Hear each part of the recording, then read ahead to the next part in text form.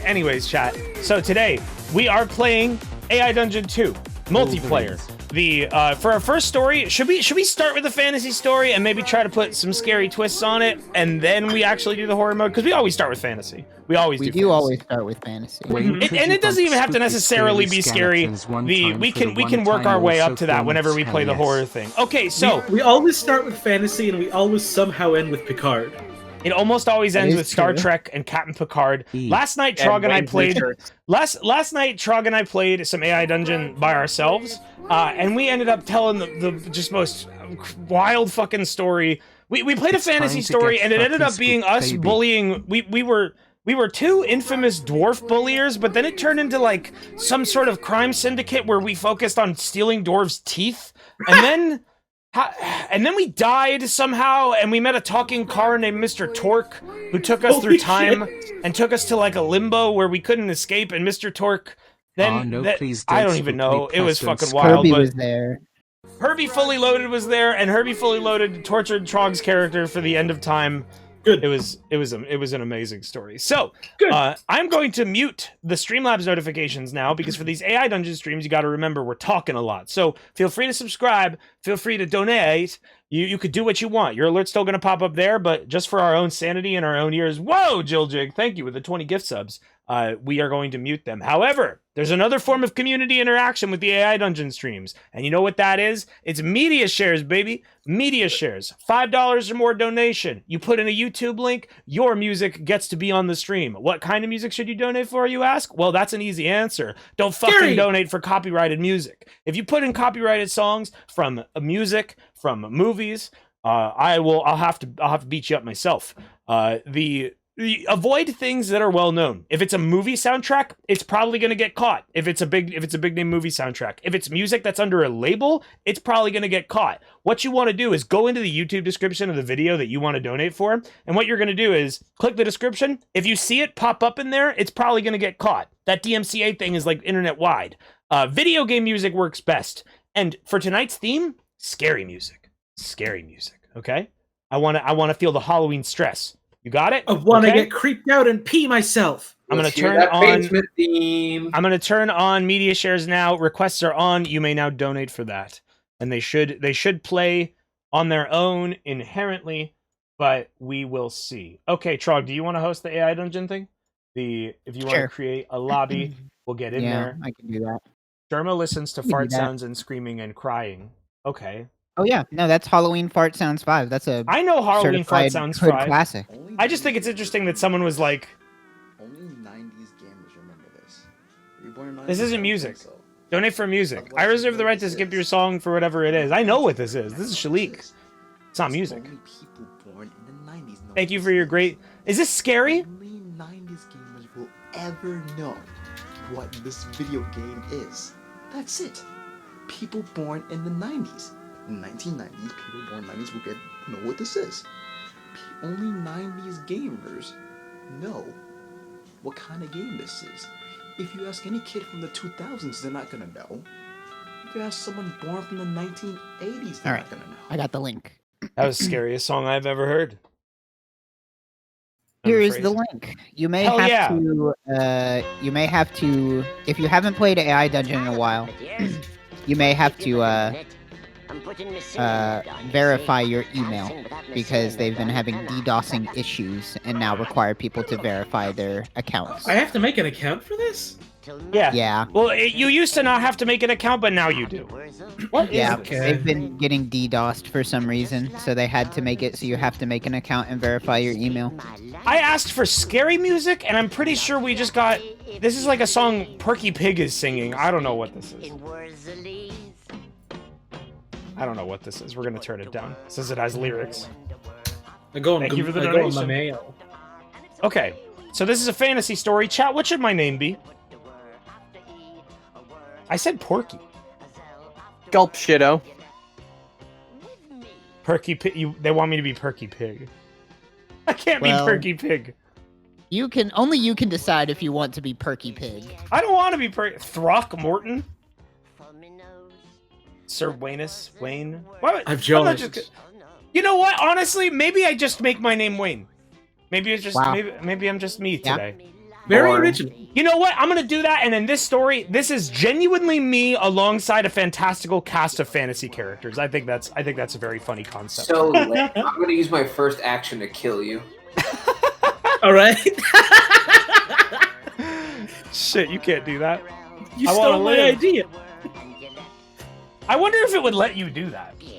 I wonder if it would understand that that's what you were doing. Okay, so I'll Sign read. of a true friend. I will read the intro prompt. It is usually exactly the same as it always is, but I'll go ahead and read it. So the turn order for tonight. Let's do Holly, Trog, Log, then me. Okay? Holly, Trog, Log, Wayne. Holly, Trog, Log, Wayne. Remember that, chat.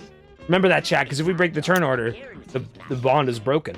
What was Our it? story begins with a group of adventurers living in the medieval kingdom of Larian. The kingdom is filled with small villages and thatched cottages and has been relatively peaceful. Until now. The adventurers are on a quest to find the magical staff of Zalos. They walk through the... I can't take this song anymore. What the fuck is this? I'm sorry. I respect everybody that donates to me. I am wildly grateful for you guys to support, but I could not take another second of that Porky Pig song. I don't know what the fuck that was. They walk through the forest and notice a band of mountain dwarves. The dwarves are friendly and offer them food and drink.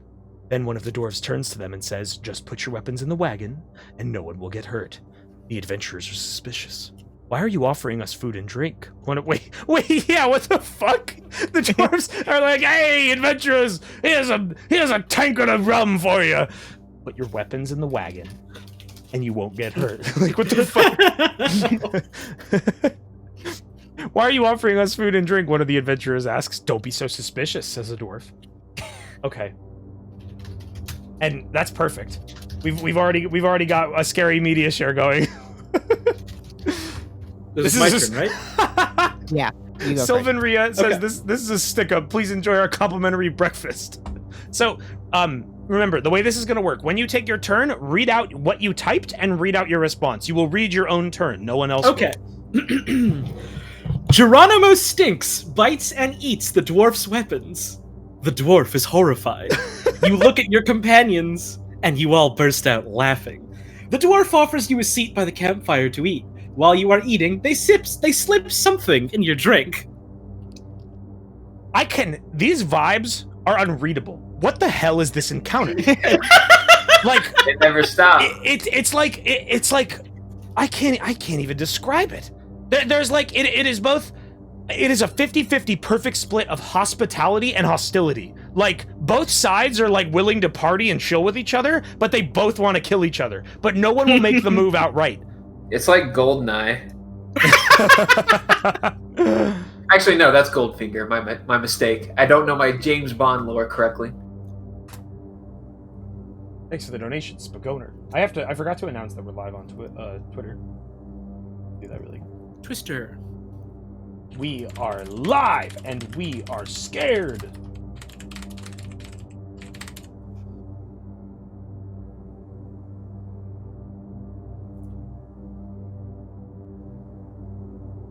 Scary notices the dwarf's Scary? attempt to drug the party. She quickly swaps the tankard of ale with the dwarves, foiling his plot.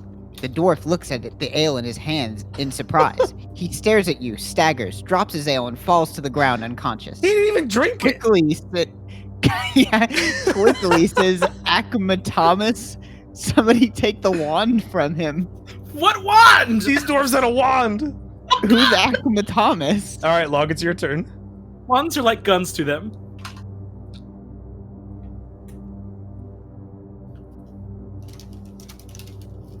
Do not name your child Akma Thomas. That's the worst name I've ever seen.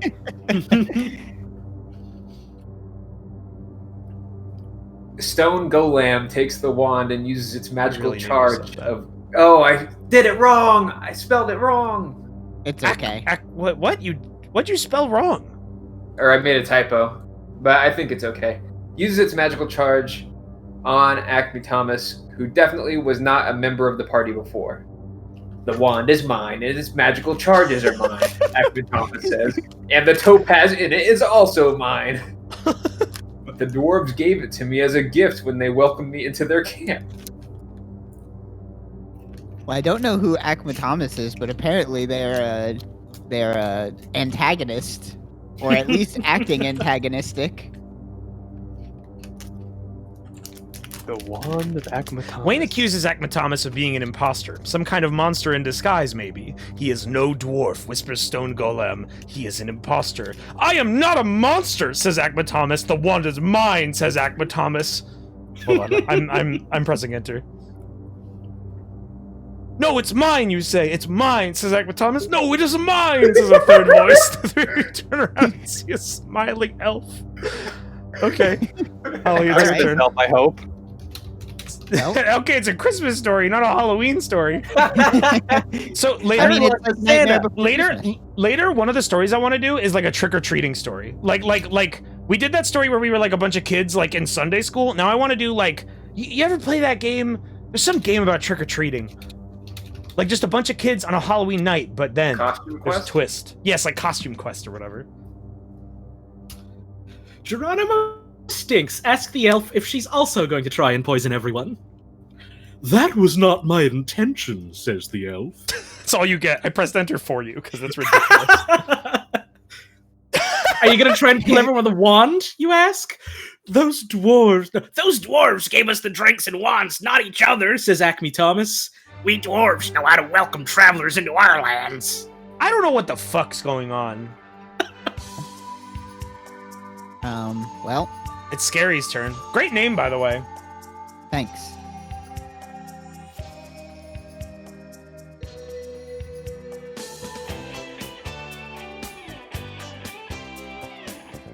Trog, you're scary. This is Yeah. from Earthbound?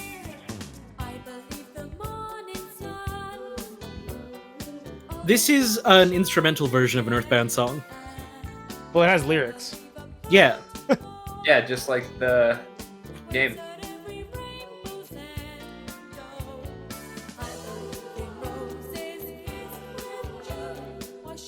I'm not gonna skip songs just because they are not scary. I'm trying to push you guys towards a theme, but like as long as the song is fine, I don't really mind. And I as long as it's want not to gonna get hear a copyright scary stricken. song, please! Scary will play a song. Yeah. Scary grabs her lute off her back and begins to strum a sinister, vile melody that makes everybody feel very uncomfortable. You reach for your lute, which you always carry on your back. Your fingers fumble clumsily at your pack, and you realize that it is not there. You look around the room and realize that everyone else is experiencing the same problem. We all lost our Everybody reach loots. for their lutes. My Shall lute we that roll? I had! Are we a Go band of with like that. traveling bards? Yes, I yes. guess. Okay, Alright, well, I'm cool with that. We lost all our We're- loots. We need a band name. What's our band We name? are all bards and we all play the Give me lute. the We don't lutes. play any other instrument. no, there's no other instruments in the band. What's a good name for our band? The Walking Lutes. I don't know. I The don't know. Poisoned Quartet. You know what you do in a situation like this is you ask the AI to come up with your band name. That's a good idea. That's an amazing idea. Stone Golem feels a chill go down their spine where their loot would normally be. I can't find mine, says Dr. Thomas. I can't find mine either, says the elf. Wait, so every single person in this scenario has had a lute and they are now missing it. Fuck's This is a sake. peculiar issue to have, I'd say.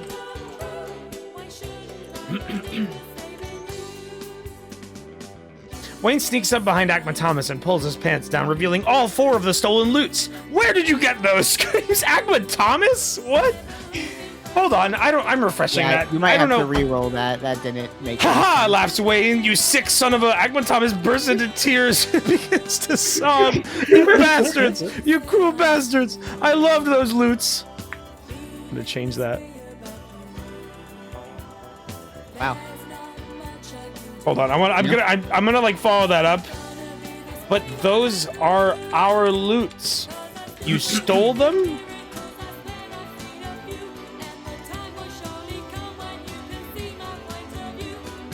I'll kill you, yells Akmatamas. I'll kill you all. I'll tell the dwarf cops that you're stealing ale. No, no, not the dwarf Not cop. the dwarf cops. ADAB. Dwarf cops. All dwarves are bastards? All dwarf cops are bastards. It's one word. Ad cab. Ad cab.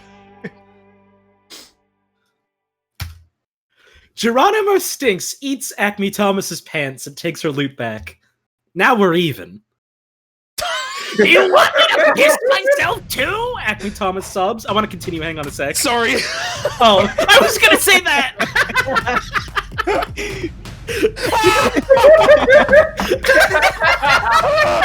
Oh man.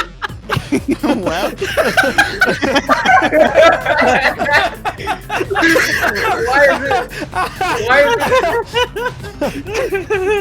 Why is it so novel that the AI sets something up to happen and then we say yes, make that happen, and it does yeah, happen. it actually did.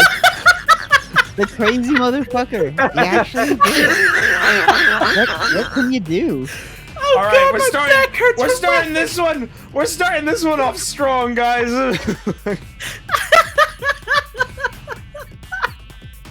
Oh man. Did we read this one out loud? I don't remember. I'll read it. I'm glad we found our loot, says the elf. It was just too funny. We didn't even need to read it out loud. Yeah. Akma Thomas begins to piss himself. I'm glad we found our loot, says the elf. Akma Thomas curls into a ball and screams, "Stop!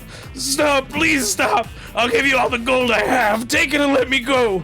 Yes, where is your treasure, you ask? In my tent, he snivels. All right, Holly, you can, What's up?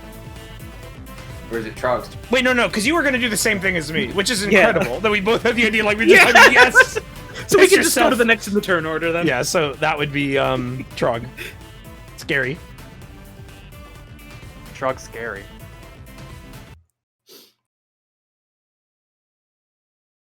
Oh man, this story is so good. What's up, world? Yeah, you. I'm Travis Scott. This is my McDonald's order. Follow me. Here's my quarter pounder with lettuce, pickles, onions, ketchup, mustard. Here's my fries. Sometimes I do this. Then I dip them in the barbecue sauce. Oh yeah, and my Sparky. Same flavor since back in Houston. Then I dip them in the barbecue sauce. Travis Scott, $6. Shake out the Jackson. Here's my quarter pounder. And my Sprite. Same flavor since back in Houston. Try too. Oh, take your turn. Shut up. Oh, highest jump in the Yeah. pool. Okay. Scary is disgusted by Acme Thomas's pants peeing and uses her loot to place an eternal curse on him, which causes him to pee himself constantly. You and your friends head to Acme Thomas's tent and take all his treasure. Then you leave the camp to find a new victim. Oh my God, we're the villains. Okay, when Trog and I played this game last night, we were just a band of dwarf bulliers, and it seems like it's happening again. It's just too. All right, let's. He stole our loot. What do you always mean? puts a dwarf right next to you, and it always just sets it up so it's so easy to fuck with them. Okay, it's Stone Golem's turn.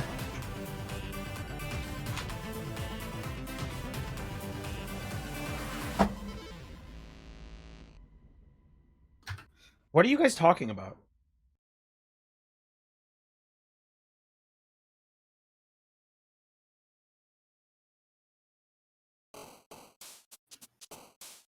I don't know. Those Twitch mid-roll ads are a pain, huh? Oh shit, did people get an ad? I think so. That fucking sucks.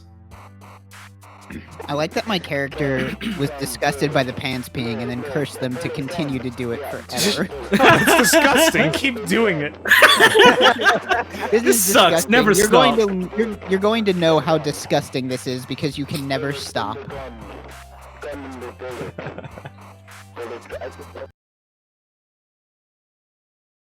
Stone Golem spots a towering, decrepit castle on the hillside and points it out to his bandmates. Let's go rob that place, he said. You all walk up to the castle, climb its worn stone steps, and arrive at a huge wooden door. You ring the doorbell and step back. Oh shit! I think we are. Must enter. I think we are gonna get a scary story here. All right, let's enter.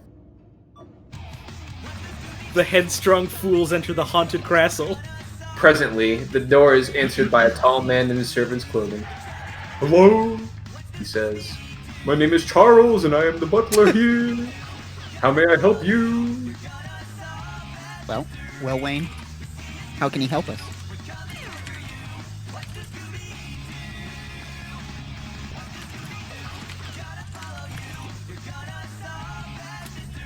Wayne says, "This place looks mighty scary, Butler. I might be a little scared of you."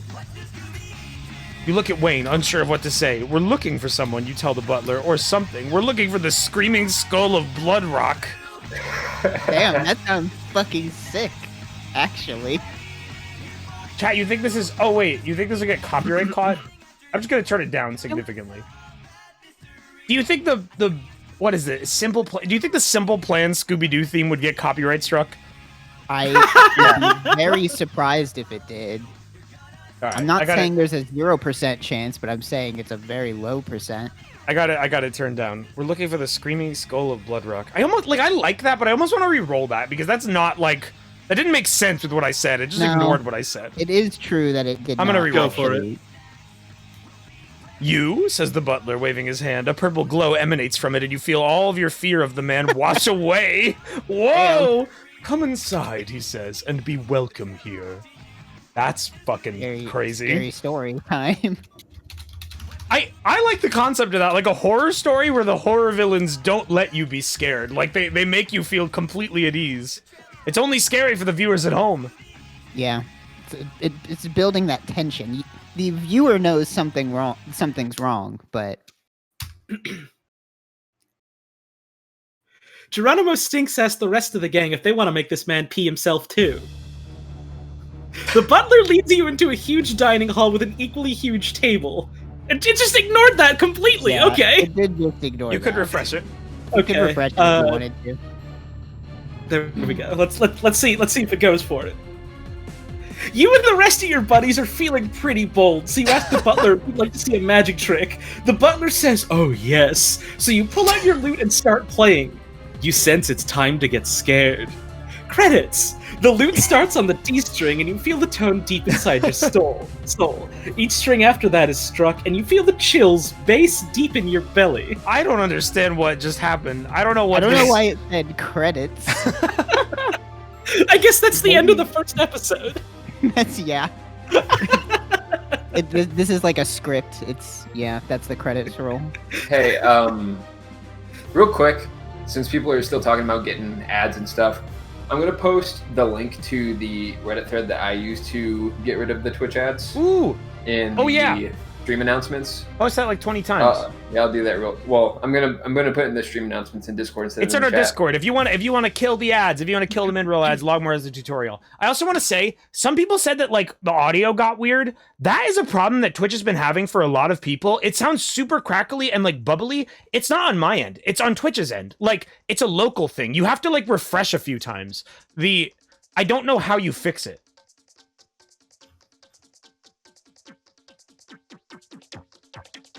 What? I'm talking about the real ads, guys. What? It doesn't fucking matter. How do we follow up what just happened in the story? I don't know. Okay. Scary suddenly remembers to be scared of the unnerving man. "Who are you?" he stutters. "Me? I'm Charles the butler. Who are you?" "I thought you were the count. You look nothing like your portraits." "I look exactly like my portraits. You must be meeting me for the first time." "I have no idea what you mean, but please come inside." Okay, this dialogue makes no sense. There's an encouragement. That is very funny, but I think we need to re-roll it, and I think we need to roll it back because none of that followed any There's an logic. incursion taking place. I gotta undo some of these. So, remind me of how AI Engine works. Can you have multiple sentences in your? Oh yeah, Yeah. you can do as much as you want. It just sometimes you may have to hit enter a couple times to get to come up with something. Okay, that one it also just ignored what I said. The door bursts open and the butler lurches towards you. He's not a man at all, but a horrible rotting zombie. Oh Okay, no, well, we can't that's make a zombie coming. pee his pants. But the butler was already in the room. Yeah. Maybe it's a different butler. maybe the door burst open, but those are two different things that happen. The butler didn't come through the door. The door burst open, and the butler lurched towards you. Maybe like the door blew off the handles or something. Like a went kapow. Yeah. Was he disguising his rotting form before? Perhaps. Yeah, with a glamour spell. Okay, wait, now I think that it's like two separate things. Like a door opens and the butler who was already in the room starts coming at us. That's what I was saying. Okay. That's bizarre and weird storytelling choice to describe it like that, but Yeah, chat, let me tell you, if you want an AI dungeon tip, just be liberal with the reroll function. Don't, just do it. Stone Golem throws Charles the Butler through the open door to defend the crew against whatever bursted open. The zombie butler is unfortunately too quick and you go spilling through the door, but fortunately you land on your feet. The rest of your friends are not as lucky and take the full force of the fall on their backsides. Well, damn. I guess we fell. Huh? Yeah, you take a little bit of damage there. Yeah, that's a 1d4. We failed the dex save. That's messed up. Dex was my Damn dump shame. stat. You shouldn't keep putting nothing but dex traps in this game. Wayne pulls out his lute and attempts to quell the zombie's rage with a beautiful song. You stand in the castle doorway and begin to play a song especially for the zombie butler. You expect him to stop in his tracks as he listens to its beauty, but instead he leaps on you and... what? What's gonna happen? The next thing you know, the butler bites one of your eyes out and eats it. Meanwhile, the rest of you come to your senses and start looking for something to kill the horrible thing. Oh, God! It took my eye! I lost an eye. Well, I mean, I have... Like, that's fine. I have an eye patch. I'll just... Yes. Thing's a pain to tie. When did you use an eye patch? What? Whenever you use the captain. Whenever I want. I'll wear it like this. Geronimo Stinks smacks the zombie butler, aka Zom Butler, off of her friend Wayne with a reinforced lute. The butler falls to the floor, and you hear a satisfying crack. When the dust clears, you see that he's been smashed into several pieces. My zombie butler made of porcelain. Yeah. What the fuck? Well, I guess we won't be needing a place to stay after all. Well, that's cool. What's the name of the thing we were looking for? Well, we re-rolled that. Oh, did we re-roll that? Bummer. Yeah. Oh well. We were looking for the incursion. Can I take my turn out of order here? Because I Sure. just got my eye bitten out. You just get your eye eaten.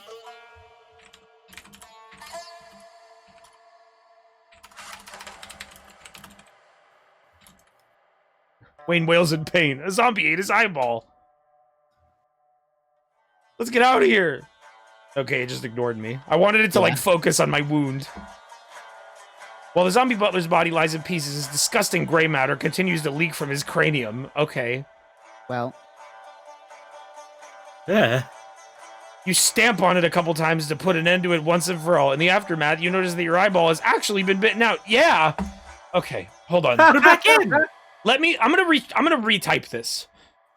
Wayne paws at his face for a moment and suddenly realizes the grim truth. His left eyeball is completely missing.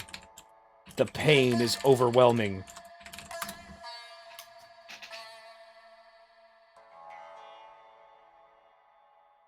Quick to the hay barrels, he cries. You and your friends begin jumping into various barrels around the room.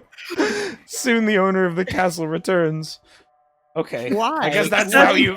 camouflage That doesn't make any sense, but I'm not changing it because that's so fucking good. okay. All right. Okay, so now it would be Trog, Log, and then Holly, Yeah. and then the turn order will be restored.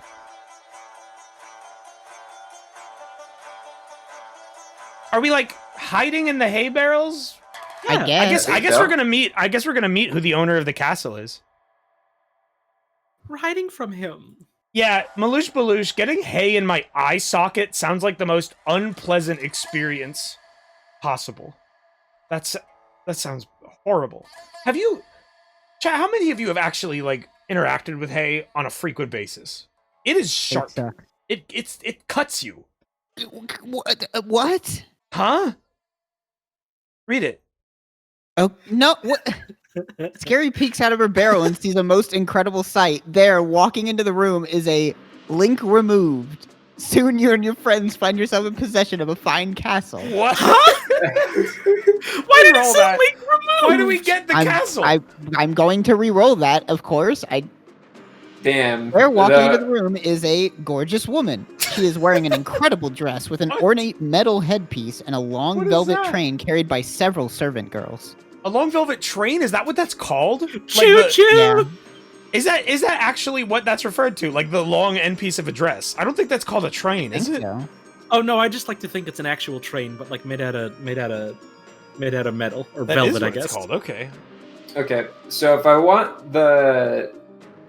it to come up with something, You need to do a story input. So you can what you could do as a story input, you could type like select story input and then like type, if you want it to still be like involving you could type Stone Golem jumps into a and it will finish it. If you do a normal action, it won't try to finish it.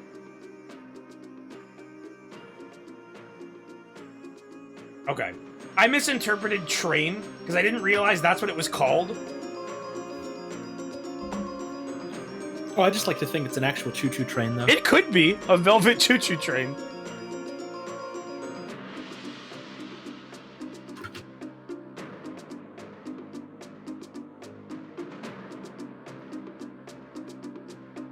Trying to imagine what an ornate metal headpiece would be. What do you think a crown tiara? is? I guess it's just a crown. It's some kind of a tiara. I mean, it could be something crazy. Like, there's all kinds of stuff. It could be a gem-encrusted snapback. Like, all right, let's see. If two of you. Nah, never mind. I was gonna reference something that only Log would get.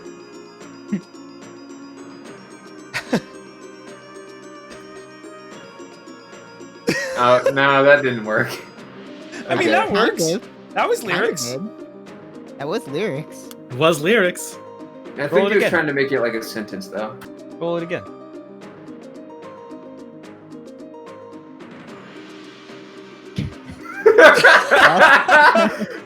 Stone Golem is suddenly inspired to write a song about what he has seen in the castle and thinks of the following lyrics: ruby lips, satin waist, demureness, poise, and grace. Would you have dinner with me? One last night with you, my dear? Go get her, tiger, whispers Flog. Is Flog part of the lyrics, or is Flog just saying this about the lyrics? I like. I think that's a character I've created in my song.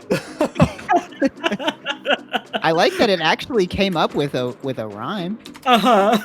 It's pretty good.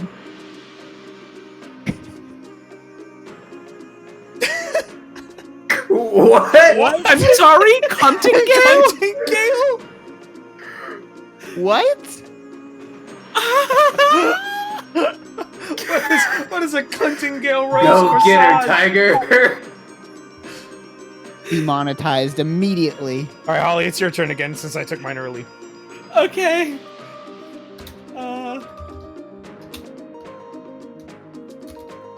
Okay. Well, at least it was nice enough to censor it. And luckily, Flog isn't a threat. He's just a gentleman. No.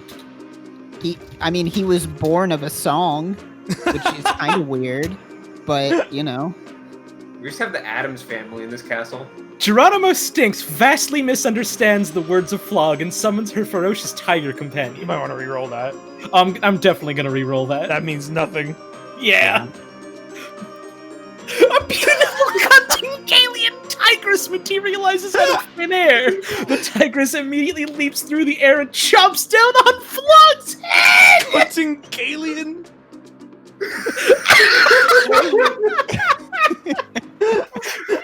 Is Cuntingale a location?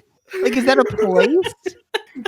Watch out, Christ, the rest of you! Who knows? It's Chat, probably someone- somewhere in the UK. I missed your name, but someone in chat just did the research. It created Cuntingale. That's new. It just made that up. Yeah. Oh no. Result 0. It Don't makes get it new twisted. shit all the time. AI Dungeon is Dungeon incredible. invents so much shit, like to the point where whenever something it comes up with is like super cool or super weird, I always search for it. It's never pulling from something. Like it's always making it up. And it's like, AI Dungeon. It takes my breath away. I don't even know. It's fucking the things it can do blow me away consistently. I've played this game so many times, and like it's always great. Yeah, Stephen Robert, we always play with the Dragon AI. And the Dragon AI is getting better and better. You have to re-roll it sometimes. Like, sometimes it'll just give you, like, nonsense answers, but if you re-roll it and you're patient with it, the Dragon AI can create the craziest shit. It's Trog's turn. Yes, I am entering it now.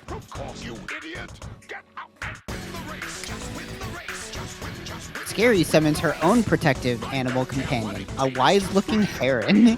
The heron pecks out the tigress's eyes, and she lets go of Clog in pain. Go get her, heron, you whisper. Alright, log your turn again. I love that. That's like perfect comedy. It's set up in punchline. Go get her, tiger. Go get her, heron. Like, I couldn't write this well. You know, the way... I'm trying to remember who it is. The way that AI Dungeon writes reminds me of... Or I'll let you take your turn. Golam forgot his animal companion at home and goes looking for a new one inside the castle basement. While everyone else's animal companions fight the tigress, you make your way downstairs. There's a strange, heavy smell in the air down there that you don't quite recognize. You also hear quiet sobbing. I pressed enter. I want to hear more. Alright, we're getting scary again. Follow the sobbing noises for several minutes. Eventually you come across a naked man chained up in a dark cellar. He has a large S rune chalked into his skin. He has the cool S carved into him! That's fucked up. Hold on.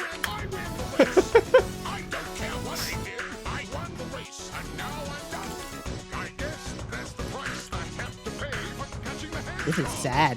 What kind of horrible magical experiments are they performing on people in this castle? Wayne follows Stone into the basement and finds him staring at the naked man. Wayne points at the S rune, letter of snake. The man shakes his head. No, silly, it's an S for snake. Wayne cocks his head to the side and frowns. An S? Really? How interesting. The man stares at the pair of you in confusion and shakes his head in an effort to explain. Somehow he manages to speak without talking. What? No, really, trust me, it's an S. Is he psychic? He's like, yeah, he's talking into your brain. All right, Holly, it's your turn. Cool.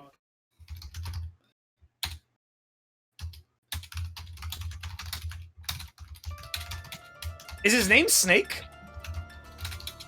Yes. Okay, so if people are just showing up, media shares are on. $5 or more, you get a song of your choice. No copyrighted material. Leave it to obscure music, like whatever we're listening to now. This is like Goosebumps remix. Oh shit! Okay, I know what this is. Keep it to obscure shit. If it's copyrighted, it gets skipped. It gets cut. You get killed for that. The queue gets big. It is first come, first serve. If your song doesn't get played, I'm sorry. I try to get through as much of it as possible, but things happen sometimes. Ultimately, you're not paying for a service. It's a donation. So, holy shit. Thank you. Geronimo Stinks plays a rockin' battle anthem and summons her good tiger companion to help fight the evil tiger she summoned by accident. Follow me to hell, you son of a bitch! You yell at the evil tiger. Excuse me, miss? Says the chained up man. You're like, we moved on to the next scene. You're still like in the upper room, and I guess the chained up man can see you. I guess she heard you, or he heard you. Oh, why is this so communicate good? without speaking. What the fuck? This can't go as hard as it does. Is this a Silva Gunner? It's gotta be. Nobody else does anything like this.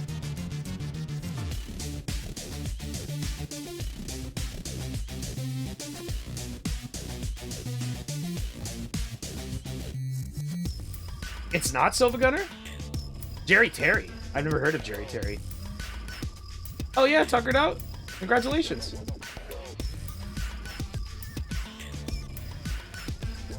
Gusalovania. Ollie mitts.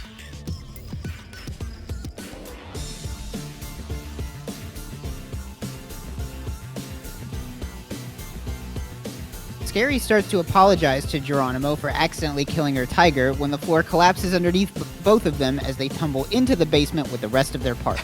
The rest of the party arrives. We heard a whole bunch of yelling. Are you Okie? Is the tiger okay? Are you Okie? What's that man doing chained up naked and covered in snakes? Holy shit. Holy shit! Hang on, I'm pressing enter. Oh fuck. No. Oops. A bit of a misfire. hang on. That's Hang funny, on, but I don't know what that is. Yeah, that was a mistake. I really liked that brief glimpse of someone just saying, "That's awesome. Now help me set the evil tiger on fire." I want to see what we're saying holy shit about. Holy shit, everyone yells in unison. There is a small hole in the floor of the basement leading to a cavern underneath the castle. Naturally enough, you and your friends fall through it. The rest of your party follows you down into the cavern. Well, we just keep getting lower and lower into the earth at this point. Let's get scary with Oh it. yeah, no gender, just enjoy your birthday. Well, you didn't mention that the guy with the S was also covered in snakes. Nah, I think you just mistook That's that. new. I think you mistook it for S. Oh, I thought the S was snake, but the S just stands for snake. One singular snake. S on his chest. You pointed at. Why is that guy covered in snakes? It's a fucking S.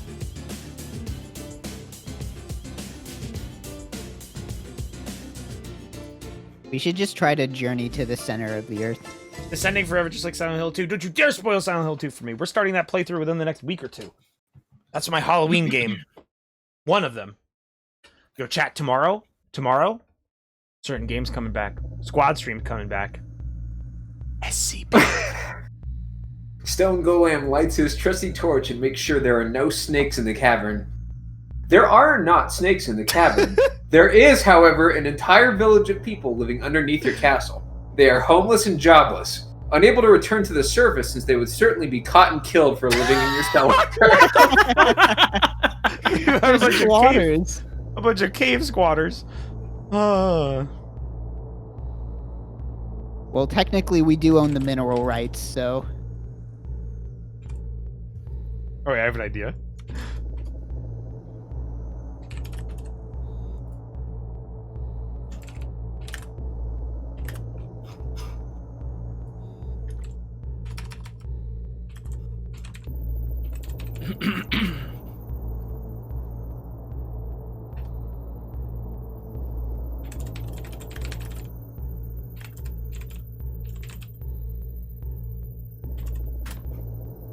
Wayne attempts to free the naked man of his chains. When he does this, however, the S rune carved into the man's chest begins to glow. Oh no, you've activated it! He shouts. It only activates when it senses a break in the boundary between this world and the next.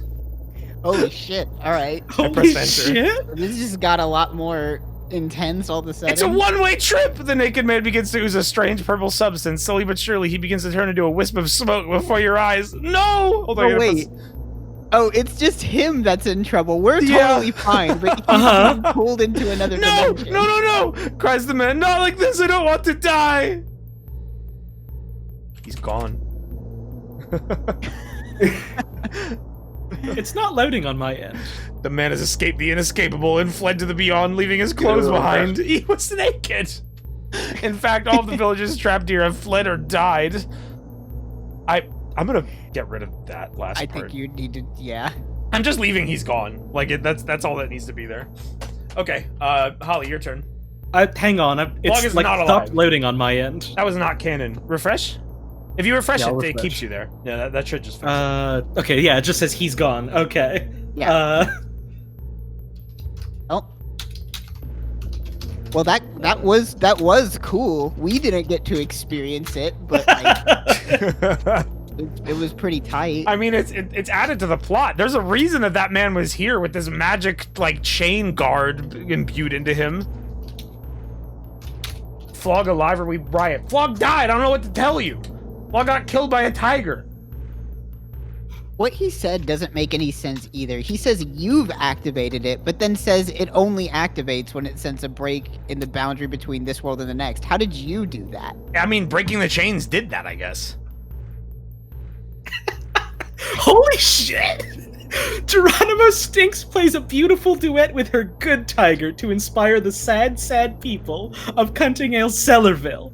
A month passes, and life in the cellar goes back to normal.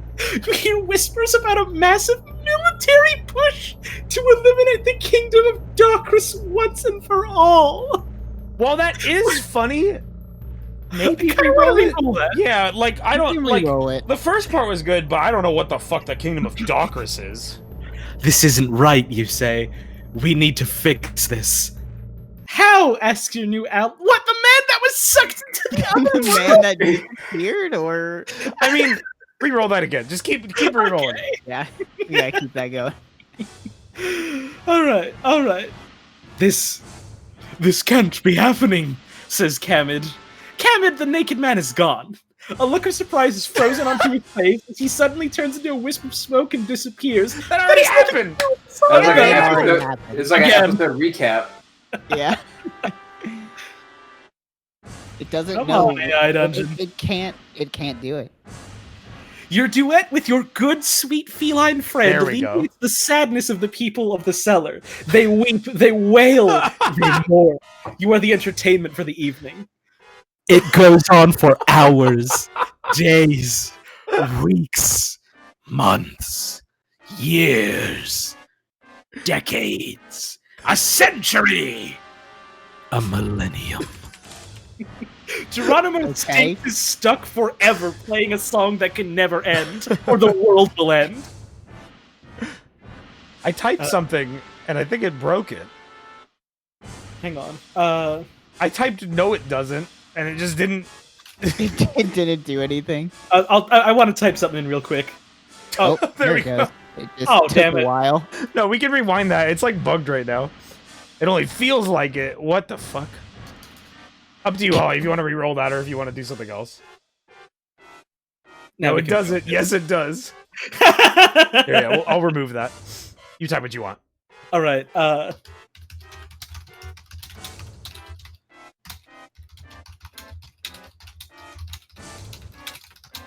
don't know what this track is, but it's a good Halloween track. Geronimo Stinks resigns herself to her fate and continues playing the song that keeps the world from ending. The music is a never-ending loop. The song never ends. It goes on forever. Nice bit, huh? Congratulations! Nice bit, huh?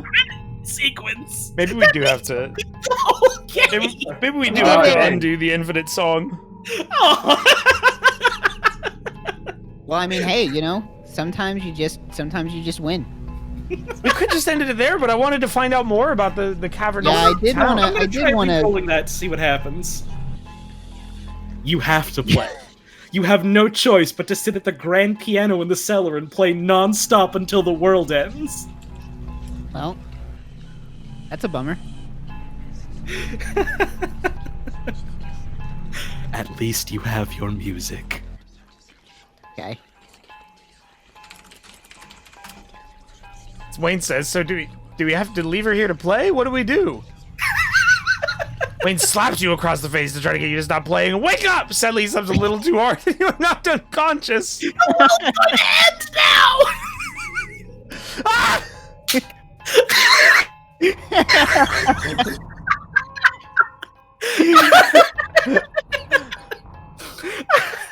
Well, we got the good ending and the bad ending right after one another. Stone Golem is okay.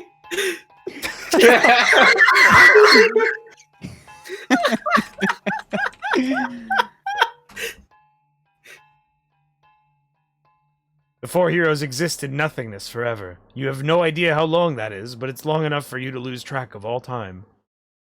Okay. Do we start another story? Or do we... We could. We could. You want to just do Okay. another one? Yeah, we could. We could just go on to the next one.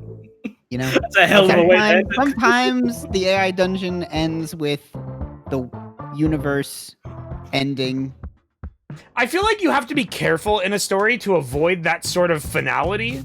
Holly didn't do it intentionally. It just sort of happened. Like, it really wanted that song to last completely forever. Ignore it. It's true. That's the thing. You have to choose whether or not to give into it. Because if you give into it, the story will absolutely get existential, and it will end eventually. No, it doesn't. The world reset.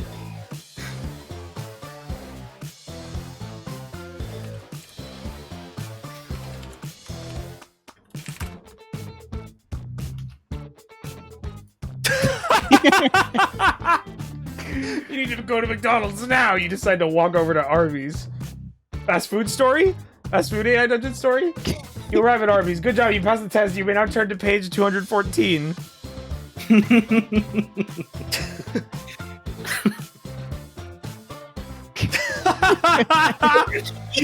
The man behind the counter is wearing a shirt that says Porky's on it.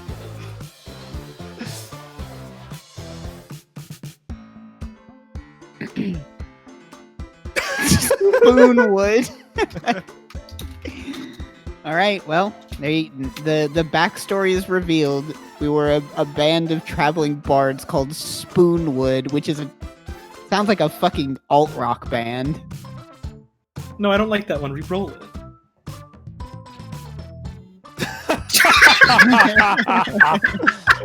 Holy shit!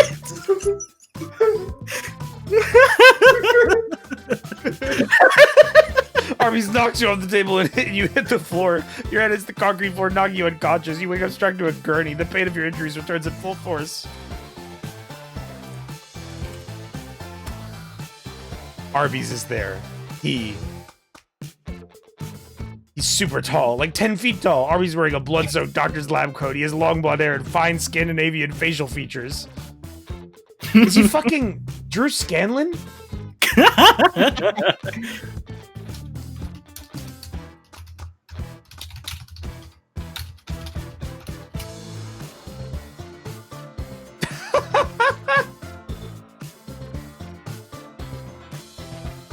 What?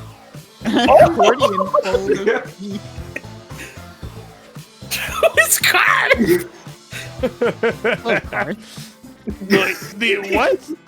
The Loigor? The Yoigor. The Aloiger.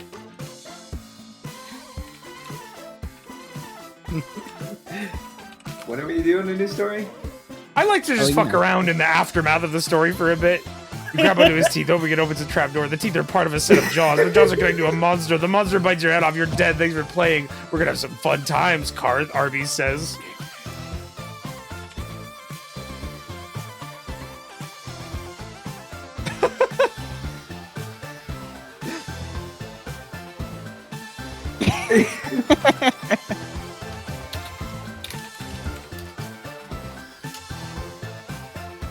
Arby's produces a beefy delight sandwich for you. The sandwich features an array of meats that opens up your appetite. What does that mean? In fact, the longer you look at the sandwich, the more you want it. You're hungry. If you eat the sandwich, go to page 77. Mario bites you! Yippee! Yippee! You're eaten by a monster! The end. Mario is a monster! You live in a purgatory of undetermined length where you walk slowly towards an ultimately useless goal. You're very hungry. You chew the delicious food, but somehow it doesn't taste quite right. Arby's has poisoned you. You die as evil consumes your soul forever. Thanks for playing. Mario's teeth inflict a poison like no other upon you. Yes! You collapse and die. Thanks for playing. Arby's realizes he made the sandwich wrong and looks at the recipe again. The recipe says he needs to soak the bread in a poisonous liquid of some kind. So he grabs a bottle of water and pours it all out. Is that part of the recipe? I don't understand. Mario goes to Arby's and tries to order the roast beef and venomous. The roast beef. He realizes his name must be an old one, and changes it to a roast beef and smoked venomous. Unfortunately for everyone, the roast beef is actually smoked marijuana, not roast beef. Oh shit. Arby's forgot to make Mario his weed sandwich. Hell yes! Smoked marijuana. Mario gets high. I get high. As a kite. Mario gets high as a kite. The end. All right, the end, my friends. It really wants us to stop. Yeah. But Super Mario is smoking weed.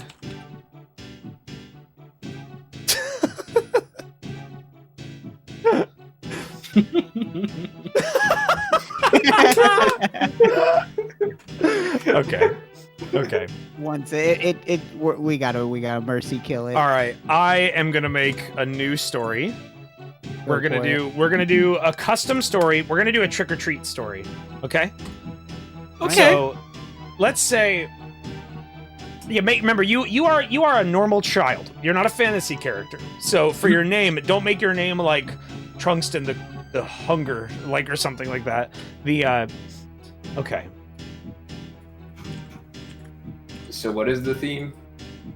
It's a trick or treat story. So it's like we are a bunch of kids going out on Halloween night for trick or treats, but a mystery is afoot. You and your friends are 13 years old. You are about to venture out for your first Halloween night with no parents.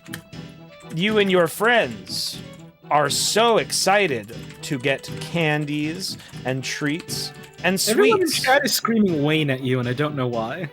I don't know either. Some of them are screaming Joshua. You and your friends are so excited to get candies and treats and sweets. Or will you play an elaborate prank on Mr. Finkel? Who knows? Only you. But the truth is, something sinister will take place on this Halloween night.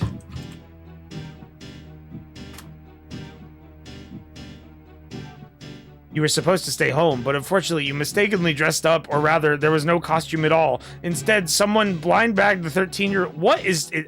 I don't know what the fuck. Hold on, I have to delete that. I don't know what that was. None of that makes any sense. Your designated expedition zones? What the fuck does any of that Post-apocalyptic mean? trick-or-treating. Yeah.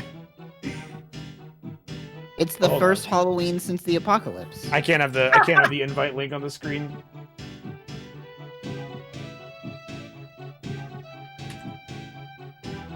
Click of this. Where is it? Oh, there it is. Okay. I remember, yeah. We're normal children.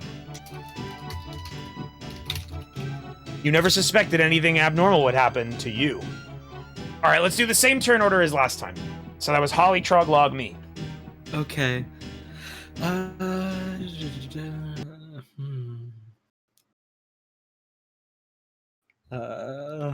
don't want to start. Someone else can start. Okay, I can just go. Okay, so do we want to do Trog? Let's do Trog, Log, Wayne, Holly. We'll just cycle it around each time we start a new game. I like that the pancake is coming back. Yeah, someone said, "Is the pancake still there?" And that was my answer. Sure is, Bubby. We'll leave him there forever. It's a new feature of the radio TV stream.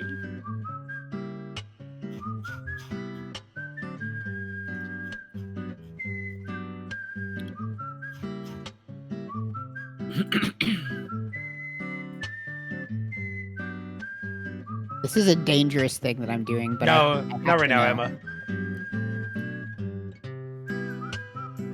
Roger walks up to the first house, ready to get some great candy. This year he has decided to dress up as an emu.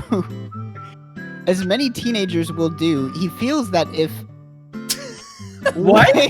As many teenagers will do, he feels that if appears in heavily drinking asserting Dringo, then you have no chance of embarrassing. But adult curses will enter see and be terrified, him intoxicated, not even painted, decides to skip every hangover in exchange for fear. Damn, they announced another Borat sequel? What the fuck? I would re-roll What? that. I'm gonna re-roll it. That's not anything. That's not anything. That's not What? That doesn't make any sense either. Hang on. That makes sense. Well, that makes sense. One of your favorite scholars. Okay. I misread it. Okay. What did you Roger read walks it up to the as? first house, ready to get some great candy. This year, he's decided to dress up as one of his favorite scholars, one of those blunt speakers about pirates or explorers. What the fuck did it generate before? What was that? You know, That's like embarrassing. the hardest word salad Embarrassing I've ever Dringo. seen out of AI Dungeon. You don't know about Dringo? An I intoxication? don't know what that was. All right, Log, it's your turn. It had a fucking problem.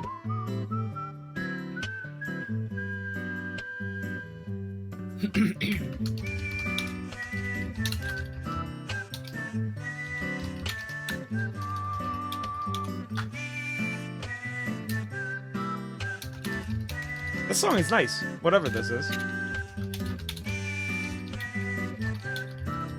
This is a good start to the Halloween story because everything's nice and fun, and then the fucked up horror songs are gonna kick in that I know you donated for. It's from Deadly Premonition? I've never played that. Skype! Skype stands back, ready to pull a devilish prank if Roger doesn't get the candy he deserves from the house. What does that mean? Shandi, feisty friend and security buddy you haven't seen for a while, walks this year as Skittle. What the Leave fuck? that! Leave that! So is Shandy Skype's real name? She's dressed like so. I Walks think this year's Holly, what I think Skittle. it is, I think it's introducing another character named Shandi who is dressed as a Skittle. That's Right, That's I it. thought it was saying that Skype was Shandy, though. Should I press enter? Yes. No, I think we need to Maybe. give it more. I think we need to give it more inputs that are using wordage that actually makes sense, because at the moment I it is. think it's having trouble grasping reality right now. This year I walk Like- the streets of Hallows Eve as a Skittle. Do I need to add something here, or do I leave No, it? it's perfect. or- It's perfect. I say think leave that's it. Fine. Okay. I like having a friend in your friend group as the designated security buddy. Feisty friend and security buddy. But we haven't seen them for a while. Trunkston runs up and catches up to his friend. He shows off his fantastic costume. He's dressed as freaking Indiana Jones. Allison turns off the spooky music only she listens to. Trust fund, baby. Costume failure She's a trust fund, chosen. baby. Costume failure chosen. I should have known you could never do failure. A part of the rich, snobbish, bashing yet accomplishing clique of the preppy perfection school. The I AI gotta re-roll fucking that. hates whoever Allison is. The AI is messed up right now. It can't handle Halloween. He's just a Zero from Mega Man. For some credentials, Honey G apologized because For of him. SMTP credential. Curious isn't much of a community scout. You see what he's done though, and quickly shut his laptop and hide the awesome honey public is safe for someone to see you. Hold on. Holy Here's what I'm fuck. doing. Here's what I'm doing. I'm gonna just delete that and leave that I'm dressed up as Zero from Mega Man. No, I want to know more about the SMTP credentials. Alright, it's my turn. It's your turn. Let's see what the fuck it does to you. Little Cindy Pease wanted to dress up as a cruel pirate this year, but her mother made her dress up as princess for party. Just like she dreams of being. Cindy stands like a Sauric acquiescence, and she looks upon Glenn, handsome prince, as his limo arrives to the very fancy house. Glenn decides not to pick up from the drugs house this year. Gone. Even though Ed embarrassed himself years ago and displayed too much aggressive attitude towards customers, Ed, it's off-season. Halloween in a post-Hylam Xylem world. What is this? Okay, maybe It's like introducing so many characters so rapidly. if we That's right, we just accidentally invented Hylix 3. if we delete that part, it makes sense. Oh my god. Trog, it's your turn. Let's see what the fuck it can do. Can we get this on track for a real? We need a plot point. We need to All right. I'm say gonna like try we my go best. to a house. Like Yeah. lower randomness setting. What would it be set to? I don't think it's a randomness thing. I think it's just Randomness is at It doesn't- 1.7. That's pretty high. well, that is a little high. I'll turn it down to but like 1.4 and see if that fixes. I don't know if that only affects I don't know if that affects the story or if that only affects what you do, though. I'm not sure how that works. I am on Dragon Engine. What? Princess for party. Oh shit! I'm not on Dragon Engine. Oh my god! Okay, I just Come switched it to on Dragon now. Engine. Does that work mid-story? I think so. I don't know. I forgot that the last time that I played AI Dungeon when I was the host alone, I was fucking around to see how messed up I could get the settings to be. That Like, explains some things. that explains a lot, but it Should was we just restart? no, on no. the new Keep, engine? I No, I think changed the this is fine. settings. I changed the settings. It should be better now.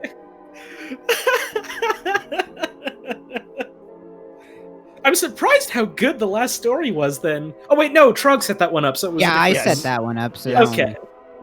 Never mind, that tracks. I burp now.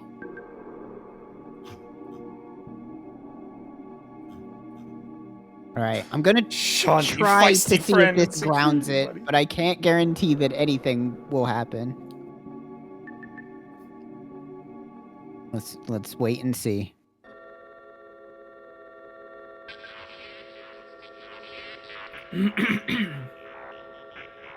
Roger rings the doorbell and is greeted by the kindly old Mrs. Slaw. His costume is obvious within 2 seconds of speaking with her, and she points out a handful of times how appropriate his outfit is for trick-or-treating. Sorry, I only have zeros to offer you, explains Zero, and Miss Slaw chuckles some more with the witty humor that she's so capable of. Miss Slaw appears from one of the rooms and chuckles at his wife and Zero. Oh, sorry, Mr. Slaw appears and chuckles at his wife and Zero. He asks about how to divide zeros or tangents or finding slope, sine, and cosine, but none of that really tricks him. Cindy appears from the darkness.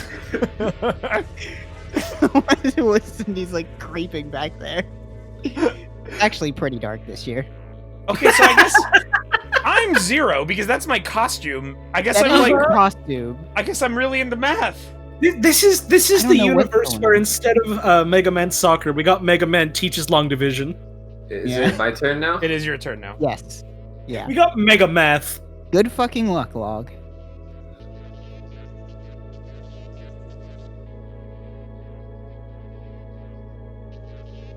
Where's Shandi? Where's our security friend? I'm scared. Yeah, we need our security friend.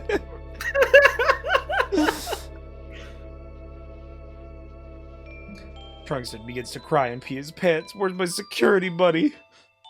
I'm scared.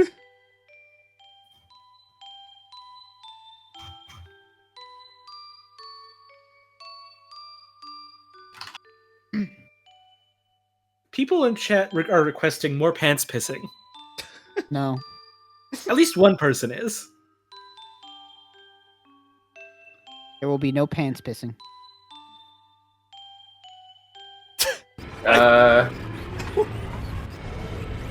Read it. You might want I to don't- re-roll that one. Yeah, I need to do that again. Wait, what did it say at the end? I have no idea. Fucking nothing. Do I need to hit enter? No. Or did you rewind or did you re-roll? Oh, I You have hit to enter rewind. again. Hit enter again if you Yeah, don't. then just hit enter. My cat That does the same thing as re-rolling. Oh, Skype looks at Scott. Yeah, Skype looks into his trick pouch. Inside is his primary pranking tool, waterproof super glue. He sees that under the porch lay a dusty, dirty, moldy rug. Should I put the rug back or keep the rug out to play with? He thinks to himself with an evil smile lighting his face. Wow. That's scary. Skype's a little trickster, huh?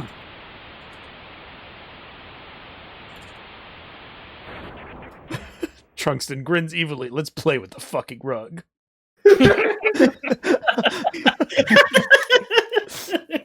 All five friends squeal in fiendish delight as to what she might be making. Cindy is an amazing baker, and her late father left his... What? Sadly, this is not our... I'm gonna re-roll that. I don't know what the fuck I that just Cindy's was. dead is fucking dead. They look each other in the eyes, nodding as they fell like their minds have joined forces to pull off a legendary heist. It's like it was written by a 13-year-old too. I was about to say, this is like an essay. This is like an and standardized test essay. They grab the rug, dust blasting into the air, and quickly roll it out to the ground of Mrs. Law's masterpiece. It is grimy with mold, but very colorful, decorated with clocks all around the border and a beautiful array of squiggly waves. This is a weird That's rug. cool. That's quite the Bizarre design. rug. I would love to just have a rug in the middle of my house that just has a bunch of clocks on it for no reason. I'm just gonna quit. Down at Poker Hill, I got to find my lost something. I don't know what he says there. Peace. Radio edit. Radio. I got to find my lost radio edit. I want to make a radio edit of Pumpkin Hill now and just censor random words.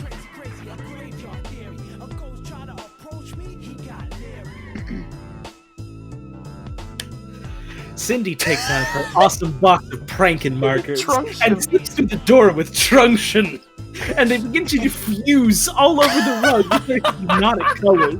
Pinks, blues, purples, greens, oranges, yellows, reds. Vines of blackberry darkness soon cover 75% of the rug, which was like something straight out of a Hook of Batman wood dirt. Who comes up with this theme? What is? Well, it was almost coherent. Maybe If you delete want, you that could last just remove part. the last sentence. Yeah, I I don't don't know. know how to do things. It's like AI Dungeon is commenting on like what we're doing right now. Like, who comes up with Very this? meta. Who comes up with a trick or treating story?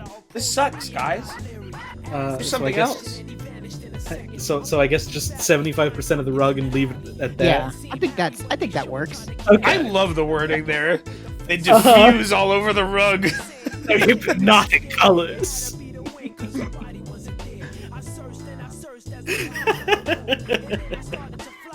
I'll turn the randomness down a little bit more.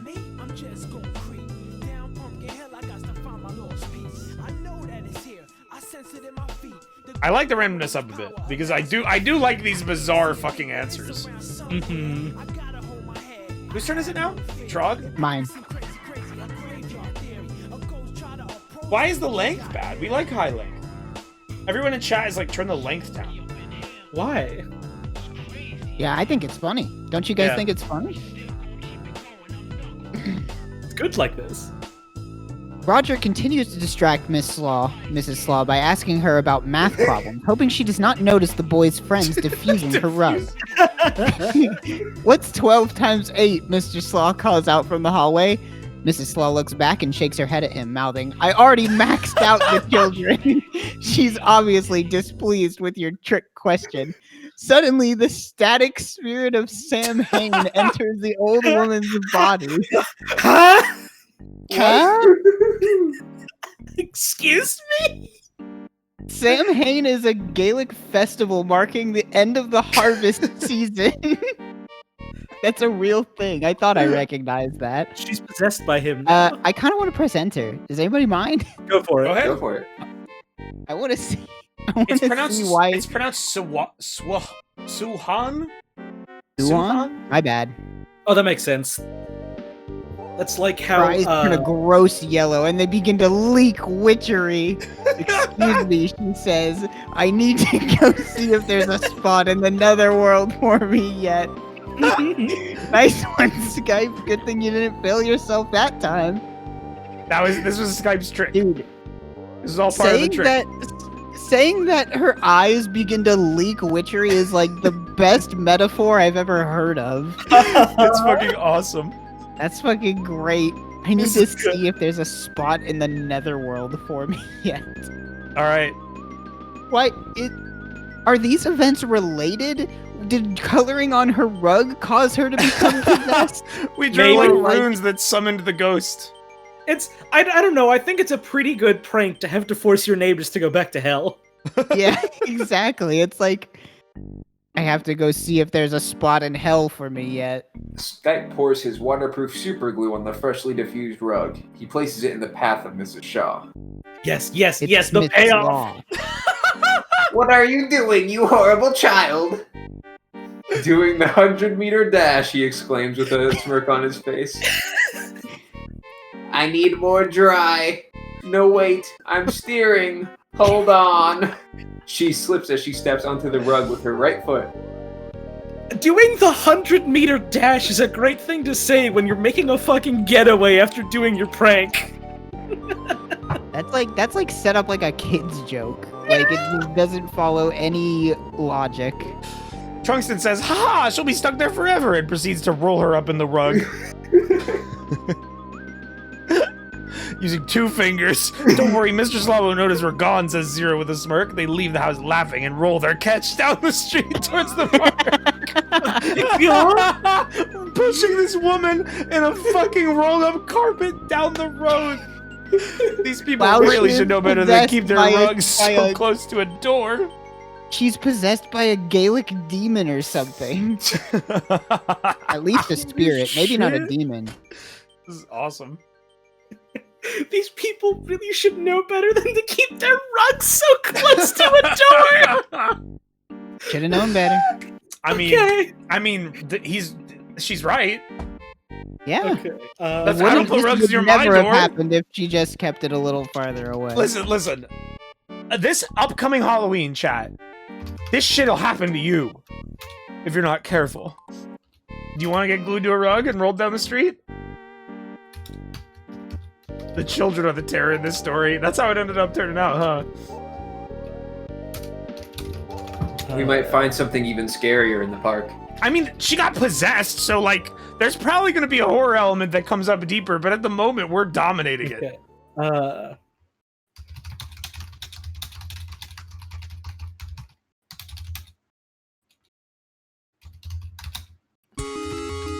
Ooh, that was loud. Okay. Good media shares tonight, guys, by the way. You guys are on the ball. Little Cindy Pease opens up her map of the neighborhood and starts picking the gang's next prank target. The 4 friends huddle over the map of their town, planning their next move. The old Shoney's restaurant, says Cindy. Remember when it used to be a Burger King? Why does AI Dungeon keep talking about restaurants that used to be other Queen. ones? Oh, Burger Queen! Yeah, Burger Queen. We're avoiding the trademark. Chat saying trans Burger King. Yeah, that'd be awesome. The story takes place in like 2040. I Society remember has going there progressed. as a kid. Trog lights up a cigarette! Oh, I'm the fucking bad boy. 13-year-old smoking cigs? Holy shit. Hang on. I wanna edit that and then hit enter. Is that okay? Sure. Don't take away my cigarette, though. I'm not taking that away. I'm adding to it. I love how AI Dungeon loves nicknames. That it called me Trung on its own. Well, earlier it called me Trunction. Calling me Trung is better. I've been avoiding typing in my whole thing because I did make my name Trunkston the Hunger, and I feel like it's going to confuse it if I do that. So I've just been like...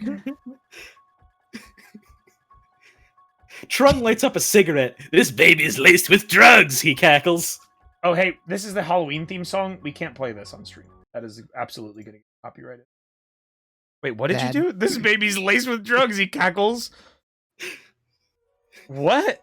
We're gonna commit arson? What? What's going on?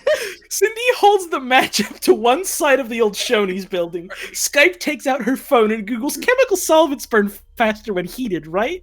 Now that they're older, the gang's pranks are getting more destructive. I guess I have a little bit of acid in my trick pouch now. Yeah, I don't think we're doing arson. I think we're melting a hole in the side of this building. Okay. All right, Trog, it's your turn.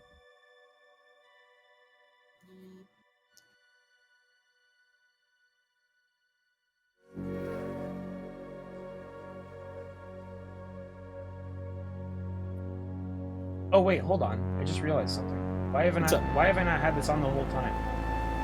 The fucking, like, the media share playing thing. Oh, that's getting loud. That song was just quiet at the start. Someone donated for a Hyperlight Drifter song. Oh, hell yeah. I love that soundtrack. Oh, did a raid happen and, like, Wayne completely missed it because alerts are quieted? Did I get raided? Who raided? Lazy Purple raided? Oh, thank you, Lazy Purple. I didn't notice. Yo, that's fucking dope. I love that dude's videos. Fuck yeah, thank you. Roger so pulls out much. the blowtorch he stole from his dad's tool shed and starts to carve a child-sized hole in the side of the old Shoney's building. Hey, I have an idea for a Halloween-themed, he says, before the police car pulls into the parking Oh lot. shit. Their parents no. always seem to know where they're at. They never really seemed like the type to be conformists or stay in school. I don't know what that last part means. Should Maybe I just delete remove that last part? I wish I knew what you were saying. I have an idea for a Halloween themed hole. Hang on. The kids begin to carve a pumpkin-shaped hole in the Shonies. The ultimate Halloween trick. I'm seeing what else it comes up with for this plot development. If anything. Nope. Try again.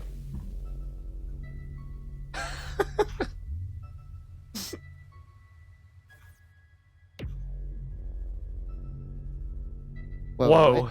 What happened? You got a lot to read here.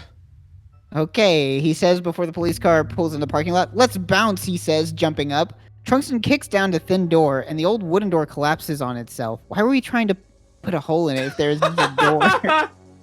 The inside of the building is dusty and empty, besides some beanbags and a turnstile. A beanbag chair fort would be pretty sweet right now, the heavy metal enthusiast remarks. They done caught him red-handed. Again! This is the third time this week, and it's only Tuesday. Hey, you little brats, just what the hell do you think you're doing, says Officer Sparky, their local beat cop. They've been busted by him so many times, they know his entire life story. All right, Let's hear it. Let's hear it. I don't know if it's going to give us his life story. All right, let's try. I'll press enter and we'll I'm see. jealous that We'll see Log gets the next turn, that Log gets the first interaction with Officer Sparky. Oh, I can't wait. Trugston Vin, three times to be exact. 15-year veteran of the Richtown Police Department. Wife's name is Lynn. Has a dog named Poochie. Son goes to Broad Grove Community College for some engineering bowls. Gets high every weekend. His dad's a bum. Wow. All right. Well, now we know his life story. Here, let's keep that in mind. I say we rewind that just so it doesn't get confused on the next action. Okay. Because yeah, I'll okay, pull it back in. Log, it's your turn. What is Skype gonna do to this cop? If only we had a rug. Well, we do. The woman's still with us.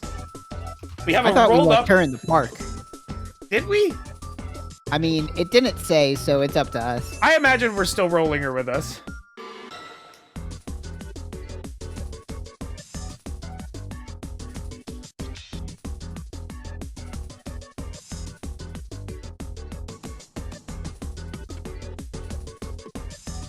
She's Thank an you. accomplice. By force. She's not. She's a fucking hostage. She's a demon! She's both. Rug Lady has probably been dead for a bit, says Kane Candraw. You think she died while we were rolling her around the street? She's a demon! Those don't die! Actually, no, think about it. If like an elderly woman was rolled up in a rug and pushed down a fucking concrete street, they would probably die. Not if they're from hell. Or Maybe pagan. the ghost will help her. Streamlabs is fucked up? What are you talking about? Oh, wait, yeah, I forgot that the reason why we don't have the song listed on the top is because it's never right. It always shows you the wrong one. I'm just gonna get rid of that anyways. Why? Skype says the 100-meter dash and kicks the rolled up Mrs. Claw at Officer Sparky. Okay, let's re-roll that one. I like Did that, just though. repeat it. I like how it makes you shout. Oh, he's gonna be pissed now, says Zero. Run! They run as fast as their little legs can carry them. Officer Sparky in hot pursuit. They realize that this would not be the time to split up.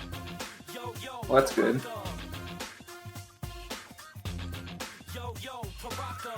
That's not how you spell that word.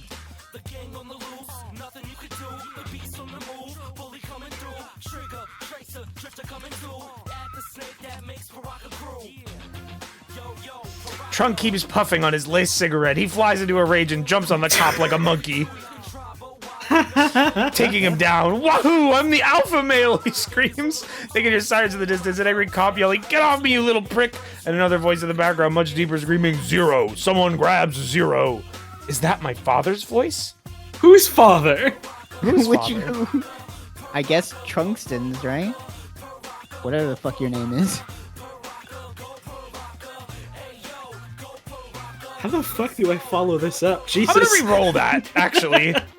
Yeah. Because I don't like how it ended there. Biting into his nose, he reaches for his taser, but Trunks throws it into the bushes as they run by. Skype dashes into the nearest yard, an old lady's mailbox, and hides in there. Zero turns into her and tries to blend into the scenery. They lost the fuzz. Wait, Zero turns into what? I don't know. Zero is a character it created. The old lady. I don't understand. All right, Ollie, it's your turn. I think we should Shit, no. recover Mrs. Slaw if we lost the cops.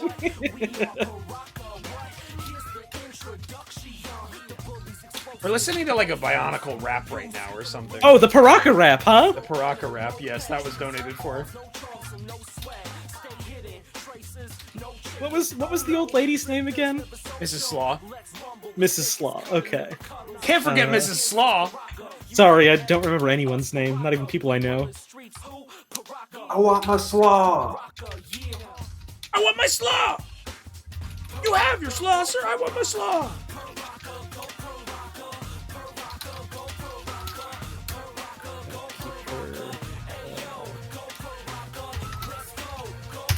Okay. This shit's fucking great. Little Cindy Pease retrieves the foreverly wrapped up Mrs. Slaw and gives her a little nourishing snack of butter to help keep her morale high. Meanwhile, 15 minutes later, Cindy sits in her room on a small wooden chair next to her mom's big reroll. easy chair. I want to reroll that one. It made Cindy what 7 it years was old. about. Are we like fighting cops with a 7-year-old? The next afternoon? No, I want it to still be Halloween. Remember, it's Skype said to the. We're Remember, referencing we've the got to show. take it alive. He's talking They about a restaurant. briefly rejoice. A black helicopter with no identifying markers, styles, or emblems on it appears out of nowhere. As if that weren't enough, a fiery Yeti appears. It's time for the trio to run for their lives. The Yeti soars through the air, landing just behind the children, sending them tumbling down the street. Hold on, I want to do something real quick. Now it's time for goosebumps. We gotta Yeah, fight a wait. Yeti and a Like- black helicopter. Oh, fuck. What- The Fuzz what sent happened? their fucking Yeti out to get us again.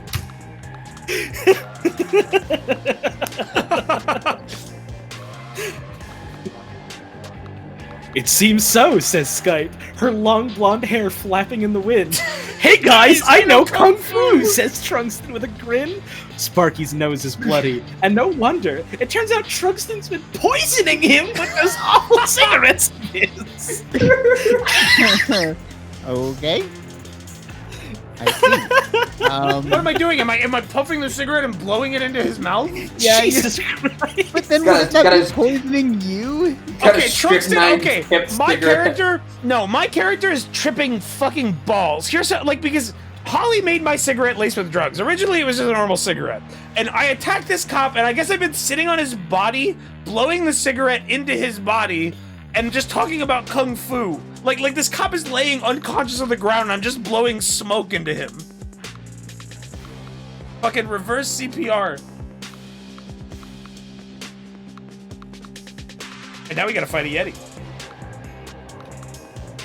Or am I feeding him the cigarettes? Yeah. A little snack of cigarettes for later.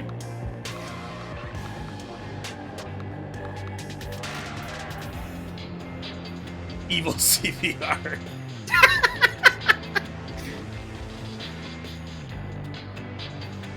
Whose turn is it? Oh, it's Trog. Fine.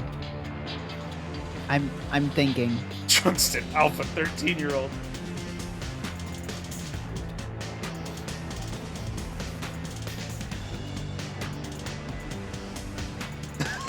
You have caltrops.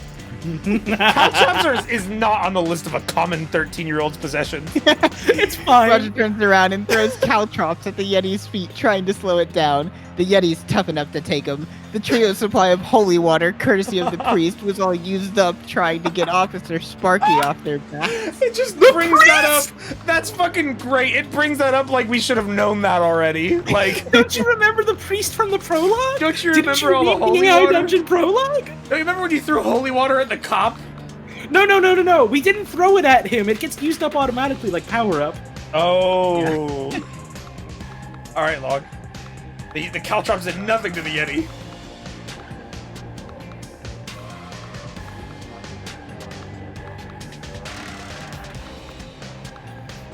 Like someone in chat saying, those are called jacks. Well, that'd be a child's grinned. caltrops. Those caltrops had waterproof super glue on them, and the Yeti has fallen right into his trap. With super glue in its paws, the Yeti now has no way of stopping the children from escaping. All they have to do now is evade the police officer on their tails and get to class on time. But it's Halloween night. Yeah. Trunk says we got to get to Halloween. We gotta get to class. Survivor School. You gotta go to Survivor School. They run to their high school where class is already in session. On the other side of the wall of fire. Thank goodness it's extended length, Dendineer. Hold on. Danger. I know just where to go, says Skype. The three of them head to the local library and take some books out on camouflage. They leave, heading for Zendar's shop.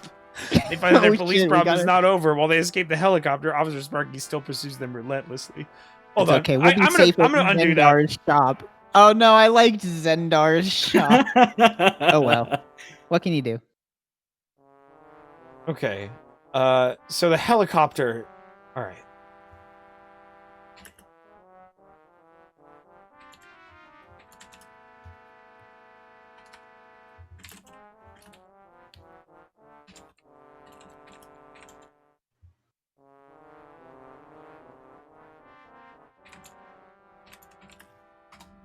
Trung runs over to Mrs. Slaw, who is still rolled up in glue carpet. He inspects her.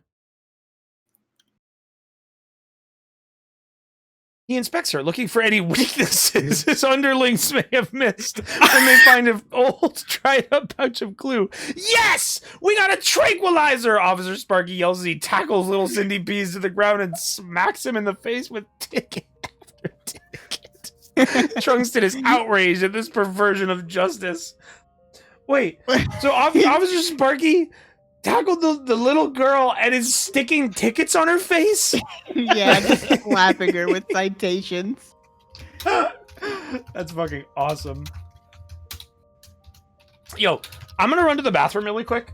I'm gonna head downstairs. I'll leave this screen up so you guys can keep playing without me, and I'll be listening, hopefully. My headset doesn't. Little Cindy Peas eats the tickets and bites Officer Sparky's hand. Ah, no, you little twerp! He screams, clutching his hand in agony, but it's all in vain. Little Cindy Peas stands up, tickets in her mouth. All right, she yells. We've evaded the fuzz. Now let's go to school before we're too late again. Okay, I guess we're going back to school.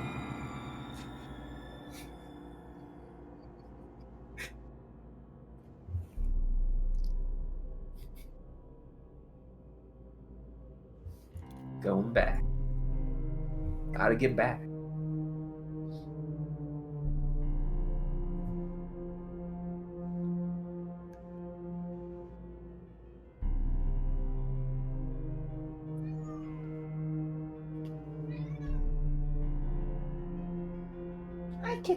Roger asks how they're supposed to get past the wall of fire to get into school since they've already used up all their holy water.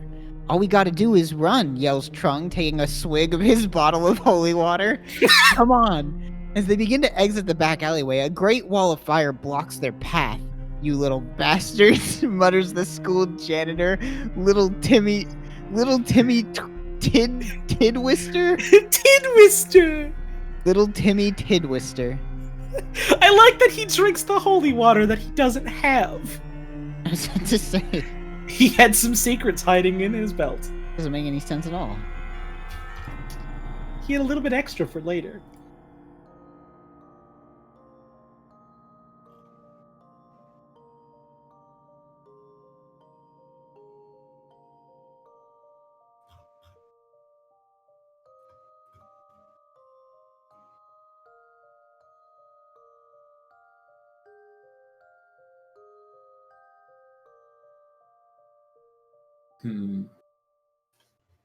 Choose your words carefully.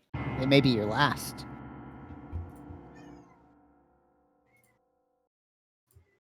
Heard a cat?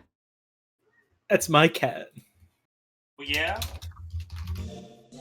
Oh yeah. I'm back. Ugh, what's up? Skype says, I'll give you a full Snickers bar and 3 Jinjos if you get rid of the wall of fire, Timmy.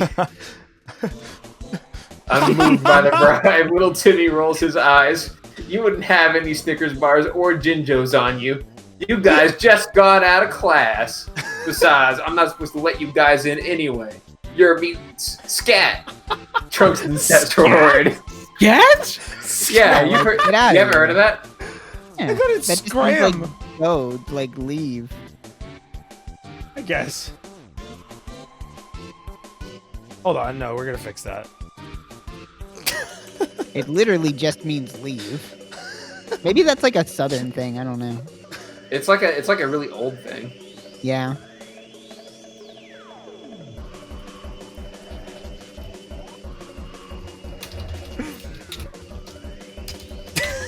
None of you noticed. I noticed. I didn't say anything. I noticed. I don't have to comment on everything. That's your job. You're the streamer. I don't have to. I did it. I don't have I'm to not stoop supposed to to your comment level. on it. Listen, I go as low as I need to. Anyways, whose turn is it? It's Wayne's turn. It is my turn? Oh shit, nice. Here, I'm actually gonna change that back because I don't want it to start talking about poop. Scat makes sense. Okay. Tungsten steps forward. Oh shit, it actually set me up to do something here. Hold on, so what has happened? So, the little Cindy Peas ate the tickets, and you evaded the fuzz. We went to school, and... Okay, so Timmy set up a wall of fire? Wait, why Yeah. is the school janitor referred to as Little Timmy Tidwister? Like, little? Kid janitor. Is he a No. kid? Kid No, janitor. it's the janitor. I mean, it could be a kid. I They don't pay know. him in Twizzlers. Yeah, I was going to say.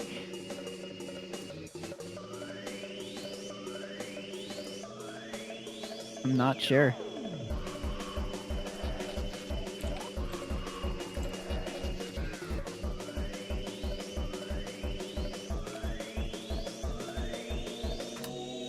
Trung walks towards Timmy and uses a knife to cut both of his shoes open. He expects tears from Timmy. It removed the S, and thus a sign of weakness, but the janitor is pure evil. You cut my shoes open. Now I can't sniff the fresh air. Trunks then frowns and stares at him. He realizes there's something terribly wrong with this situation. He walks back towards his friends. Well, your plan backfired immediately.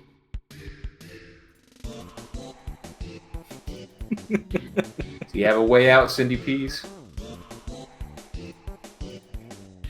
We're in a tough situation. We gotta deal with this evil janitor. Child. Cheddar Baby says you released the smell from his feet. That's why he can't smell the fresh air. It's like a cloud. That's fucking awesome.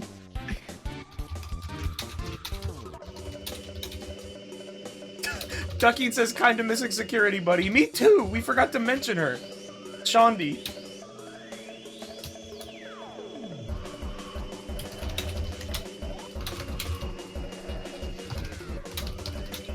How do you spell Shondi's name again?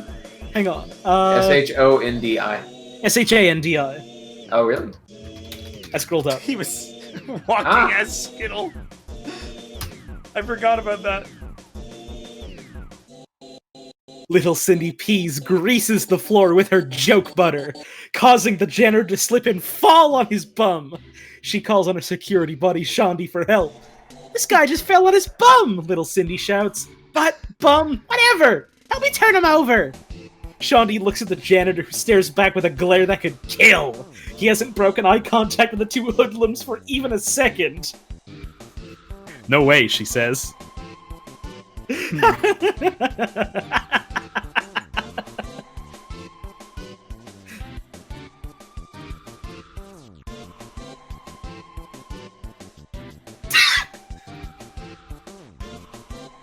We need a rug. Roger looks around for a rug. What? With a flash of brilliance, your lovely blonde hair has caught the janitor's eye. He stares, awestruck, and reaches Reroll out to this. touch it. In a lifetime of jealousy, he never Re-roll thought this. he'd do such a thing. You definitely need to re-roll that. I don't know Yeah, what. I don't know what is going on. It, got very confused. To the west lies a strange sight. Dozens of carpets line the floor, rugs of all different colors and patterns. They are all dome-shaped, with humongous knots on their edge to stop them from fraying. It is clear that these carpets have never touched a drop of moisture in their existence. Of course. The owner stands behind the counter, disgruntled. The What? owner of the rugs? The owner? What is a dome-shaped rug? Is it like filled? Is it like a does it hard go rug? up? I just like that, these carpets have never been wet. And you can obviously tell that. You can obviously, these are very the most clear. arid rugs you've ever seen in your life. Log, I think you got to use some of these dome-shaped rugs against Timmy. Timmy Tidwist. Timmy Tidwist is an amazing name. Yeah. Whoa, whoa! This is a noisy song. What's up, Get Wreck Show? Welcome to the stream. This is Gary, gay. I brought it down.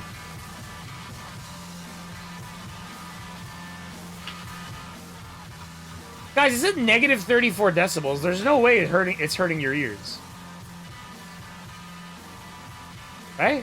No, there's no way it's hurting your ears.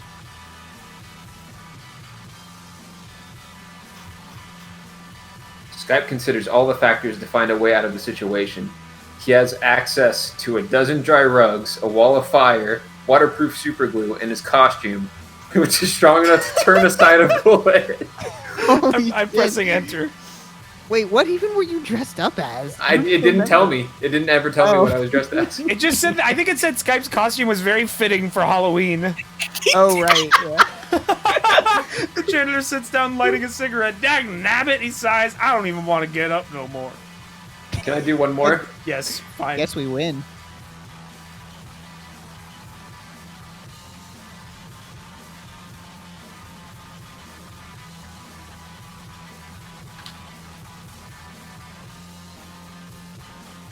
Skype falls on the wall of fire, extinguishing it.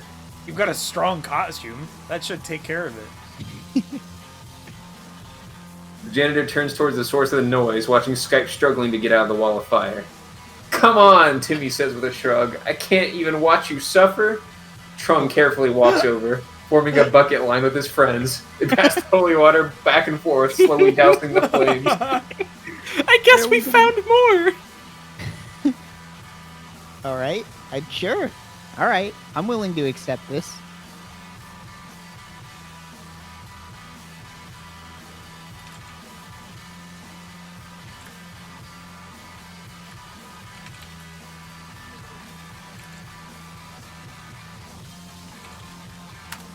Trog asks Mrs. Slaw if she can use her ghostly powers to kill this guy. She's not allowed out of the rug, though.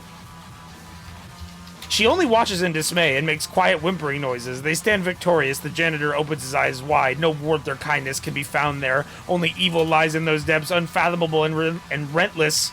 Now the hunters have become the hunted. Today is Timmy Tidwister's birthday. That's not his name. Hold on, I'm gonna re-roll that, even though that was funny.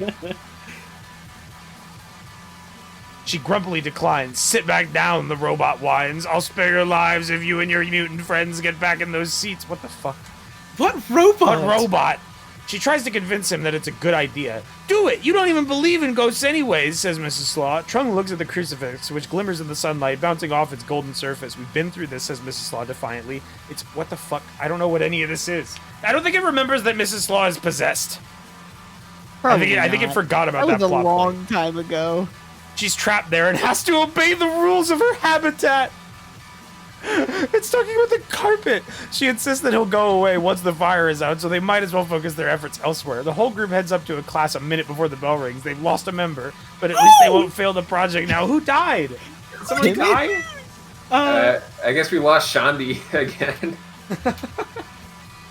I guess. Fucking... Okay.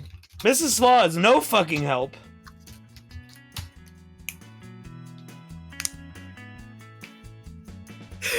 Cindy Pease turns to the group and does a head count. She wants to know who died.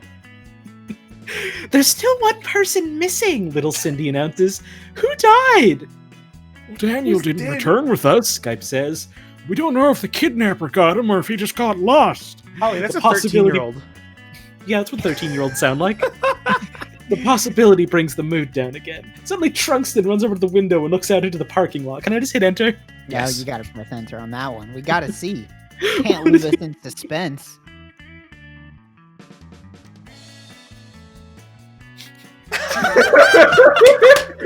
Daniel! He shouted. He's strapped to a bowling ball, and they're throwing him in the pins. He's gonna die! His friends walk over to the window watching the action unfold. After 15 painful seconds, a gaggle of geese are looking nearby. Holy shit. Every time AI Dungeon brings him a bowling ball, it's amazing. The last time that it brought him a bowling ball, that wasn't on stream. Oh man, I wish I could recount that story. It was so funny.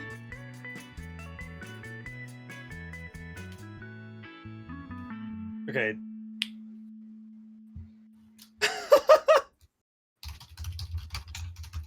Roger holds his hat in his hands. He knows the honk of the geese signal the loss of a human life.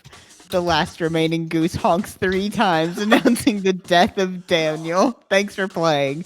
All right. I say keep that. No. I say keep that one line at the start because that shit is good. That shit's right, good. Delete everything from thanks for playing. And then press enter again. Yeah. Yo, this song's awesome. This is a weird game jam game. Tom and Cindy are devastated by the news. They don't talk all the way home, instead staring numbly out the window. Skype tries to joke around to cheer them up, but the mood is too grim for his humorous attempts. A chill goes down Skype's spine when the end of the school day arrives. Hey, I like when it sets up for the next person's turn. Like, just coincidentally. It's Skype's turn. I mean, look, whenever you see your classmate tied to a giant bowling ball and thrown at pins until they die, that's like some ridiculous Saw bullshit. Like, Skype is introduced to this story and then is immediately killed in a fucked up game of bowling. And then, like, we're mourning this character that we've only known for a few minutes. does he not deserve the basic respect that a human deserves in life and death? Zoda's right. That's what I was thinking of too. I've never played it, but Zoda said that that's a fucking Danganronpa fucking execution. I've seen have any concept of that game. The one thing I've seen from Danganronpa is like a cutscene of a guy dying by getting he's just put in front of a pitching machine and a bunch of baseballs pelt him to death. I think some guy dies going really fast on those motorcycle ball cages and he gets turned into butter or something. Skype looks around and sees a growling figure peering out from over a fence. It's huge and humanoid with a large head sitting on a hunched back. The creature's eyes are heavy-lidded and give it a sleepy appearance. It is growling in a bass tone. It stares back at Skype, unblinking. Slowly but surely, the furry creature begins prowling towards him. Is it the Yeti? I don't know. It hasn't ignited yet. That's true. It was a fire Yeti last time.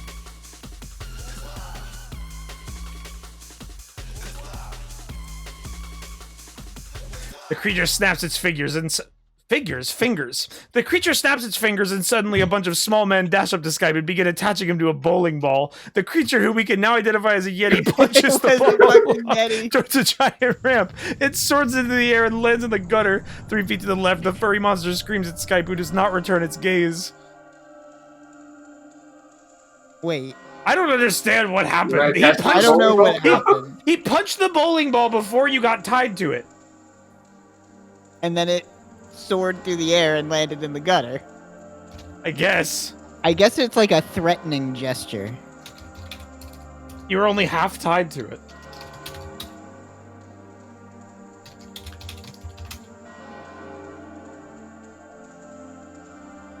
Why are Yetis just dominating this town? I don't They're know. everywhere. I like the idea. It's like, oh yeah, what's your favorite Halloween creature? The fucking Yeti? The fiery Yeti. There's no moon in this story, chat. Who's next? I you are. think it's you. Oh shit, Yeah. me? Okay, hang on just Yeah. a sec. Sorry, I was typing something up on Tumblr. Snaps his fingers suddenly, but a small man dashes, attaching him to a bowling ball. So, what we've mutually decided upon is that they started to tie Skype to a bowling ball, but then the Yeti punches the ball before he's finished being tied. Because, like, Skype is still there. He didn't go with the ball.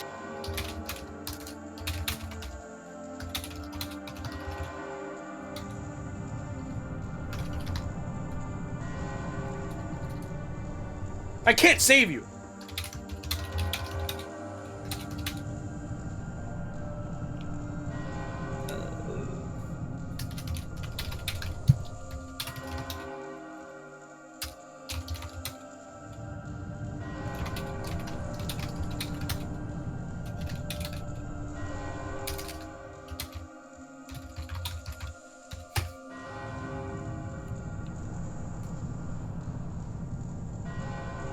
Little Cindy P screams, "I'll send you to hell, you fucking beast, and you can say hi to Daniel for me!" She bashes the Yeti's head in with a bowling pin. Little Cindy smashes the Yeti between the eyes with her fist. Okay. The force of the blow causes his head to stretch into a long nose, his fingers to bend backwards, and his back to hunch over. The creature rears up on its hind legs and lets out a dying scream. The furry creature collapses on the floor. I want to do one more thing. Little Cindy P says good. Good. Good. Skype comments. The group proceeds to leave, but Skype can't help but take one last longing glance at the dead body of Daniel stretched out on the floor. I had my doubts about your sanity, Cindy, but it would appear that you're a killer after all. You rule. Wait, is Daniel's fucking corpse like smeared from being rolled Yeah, along he a was bowling thrown ball? on a bowling ball. Like, Oh my god, that's horrible. expect to happen. Is this being narrated by the devil? I don't know. It's being narrated by some sort of evil force.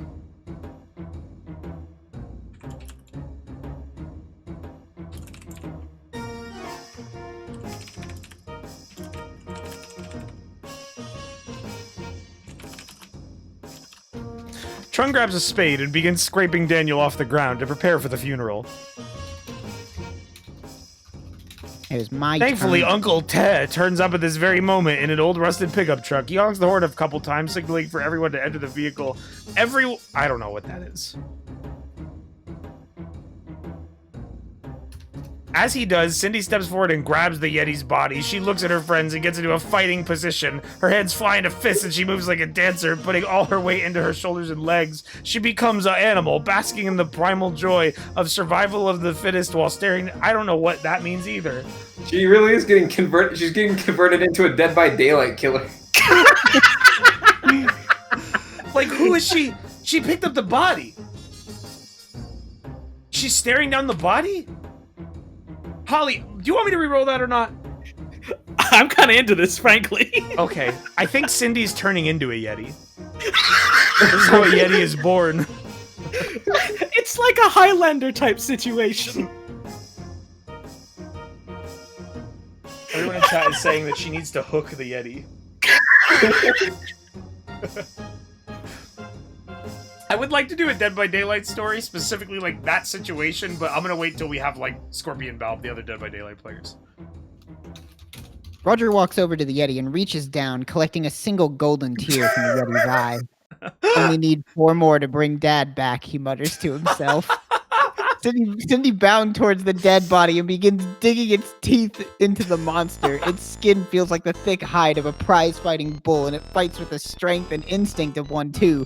Cindy tries to keep away from the grip of its claws and teeth, all the while trying to pull chunks of meat off it. What the fuck is going on? Well, Cindy's trying to, like, eat the Yeti.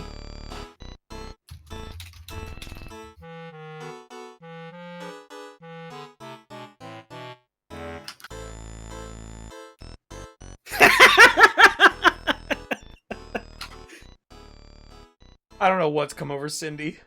Skype pulls Cindy off of the Yeti and puts an M&M in her mouth to calm the raging spirit within. It works.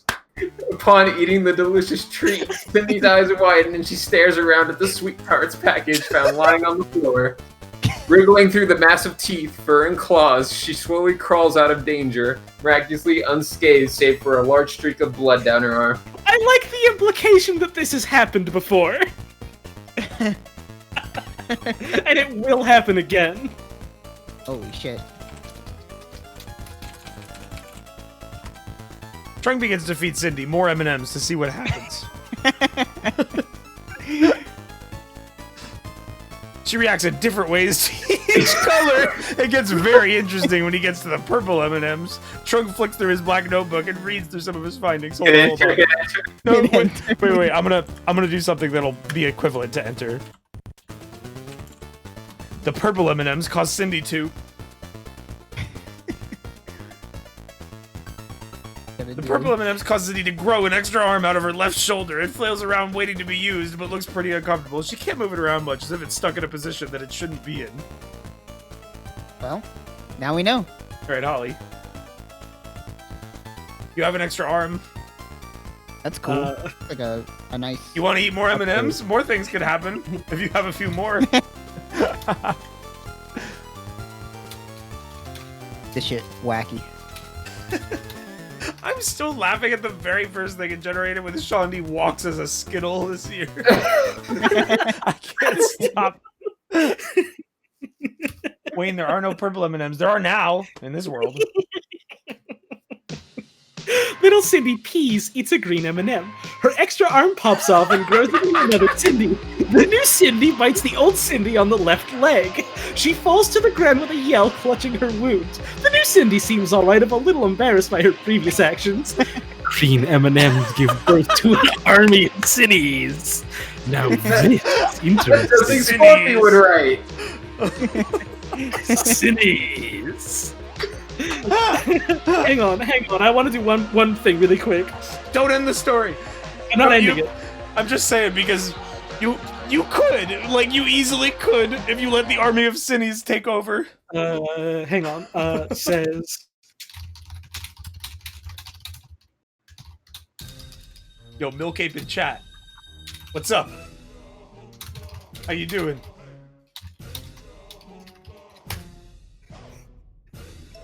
Little Cindy P says, "I forgive you" to the new Cindy. They shake hands. They are friends and they are normal. She is a peacemaker, Skype says with a grin. Skype. We'll make a bet out of this. By tomorrow, Skype promises Cindy 2 boxes of candy if she can make peace between all critics in the country. Well, I'm not sure what the fuck that's I'm thinking big. I'm thinking the grand scheme of things. But it's only worth 2 boxes of candy. I'm alright rolling with this if y'all are. Yeah, It's keep like it. I mean, I don't. Little kid stash. I don't think that last line will become anything. Oh, but probably not. What's Cindy's costume again? A princess for party. She wanted to be a crow pirate. But her mom made her dress up as princess for party. Trog is dressed up as Zero. Anyone else? Do we know the other costumes? Skype's costume Roger is is dressed perfect up for as Halloween. a scholar. Oh yeah, that's right. Roger loves his Yeti tier. My costume is completely undescribed, except that it's bulletproof and fire. Roger rubs his Yeti's tear, hoping to draw on its magical abilities to grant his wishes. The magical pixie dust that was rubbed into the Yeti's tear glows 3 times a bright blue before fading away. The second wish is a success also. Cindy's mind is erased of all its hatred and anger. Tragically, her wish brings the Yeti back to life and more angry than ever. Oh, no! The one thing so that could funny. kill the Yeti is now a piece. It's like you get 3 wishes, but you don't get to pick. This is the one thing we didn't want to happen.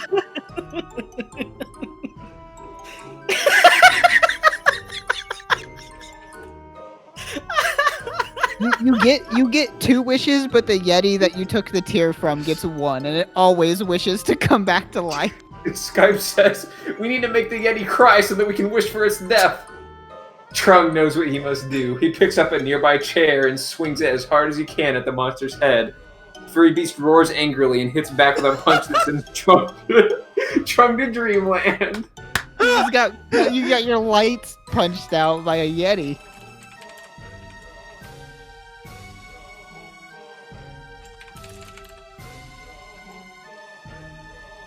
The Yeti is back in action. It is time for the bowling match, it says.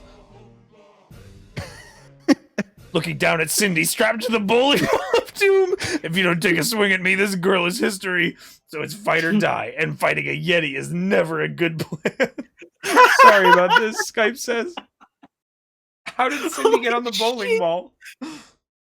I'm pressing enter. He just like it was one of the wishes. He wished that Cindy was strapped to a bowling ball. That was the first wish. That was the first I've enjoyed wish. our talks and hope that you could be a true friend to Cindy in the future. He kicks you in the head and watches your body convulse in an epileptic fit on the floor, and as hard as you rain blow after blow on the monster's massive muscles, you find that he hardly feels anything. Holy shit. Like an All right. anime fight at this point. It's Holly's turn. So little Cindy Peas, what are you going to do on the ball? And remember, you have been wiped of all your rage. So you're not angry.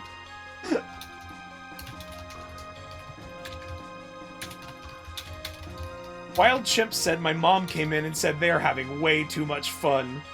I'm Correct. I'll have as much fun as I want, Mom. Go to your room. Little Cindy Peas feeds the Yeti a refreshing snack of butter and tries to become friends with it. She gives the Yeti a packet of butter snacks. At first it looks like this will end badly, and his mouth opens and closes around her arm. But then, she feels it vibrating, and the Yeti shoots out some laughing sounds. What does that mean? We just hit enter? Yeah. I guess. What's happening next? I love that little Cindy Peas tries to use butter for everything. She brought 2 Well, it's things all with that her she for has. friends. She brought crayons and butter. Well, for a few minutes at least. Wait, the Yeti and Cindy quickly become friends. It looks like this friendship will guarantee her safety. Well, for a few minutes at least. Cindy manages to make peace between cliques and the entire nation! As she promised her she could have 2 boxes of candy as a reward. That's it! Oh, is that the story? Is it over? No. No. Hold on. Let me just... They lived Mix happily that ever last after? Alright, it's Trog's turn. Okay. Oh, Cindy achieves world peace with butter snacks. Who knows what actually happened? Did the world hear of this tale and that incited world It peace? just, brought about world peace. I can't believe all these 13-year-olds are fighting a Yeti. We can put aside our differences. If even a 13-year-old can make friends with a Yeti, then we can too. Then anyone can be friends. But only cliques.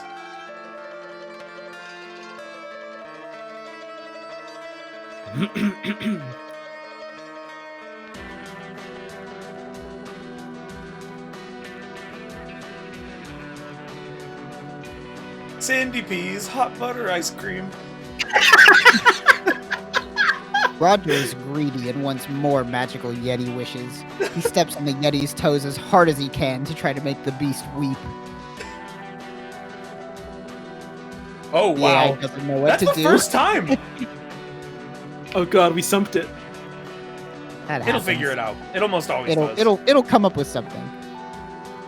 But Okay, what it came re-roll up that. with is not anything. Yeti keeps with knocking Trog me getting out. punched again. Hey, the Yeti stepping on your toes back. We have a deal here. No wishing for others' death. Right, you say sheepishly. What is that last line? Weasel takes care of himself by plundering gold from Townsville National Bank. Here's I what I'm- re-roll that again. I mean, I think you should... That's Okay, never not mind. anything. I'm re-rolling that. Hey, stupid, the Yeti roars at you. Stop stomping on my feet or I'll eat you for breakfast. By the time the 3 of you reach the top of the hill, poor Cindy is shivering with cold. That's when the Yeti has a great idea. Huh? I pressed enter. I gotta see what the Yeti's idea is. Oh! Let's roast this girl over a fire, it says. Trog is reluctant to let Cindy die like this, but what can he do? He wishes that his own magical pixie dust could save I her. wasn't sure Alas, about it cannot that. do much except bring happiness But- to others. Yeti's orders. Why? Are we really gonna go against the Yeti? What choice do we have? Well, Skype, you're up. Can you save Cindy? Or maybe make the Yeti cry?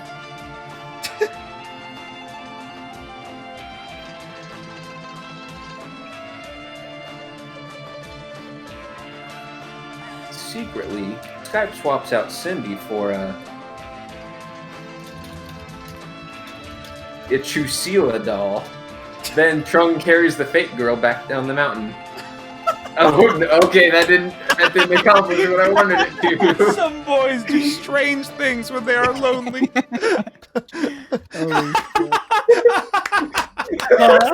Secretly, Skype swaps out Cindy for a life-size doll made of farm crops and leaves. Snow falls as the fire roasts the doll. The Yeti, Skype CEO, and Trog sit around it, holding hands to keep warm. Skype thanks the Yeti for its help in making the first ever quick-free country in the universe. Oh, Cindy's man. really getting screwed over here. Cindy's fine. I mean, the Yeti has taken has taken her accomplishment from her.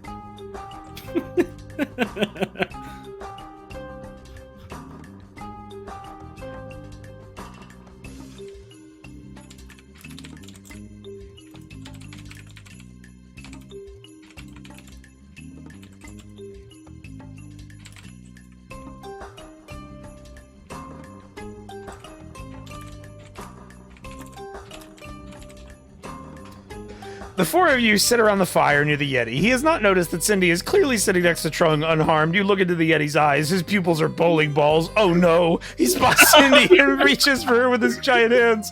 He picks her up and lifts her into the cold air. Trog just sits there, hands in his lap. But no! You have had enough of other people always messing up your relationship plans. URLs can easily fix everything. You have to Hold on. kiss the Yeti. Hold on, I'm gonna delete that last part and press enter. Tell the Yeti to go to mikesteakhouse.tk.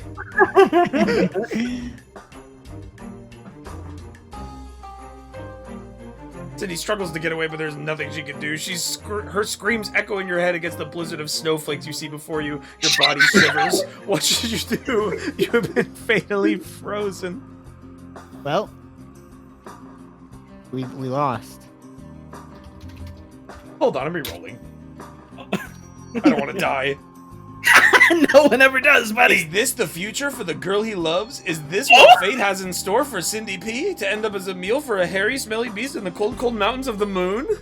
We're on the moon. Well, we made all of the clicks in the country dissipate, so naturally we have to move on to It's your aliens. turn, How did we Holly. get to the moon? It's your turn, Holly, and I guess Trog is in love with Cindy P. Is it unrequited love, though? Cindy loves the Yeti. Cindy loves M&Ms. Cindy loves the Yeti that constantly tries to rip her in half and put her on bowling balls. And vibrate on her arm and shoot out laughing sounds at her. This Yeti is so scary. It's like- a terrifying creature. This inconsistency with whether or not it's friendly or hostile and like the nature of its hostility.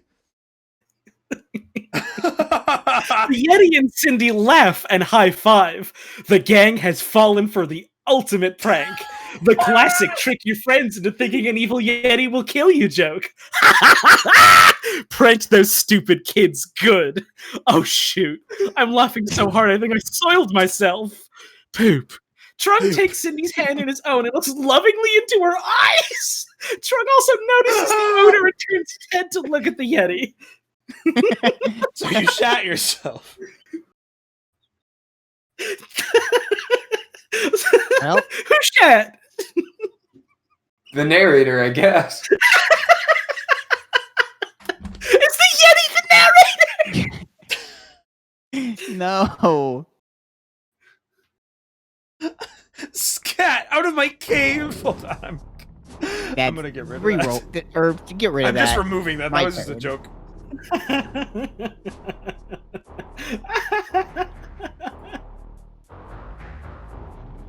Whose turn is it? Oh, it's Trog's. Mine. This story's off the fucking rails. It's awesome. This is where it would end in a kids movie.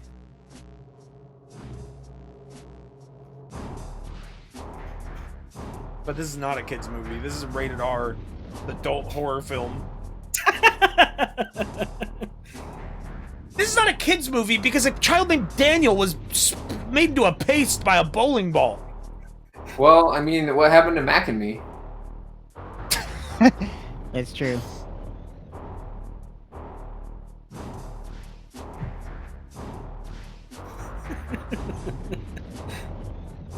What the fuck happened to the woman trapped in the rug, says Gwimbles? I don't know.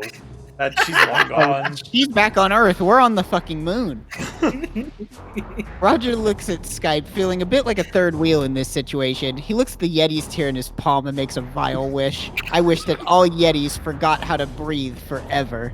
With a brilliant flash of light, the Yeti's hands are burnt crisp and his arms are falling off at the stubs. He lets out a roar of pain and anger, then slowly topples over. The starlight reflects off his bald head as it hits the ground with a deafening thud. That's hauntingly beautiful. Well, I don't know how making him forget how to breathe caused his arms to Burn come off, and he but- went bald. You don't know how breathing But I works. guess Yetis are that's what it is. incredibly susceptible to like oxygen deprivation. They immediately feel the effects. Wow. Skype says, well, that takes care of that. But how do we get back to Earth? The future of clicks? With a candy-coated burp, Cindy suddenly begins to rise into the good Yeti. Of Bailey Blue, she floats back towards Earth. The future is unclear. For you, boy, it's never really certain, is it? I almost feel like that should be the end. The end, Cindy goes back to Earth and we're all stuck on the moon. This was the final act of her prank. With a candy-coated burp. It's really like, it is really like, Gosh. it is like a mix of like a line from a children's book and the ending of like a space opera. Yeah, That's fucking awesome. I Okay, think that should be the end. new story. Should we take a little break first? Yeah. Sure, we can do that. Yeah, let's take a Alright. break. Let's I take need a little water. break. Chat, that was amazing. I wouldn't say that's like, I don't know what the #1 story we've had on AI Dungeon streams have been. That's up there. I feel like nothing has yet to top Burger Belt McDonald's Star Trek. I feel like as a terms of plot this line, nonsense- this one has like the closest to like an actual like plot line. absurdist novella. Fucking like there's like a rising action, and then like there's like a starting event, and then it's like, oh, you think it's over, but here's like the worst part, and then Willy Wonka 1 or finish it 2. off on a cliffhanger. Fuck. The cheese burps one was great. Cheese Bribs. They're all good. I legitimately don't feel like I've ever done an AI dungeon story where I like quit because I'm bored. I'm always it's always just ended naturally as like this is where the story concludes. It's never like, oh, I don't want to do this anymore. Mm-hmm. Can I, It's crazy. before we start a new story, before you go on break, can I really quickly read you some of an AI Dungeon story that I did a while back on my Lonesome that generated me my favorite NPC that it's ever Sure. made? Hold on. Let me find it first. I have it bookmarked. Oh Lord, that took a lot out of me. Okay, so I found it.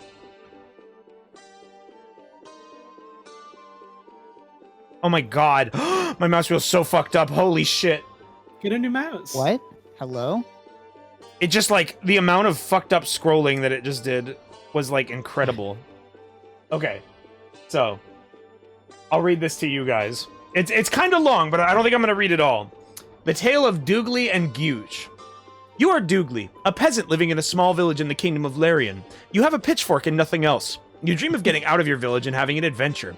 You go to your fields and begin working. You look up and see a carts of orcs are rolling in. You have heard of their race. They're green-skinned giants, vicious and mean beyond compare. They have heard of you as well. They begin to laugh and yell in their barbarian language. You cry. It's best not to anger the orcs. They can live off of cat meat and tree bark when on the march, so there's no shortage of food for them. They loot and pillage your village, killing all those who resist and taking the others into slavery. You are taken into slavery. The orcs begin to laugh and... oh, shit. The orcs begin to laugh as one of them sees that you have been taken down. You scream in agony as they pick you up. One of the older, tougher orcs comes over and hits you with his sword hilt, knocking you out. You wake up in an orc slavery encampment. You wake up to an unfamiliar ceiling. You're in a bed, but hardly the kind you'd ever expect to be in. Your eyes scan the room, which is Spartan, yet still somehow filled with weapons and armaments. A tall humanoid stands nearby, sneering at you. You look at the tall humanoid and take in his features. You look at the creature. In retrospect, it isn't human at all, but you didn't quite know what it was. Not human, however, does not mean friendly. The grin of the creature means bad news. You ask the creature what his name and intentions are. Huge, sorry, the creature says. Those are words you never thought you'd hear. You ask Huge if he's okay. Bad, yes, the creature says. The creature's foul stench of that of rotten eggs and feces through your nostrils. Kill, dead, he says. You grit your teeth, bearing the pain as a wave of nausea crashes into you like a hammer. You say, well, who kill? Who dead? Yogurt, horse, and tree, he says. Yogurt, you say with confusion?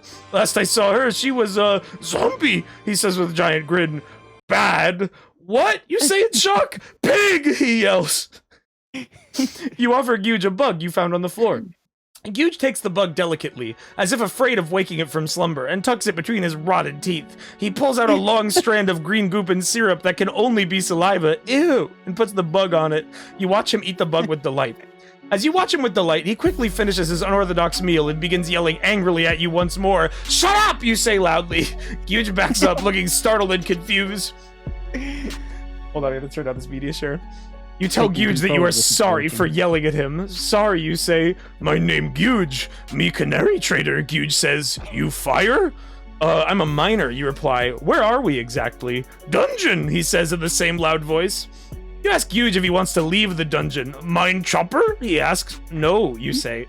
Mine sword? No. Mine beholder Bob sticker?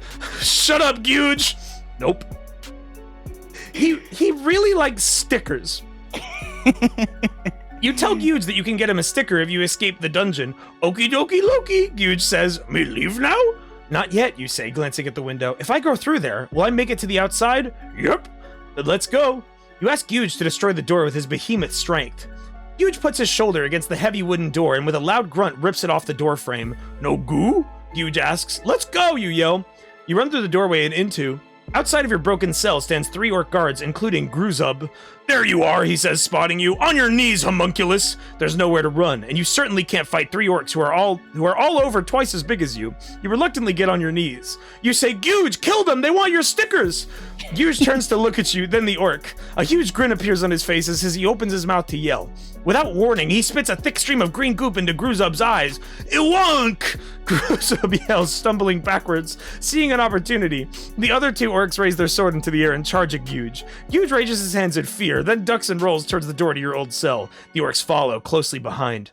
All you see from the outside of the cell are orc body parts flying through the doorway. Huge walks out of the room a moment later, covered in blood. How'd you do that, you ask? It's homunculus strength, Huge says with a smirk. Me beat. You ask Huge if he's okay. Bleeding inside. Gruzub friend, take you above. Maybe heal you up. Above, are we leaving the dungeon? Dungeon flooded, place of bad smells. Gruzub nice guy, but too fat leave dungeon. Me show.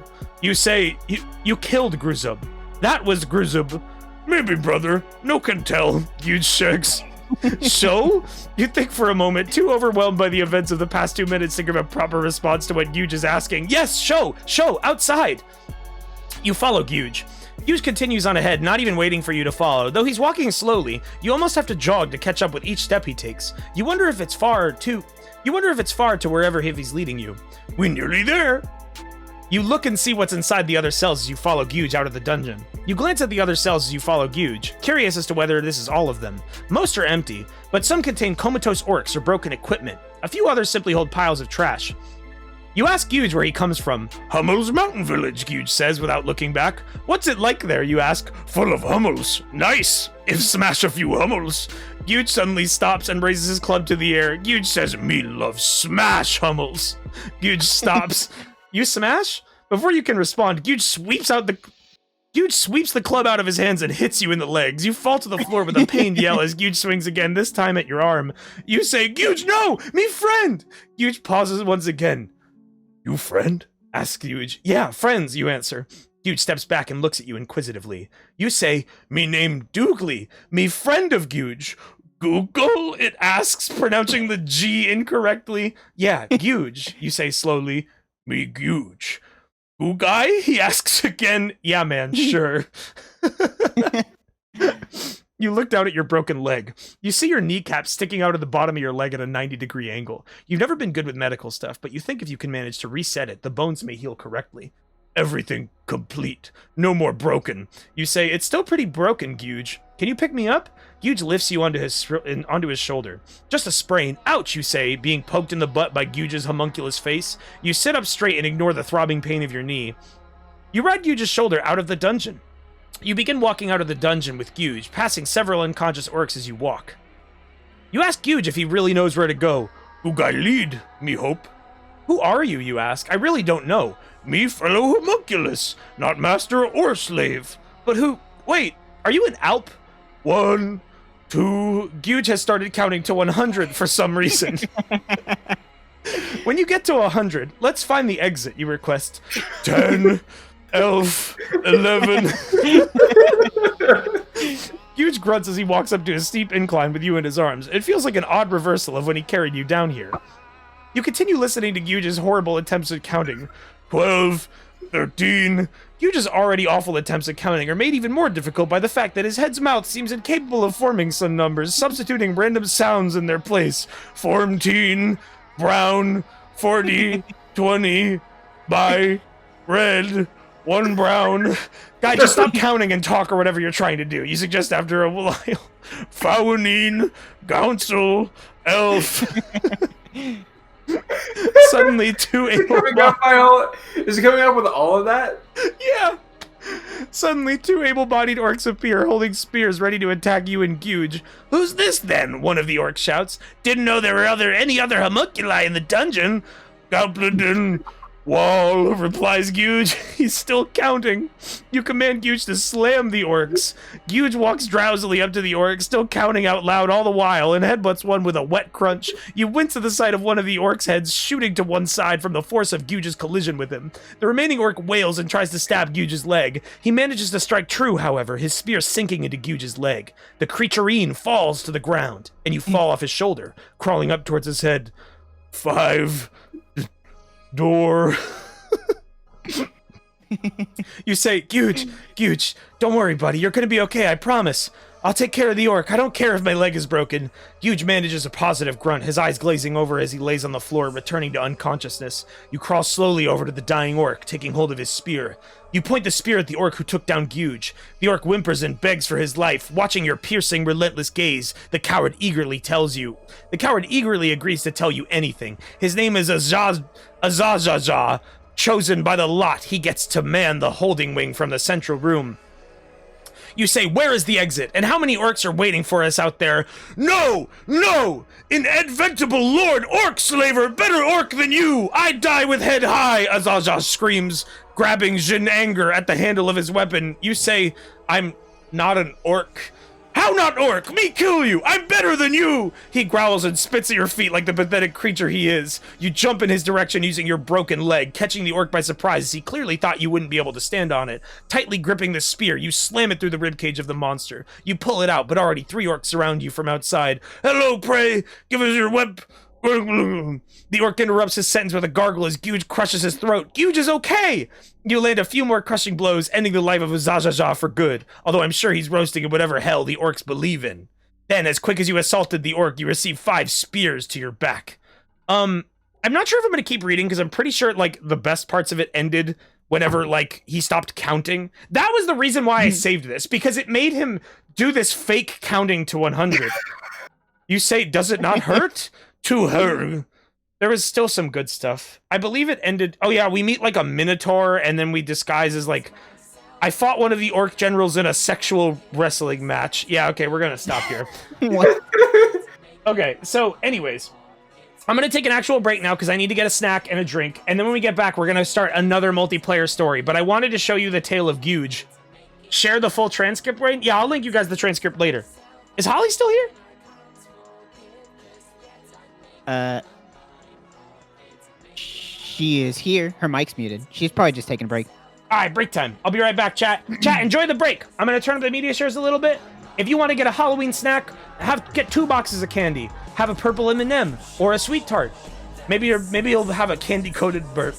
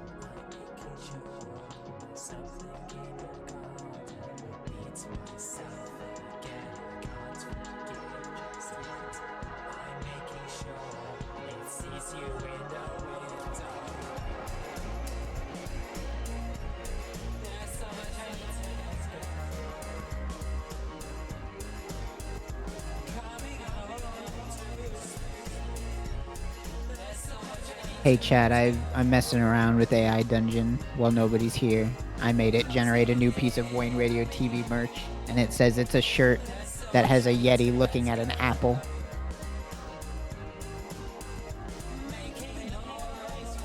I'm playing Grand Blue Fantasy. Which of us? Now is it says winning? that the next piece of Wayne Radio TV merch will be a shirt that has both Raymonds on it. Both Raymonds? Yeah, both Raymonds. The one everybody loves and the one everybody hates.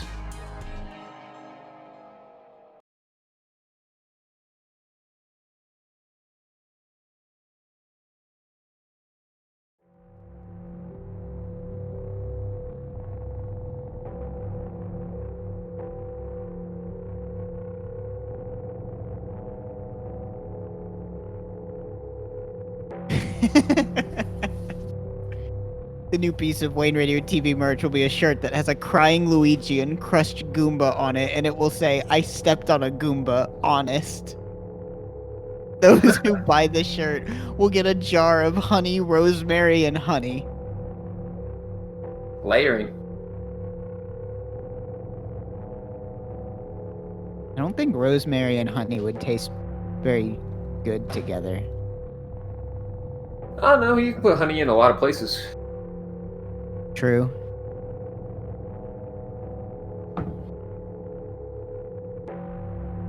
Reduce it down a little bit. The new piece of Wayne Radio TV merch will be a shirt that has both Raymond and Tina the Yeti on it.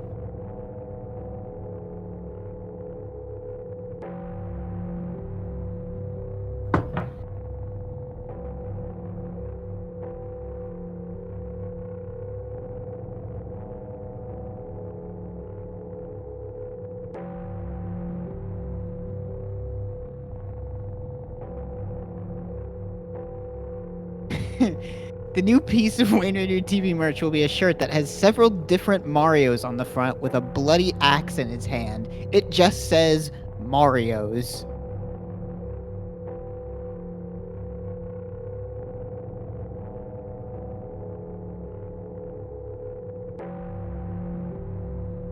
I'm back. The new I laughed piece at of that Wayne Mario Radio TV one. merch will be a shirt that has both Ragnar and Ramino in a passionate embrace. Is Holly back yet? Unsure. Holly is down. So I not heard out. some of the fan art while I was out of the room. Did it call the? It like referenced the Yetis from the plot, but it named them Raymond and Tina. You said? I think so. The new piece of Wayneradiotv merch will be a shirt that has both Raymond and Mario on it. It is to celebrate its time here on this site. I've just been refreshing. The new piece of Wayneradiotv merch will be a shirt that has a face on it. The face will be of who else? Mario. Posters, shirts, keychains, stuffed animals, and even tote bags with big fat mustaches on them. Everyone is giving Roger money. Everyone wants a slice of the money pie. All right, What's Holly's next taking for off. Wayne Radio Vault. Holly's taking off for the night. She says The she's night. not feeling so good. Everybody give warm wishes to Holly. I am going to look and see if we have a fourth to fill in for the last couple stories, or if it's just going to be us three for the rest of the night. We could do the trio. Very possible. I mean, Balp is. Wait, hold on. Balp, are you there? What? Yeah. Hello. Hey, you're on stream right now, just so you know. Do you want to be on the AI What? dungeon Why stream? What? What? Do you want to be on the AI dungeon stream? Holly had to go. What? What? Okay. fucking Wayne's not here.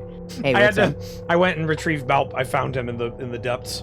I was a dipshit and started talking like chat could hear me before I realized that you're the vehicle through which the chat can hear me. Welcome to the stream, Balp. How you doing, Balp? It sounded like you just woke up from a nap whenever I talked to you in there. Hey, no joke. I was sitting still, vegetating. I had just eaten dinner. I'd eaten dinner like 30 minutes ago, and I was like, ooh, I want to sit still for like an hour. That's the most on-brand Balp thing I've ever heard. Balp is fucking currently awesome. named Cookies and Milk in our private Discord. Why you gotta expose me like that, bro? Wait, are you ashamed of this fact? You can change it. Hey, You picked the name. okay, so we're coming back with another AI dungeon story. What should we do? Should we do a custom story, or should we select the horror option? Let's try the horror option. Why not? Okay, I'll don't get it think- started. I think the last time we did the horror option, That turned Was into that like the the one Count with the Dracula. vampires? Yes, it was the one Yeah. where you two died and Scorpion and I had to battle Count Grey and Count Dracula. it was like that one, and then I think we did the horror one other time, and it ended up with the thing that's like Daily I can't Motion. remember the name, but like it was like Howard begins screaming backwards. Howard begins screaming backwards. I think or that was just a whatever. fantasy story. Was that just a fantasy one? Mhm. Anyway, we should do horror. Let's do Yeah, horror. I'm getting it ready.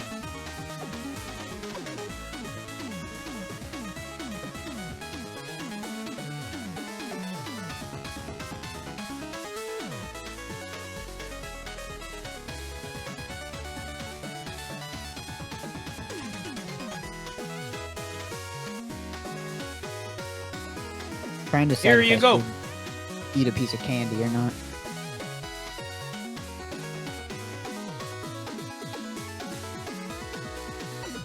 Chat. Okay. Hello. Let's get this started. Enough of that pancake. Get that shit off my screen. A group of friends are exploring an abandoned mansion. As they enter, they notice the faint smell of a fire burning, and sheet-covered furniture litters the dusty floor. They make their way through the mansion and hear the sound of footsteps on creaky stairs. Just then, the doors to the room slam shut. They try not to panic as the footsteps draw closer and closer to their location. A burst of laughter fills the room as the group realizes they've fallen victim to an old tour guide prank. Oh. That's not a very good start. Can you re-roll the first thing? Yes, I can. Okay, let's get a more horrorful. One of the friends Sorry. reaches into their pocket and pulls out their mobile phone flashlight, only to realize there is not reception in this area. You don't need reception for a flashlight. They're You relying will- on your descriptions for danger. You will in the future. It's your turn to describe the lurking threat. Choose a description that you think fits best, or choose other. Should I re-roll that? I think you need to turn the randomness setting down a little bit. It always has a hard time starting the story. I have it at 1.2. It should be fine. Oh, all right. If it's only 1.2, then that's fine. Yeah, I would just re-roll that then. I don't know what the. If you just keep We're on hitting Dragon. re-roll enough, eventually it'll get something good. They try not to panic as they know it's just the wind. However, the doors seem to be stuck fast. From behind you, you hear a blood-curtailing scream, and your light begins to flicker.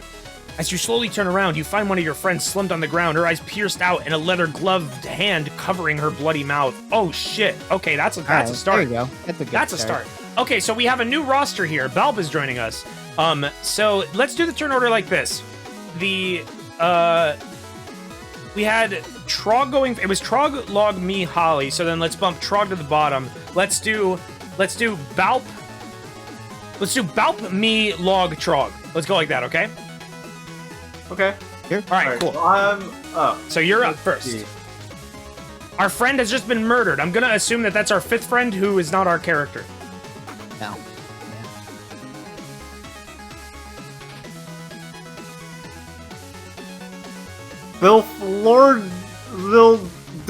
Lorda screams really loud. What is your name? Lorda approaches the door slowly and tries the handle. Just as a man appears behind him, he wears a black hoodie and has a sack over his head with holes cut out for eyes. As your friend screams, his sound is blocked by the man's gloved hands. Oh, well, that's fast. Wow. Okay, our friend's not dead yet.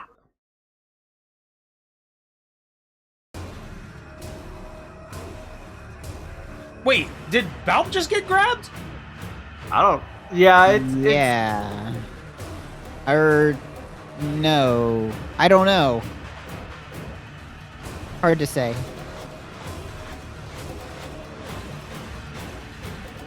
Do you want to re-roll that? You can keep it if you want. I'm just confused. Yeah, let's re-roll that because that was like it. I don't know. Up to you. No, it's up to you. Let's re-roll that. Right, yeah. Oh, yeah. I can. That button. You scream really. You scream really loud, and the noise is blood-curdling. 5 of you scream so loud that the people living miles away in the village can hear you. Then, as quickly as it began, it's over, and your ears are left ringing. Whoa. That's a start.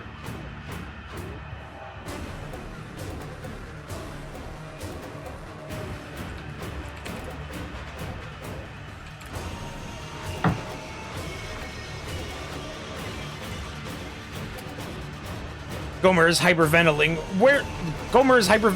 Where did the killer go? And where's Tonus?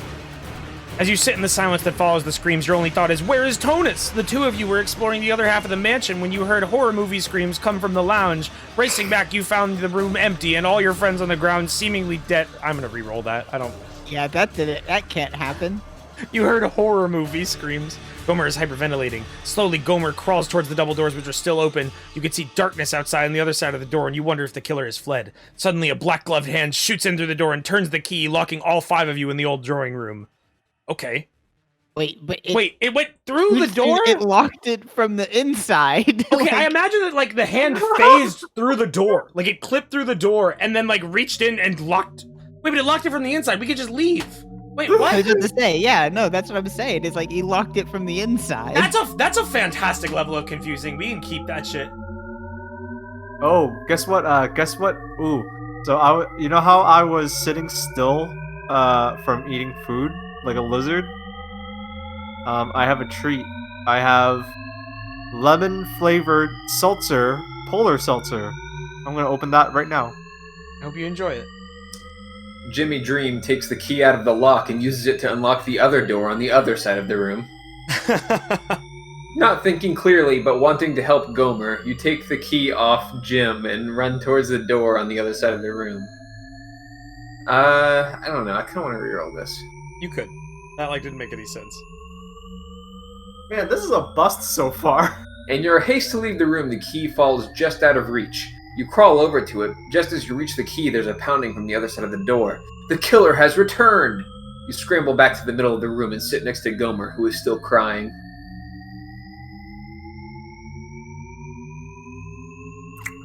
Trog's turn. See, it's a slow start, but we'll get there. We always get there. AI dungeon, like, entertainment level always goes up exponentially. It is like the side of a fucking like giant plateau, except it never plateaus. You never hit that peak. Yeah? You got graphs for that? I'm gonna skip this song. It's just a shepherd's tone. Thank you. Yo, Mira. Good. Hi. It didn't even that we had like 30 minutes of that left. What the fuck was that? Why? I think maybe the finder was just fucked up, but Dale locates a dusty crystal ball sitting on a table and goes over to investigate it, being very attracted to orbs of all shapes and sizes. As you examine the crystal ball, a faint image appears. It looks like someone is there, and they are gesturing for help. Suddenly, the key that had been sitting in the lock flies straight into your face. The door flies open, and the wind catches hold of the door and smashes it against the wall with a loud crash. wow. There's a little man in the crystal ball. Alright, my turn again? Yo, Odd Owl, thanks for the gift subs. Oh, there's a hype train? What? I didn't even notice. Yeah, he didn't notice? No. Most of the people have been doing their support tonight through the media shares, so not a lot of subs. That's expected, though. You heard the man. Sub more. No, it's not what I said. Our media shares are pretty much full right now. If you media share donate now, you're probably not going to get your song in at this point. We have a large queue. Thank you, B-May. I can't. I want to. Once we deal with this wind and this killer, I want to see who's in the crystal ball. Borf Delorda begins to freak out and decides to run over and smash the crystal ball on the ground. The wailing of a woman fills the room, and a single teardrop falls down her cheek and smashes on the ground. Wait, what? As the teardrop hits the ground, it begins to fizz and burn. The scream that follows is blood-curdling. Suddenly, Gomer slowly raises his shotgun, aims at Borf's face, and pulls the trigger! Hey, keep that. Keep that. I'll resolve this. Holy shit. What the fuck?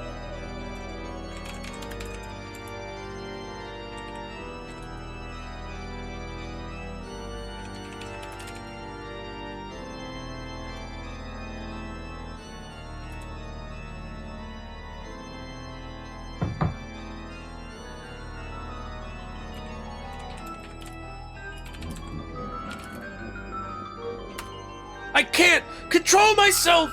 Get down! Gomer's shotgun blasts at Borf as he drops to the ground, barely getting out of the way of the barrel. He tries to get up, but his leg is broken. You roll under a dusty old table as bullets fly into the furniture around you. Suddenly, an arm reaches from behind the door and grabs your foot, pulling you out of the table's cover. What the fuck is happening? We're under attack by, like... There's just so many, like arms being, like, just going around. There's like 4 horror movie forces attacking us at the moment. Like, Yeah. The more the merrier. Jimmy Dream throws glass at anything that moves.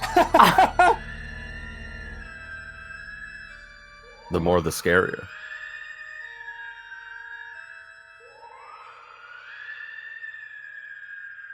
It's trying. Enough said. You caught it off guard. whoa. The bullet whizzed past your face and smashed into the crystal ball on the other side of the room. Oh, there's another one. Suddenly, you feel sharp blades coming straight through your your back. It is the work of the killer to use his knife-like hands and grab hold of you. He's swerving his grip, but he just slashes open your throat and lets go. Oh! Glass shards fly at the man attacking you, and a single shard sinks into his eyeball. He screams in agony, dropping his gun as he clutches it where the glass lies in his eye. With one man down and one man out of action, you must make your move now. You took a lot of damage, but you did not die. The story said you didn't die. You got your throat slashed and your back sliced the fuck up. I fucking love the line of he grabs you with knives as hands. What the fuck was it? Knife-like hands. He's trained. Well, hey, you managed to throw glass in his eye. I fucking love what it did there. That's awesome. We're facing off against a haunted Shaolin monk. Trog, you're up. That would be a good horror villain.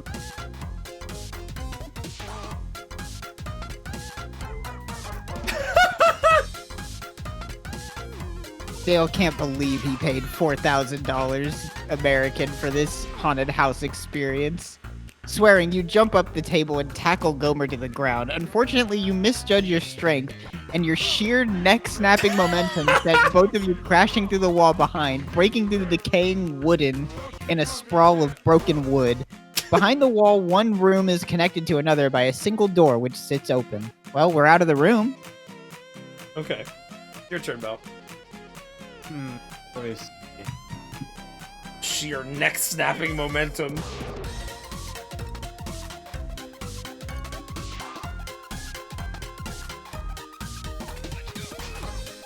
Cotton Candy Ace, thank you for the sub. Yo, to anyone in the chat who's saying, like, yo, Wayne, can you put the song name on screen? I could, but I'm not gonna, because it's broken. It just shows the wrong song.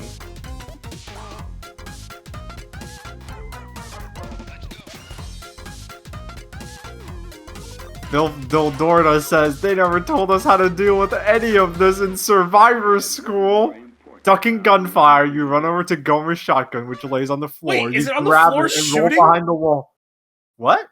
It says you duck gunfire, but the shotgun's on the floor. That's It's just the shotgun's on the floor and it's just like popping off. The poltergeist has possessed the shotgun pellets, and they're making them fly around the room. You grab it and roll behind the wall just as bullets pepper where your head was a moment ago. They are still distracted by the screaming Borf on the other side of the room. Wait, what? Crunching what could only be a bone on his leg right now. That's awesome. That's awesome.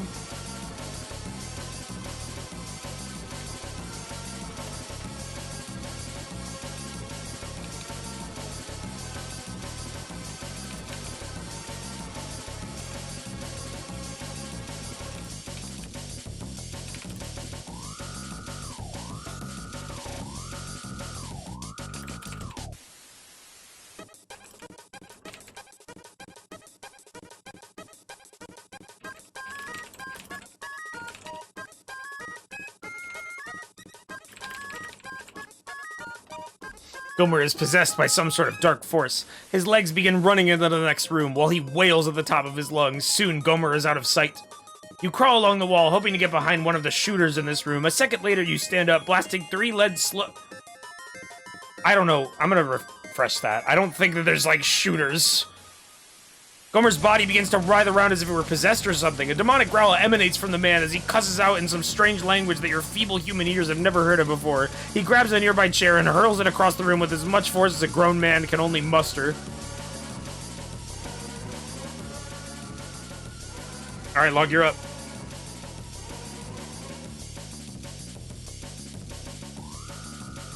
I feel like this is where I feel like the only downfall of the horror start in AI Dungeon is that it can never pick one thing to be going on. Like, you have to like corral it towards a single plot thread. Jimmy Dream performs a trick to make bullets fly into the killer. Remembering your days as a kid, you reach out and grab the CD case in front of you. With all your strength, you toss it in the air, straight into the barrel of one of the shooter's guns. With a boom that nearly deafens you, 2 bullets are released from the gun, both hitting the case. And right before your eyes... We've gotta hit enter. We've gotta hit enter. What's about that? What is... What could possibly be about to happen? You stuck your finger in the barrel like Elmer Fudd. The case begins to... What's going on out there? Yells another killer behind the wall. How many killers? You watch it all as the CD round spin and the image on the front changes into a solid black face. The case splits open. All 4 sides of the CD are skewered, and the older woman's head turned into jelly. Having taken hits from 2 different guns, her body slumps to the side out of your sight. The surviving employees shaking and almost crying with joy. Man, you're a mess. Hold on, can I delete the last 3 lines? I love that, but can I delete the last 3 lines after, like I want to remove the older woman. Like, what is it talking about there? That doesn't make any sense. We're too creative. It's like, it's popping at the seams. I don't know what to do. Too many factors happening now. Okay, so there's a CD with a black face on it. And it's floating. Okay? There's like a ghost in the CD. They should make this into a real horror movie. I'd watch a horror movie where it's like You can't fucking horror, parse what's horror going movie on. all stars, and they all just team up to like. Where it's fucking just pull off. it's just distressing because every monster is trying to scare at once. Yeah. Okay, it's your turn, Trog. Yeah, it's a version of a haunted house where instead of like going through over the course of like half an hour, it's like only 2 minutes long, but it all happens at once. I saw multiple people in chat who were like, "I just got back. What did I miss? What should I know?" I couldn't fucking tell you. That we're in a haunted house and everything is here. Anything you want. Oh, sorry. Anything you want is in this haunted house. Yeah. Zodaku, is that what a Hausu is? Damn, I gotta watch that movie then. But So like how? they gotta like.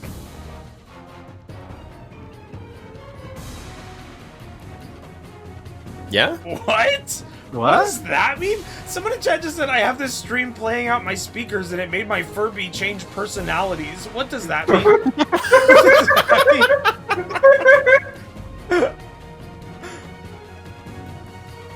Damn. Don't let your Furby listen to Wayne stream. Having a little ghostly experience of your own. Are you having a little like Moglin situation over there? Don't feed it after midnight.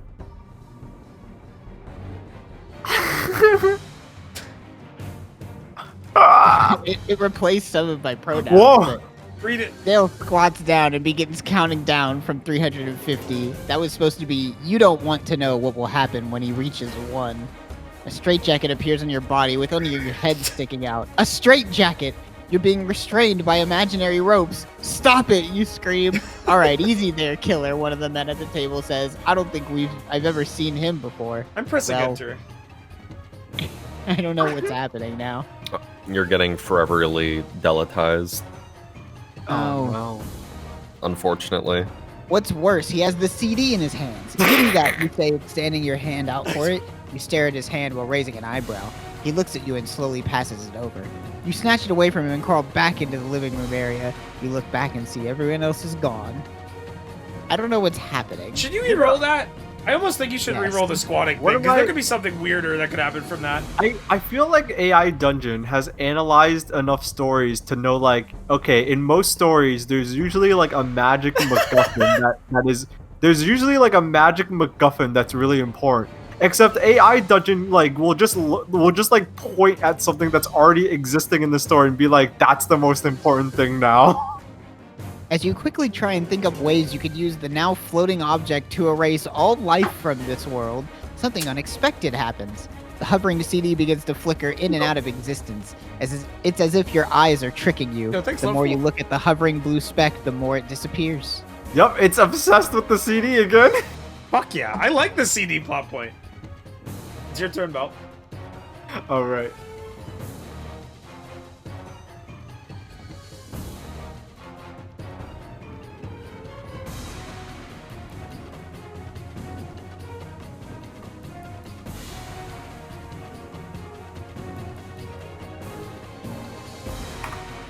Bilf Dorda attempts to lunge at the CD. I love how it specified that it's a CD-ROM, Yeah. Well, yeah, Very you gotta important. know what's on it, right? like a computer His game. blue belt. Wait, what? His blue belt wrapped around his hand. The blue third dan black belt and Taekwondo lunges at the hovering CD. Damn, a blue That was third a dan hard black sentence belt? to read. Black and blue. I got a black and blue belt. I got it on the street. He's so good at hurting people that even his belt is bruised. Why did The it make blue you? black belt. Why did it Wait, make you read the next line? Yeah, you have to keep going. As the self-proclaimed greatest martial artist in town moves like the wind towards the blue object, it disappears from sight. Trapped in a state of suspended disbelief, Borf 2 begins to disappear. Shouldn't have touched it. Oh no!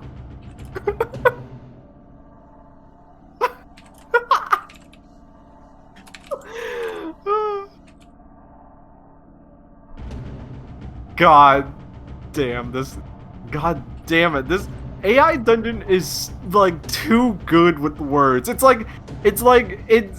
this is like drill levels of like word play, just pushing it to like 11. Morph, no! Gomer yells, breaking free from his possession. He lunges at Morph and grabs him. They seemingly flicker out of existence, leaving the rest of you alone in the room. Babe, you whimper, sitting with your knees tucked into your chest. There's no lights on in here, and without a warning, a panel slips open in the ceiling. A stream of water pours from it, pouring onto your hair and face. That's pouring on you two, on Dale and Jimmy Dream. That's that's such a good horror movie, like horror house trap. It just, you get wet. There's nothing wrong with it. I mean, clean water. If what Dale said is canon, that this is a haunted house experience that we paid $4,000 for, I guess it's just part of their attraction. Babe. All right, Jimmy Dream. Not even fake blood, just fucking water. Hey, I mean, if you go to one of those expensive, crazy, like, sign your rights away haunted house shits, like... Oh, fuck those places. I would be pretty upset if they just poured water all over me. Like, that's their goal. They're meant to make you upset.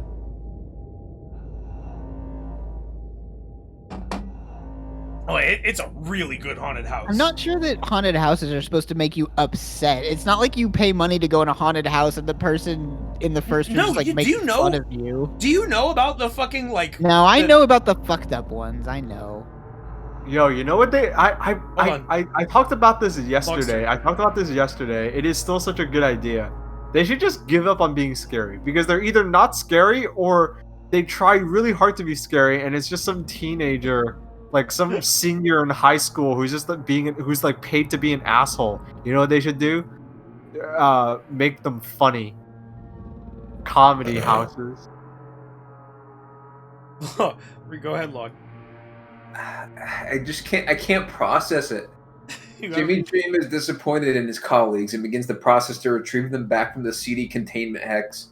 Exasperated, you turn around and crawl your way back to the ladder. Your shin busts open again on a rug, and it feels like tiny insects are crawling over your body. You can't take it anymore. Grabbing the panel, you quickly close it as the water pours down onto the floor. You couldn't take the water anymore? The fucking... Yeah. Where am I? What is happening? The fucking... Is one of the horror movie threats here just breaking legs? Like... Your legs will be broken and remended and broken again. Well... Thanks. Great.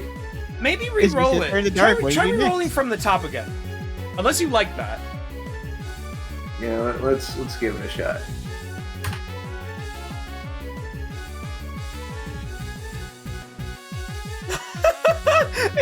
I love that it's dead set on water being poured on your head. Hex? You ask yourself, blinking as water drips into your eyes and runs down your nose. Taking a deep breath, you place both of your hands on the floor to stand, only to find another hole open up in the ground. This one is small, but it swallows your wrist up to the elbow. What the? Yeah, it's like you're trying to get up, but whenever you put your hands on the ground, they just sink into the ground. You manage to say through gritted teeth. The hole feels about the same temperature as the CD room, but for whatever reason, you can't pull your arm free. Feels like something or someone is holding your arm in place. What the hell? Gomer yells. Somebody grab my hand. I changed it.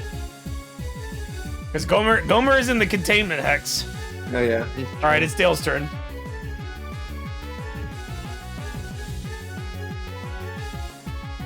Jimmy Dream loses his arm. He's about to. There are people here trying to do you actual harm, and this one guy just dumps water on your head. Oh my god, Log, now that you're contained by your arm being trapped in the floor, there's nothing that can stop the water from pouring on your head. Oh no, that's the whole point. People said earlier what I'm thinking of as a fun house. No, I still want them to try to be scary. Like, I'd set it up like a horror house, but just fuck up on purpose. It'll be funny.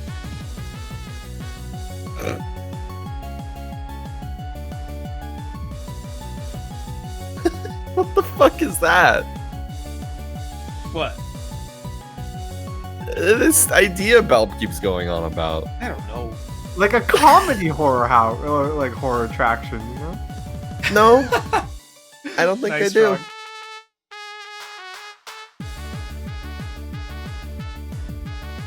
I have to see if it actually can come up with anything for this. Nope. Keep Not on pressing try enter. 1. It'll get it eventually. Anyways, Mira, how are you doing? I just woke up. It's 6 mean- a.m. over here in Finland. Hey, you woke up early. That's not related to what I asked the AI to generate. Daniel hears the sound of crackling electricity. He looks for an orb. It takes you a few moments to realize what the sound is. Static. Soft and white, like a pillow on a bed. You see something flying What a towards good you, metaphor. or no, it's not flying. It's moving on a breeze that only you can see, and it's white, apart from a single dark streak down its center. It's an orb. It's an orb, baby. It's an orb, baby. I love Hell yeah. that like long ass description to just come to the conclusion. That's an orb. That's an orb.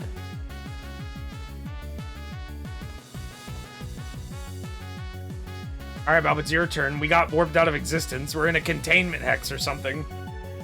Good luck. Actually, or should we let Jimmy and Dale play for a bit? The orb starts to warp and twist. It takes shape into a cute little piglet named Babe. He looks at you and lets out a small scream. Babe, look out! Yes! The shape of the orb untwists itself and shatters into tiny pieces. As something hits it with great force, bursting through your TV screen and smashing into your living room wall, you turn to see an airship on fire flying overhead. Wow, this is a good haunted house. I like to believe that This is like the start of Metal Gear Solid 5. the orb is showing us a vision now at this point. We're just experiencing like a cryptic vision. There's like a flaming whale in the sky.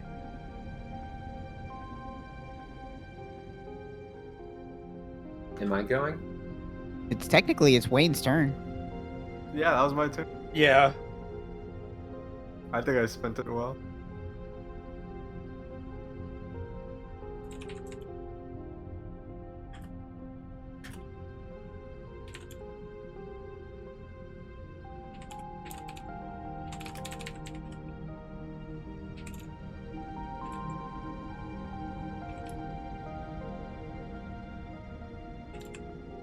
You see visions of Gomer and Borf living out 1,000,000 lives. In some visions, they are chefs. In others, they are made of glass. You watch, powerless to act as their brutalized corpses pile up.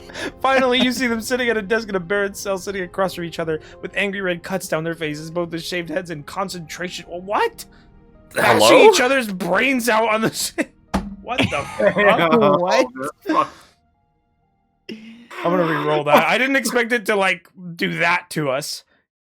As the world literally shreds itself apart around you, the sky turns green and begins to rain frogs. One of the frogs land in here. It is teeming with life and it is quite beautiful. You hold it in your hands and feel the life squirm within your palms. Now that's better. Now that's good. Hold on. I'm going to do one more thing. I'm just going to press enter, actually. I like this weird vision quest we're suddenly having. Dale! You turn to see the assistant from the auditions running through the woods towards you.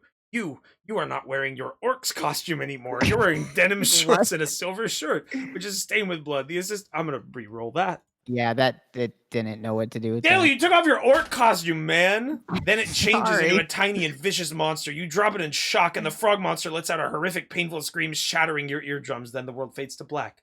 Nothingness, oblivion. You are dreaming of a land of sunshine and rainbows. Excuse me, I burped. Well, Die? I don't know. I think this is just part of the vision. I mean, it's up to Log as to what happens next. Hold. I have an idea. I'm gonna get you back.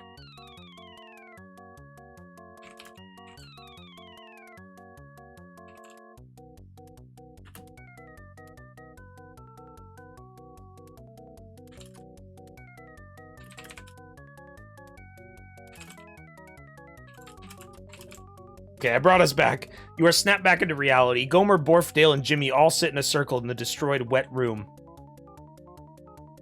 Beautiful girls made of stained glass stand over them, brandishing spears. What the? Hold on. Do I That's cool. keep that? I mean, that's pretty cool. Where do They're we just go with statues. that? We reappeared in this room, and now we're surrounded by statues. Stained glass women. Stained glass statues of women. I want to re-roll that. I wanted to Alright. focus on the fact that I said it's a wet room. They all blink stupidly, realizing they are once again the Crimson Gemizers. You think the nightmare dream origin is... I think you might want to re-roll that one too. I like that one, though, even if it is just nonsensical. None of them move or speak at first. What happened? Asked Jimmy softly. We were about to ask you guys, says Gomer. Dunno. I remember feeling really cold, then really hot, says Graj. Hold on, I'm gonna make that That's into not a Borf. character. That's Borf. Okay. Log, you can take your turn.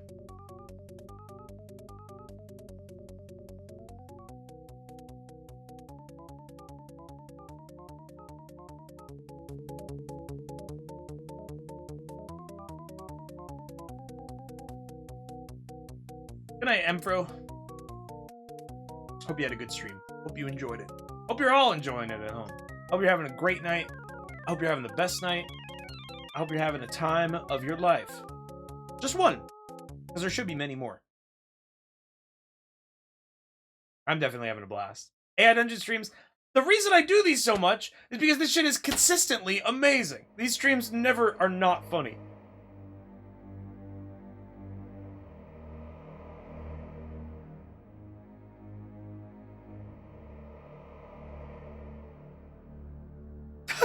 Jimmy Dream picks up the CD and puts it back in the case. It's a good thing it didn't get scratched.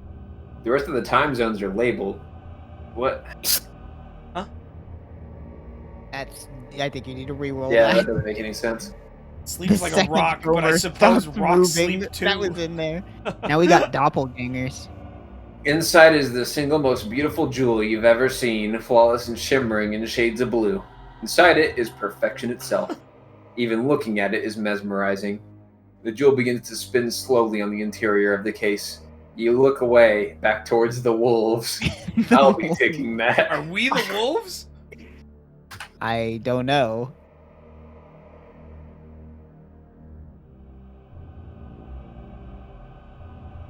Gomer tells you, extending his hand. No, you reply.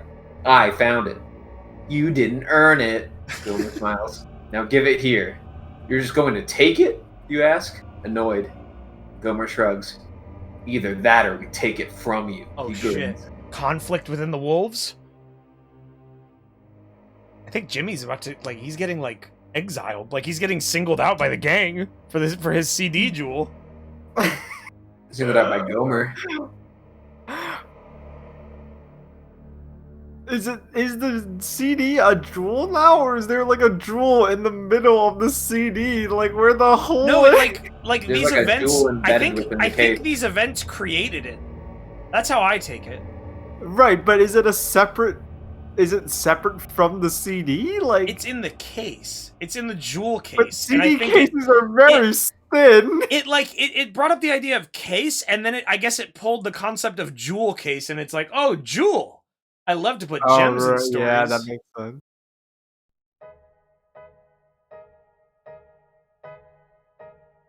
Fucking love this song.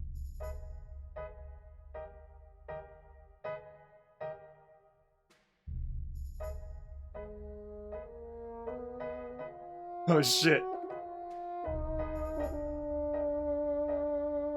As Gomer and Jimmy argue, Dale notices he's clutching a slip of paper. He examines it, reading the short poem written upon it aloud. In the depths of despair, in the heights of happiness, in the halls of power, in the arms of passion, when mind, body, spirit, and soul are all one with the universe, then farewell. What? Asks Gomer. What does it mean? Asks Borf. I don't know. Hit enter. You should just hit enter. I want to see where Okay. this goes. Sure. See what AI dungeon keeps the dialogue rolling. I don't know. Replies Gorn, handing him the note. Gorn? That's Fucking not Gorn from Star Trek. That's Dale.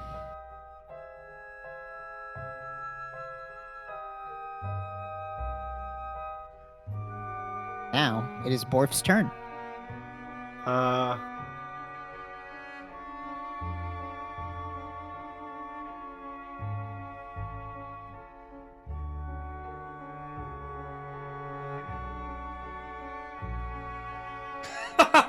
Wazoof in the chat says Star Trek creeping up again. It's trying to inject Star Trek into our story.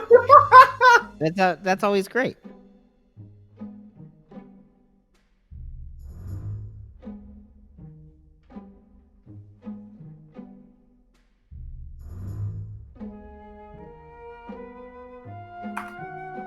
Borf Dildorda says, well, it's over. Maybe it's not best to think about it. Let's get cheese burrips instead. A great suggestion, exclaims Gomer, clapping. Your group gets together and heads off. Soon the painful events of the last week have been forgotten as you participate in really silly walks and even sillier games. Including one where you all try to get a rubber band as far away as possible, then see who's further. Hey, happy ending. It's not over yet. Yeah, we had a horrible experience, but then we just, everything was fine.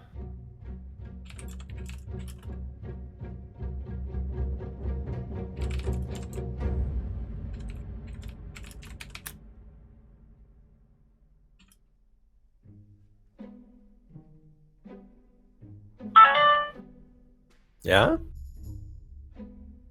You got an email about RuneScape? Probably, I don't know.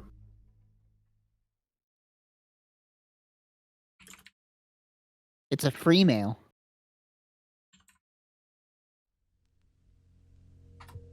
Go for Gomer you. feels something in his pocket. He pulls out another slip of paper, just like the one Dale found. On it is another cryptic message, but this one is crude and crass. Almost like a baby wrote it. The baby-like message reads, "Leave me alone, you bastards! I'm trying to take a S." Wait, hold on. I'm gonna re-roll that. Gomer Delorda, you have forgotten more than anyone else will ever know. Thankfully, it never does. Do you continue with your journey? To change direction, just turn the book up to chapter 6. Thanks for reading, P. That's not a baby. Wait, message. so Oh, by the way, we got raided. Gomer and Borf are brothers, I Was guess. there another raid and I missed Yeah. it? Yep. Who? How do I keep missing it? I don't have alerts on. I can't hear the raids. Who raided? Uh-oh. Shinigami Eater. Yo, thank you. Thank you, Shinigami Eater, for the big raid. We're over here having a horror story where anything can happen. Whether you get grabbed with a knife as hands, or you get a stream of water poured on your head, or you play a silly game of rubber band toss. Anything I love can that it happen. is decided that Borf and Gomer are now brothers. I'm gonna re-roll that one more time. I just want to get a few Oh. more messages. We have taken your loved We ones, did it Gomer again. Delorda. Should you wish to get them back, then you must pay the ransom, which is an unconditional surrender to the armies of the night. The king will be destroyed, his empire ruined, and the world will be soaked in blood as we lead the way into a new era. I'm just gonna keep rolling messages. Setting up for the sequel. Gomer Delorda, you're not quite as special as you think you are. Watching Gomer's face fall makes you feel sorry for him. This one is really cruel. What the fuck? Give me a baby-like message. You cheated. You all did. Looks like we have another note, says Gomer, skimming back to the group. Shut up, Gomer, replies James. What the fuck? Come on, this is the one. Pack up, wolves, and move on. There are no treasures here. Go back to your city. What the heck? Who wrote this? Asks Gomer in a frustration. What? It's from me, says a surprised, familiar voice. Why? One more reroll. I don't know what That's so scary. Give me a baby-like You're gonna get message. Something that's baby-like. It's not gonna be able to understand that. Gomer de Delorda. No, you know what I do? You know what I do? Was that? Here's what I'm gonna do.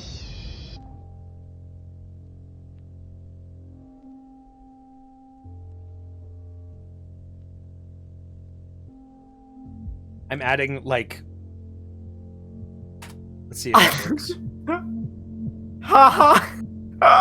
Yeah, that's Like exactly message what a reads, baby would say. ha Ha ha, me me go go. me go into hospital rooms and mess with people. Me so funny. You ask Gomer if you may It's keep the either a note. baby He or a shrugs it fucking, and or hands fucking... You crumple it up and throw it to the ground, watching it being swept away by the wind. Okay, ask one of the wolves. Who wants to play kickball?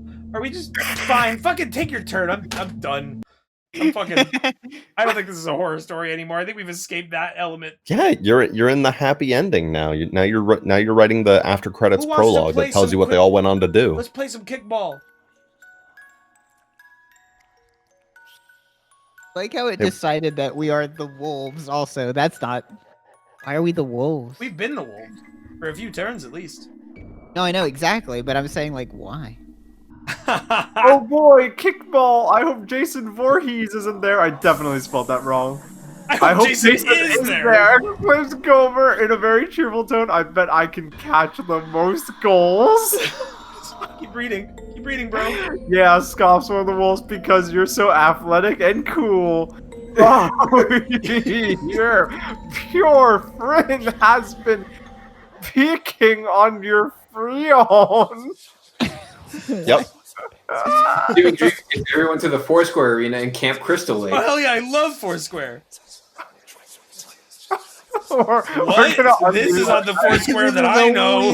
This is a weird version of Foursquare, man. Four people.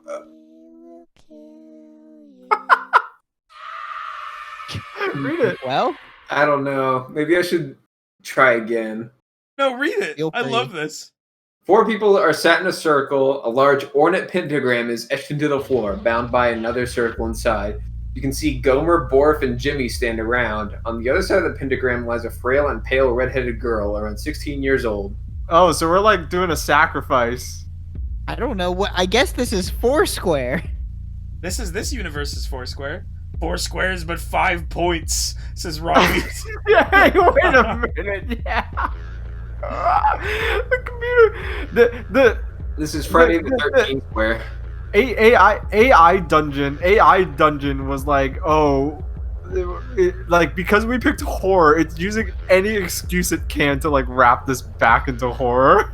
I say we keep this. I think it's Dale's turn. A square's almost like a pentagram, right? Fuck it. Back to horror.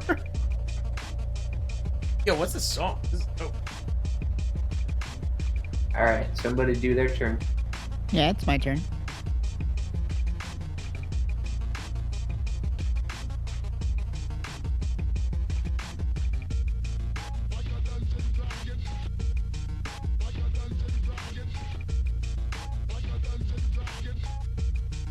Skeleton Hotel. I'm gonna screen cap that so I don't forget.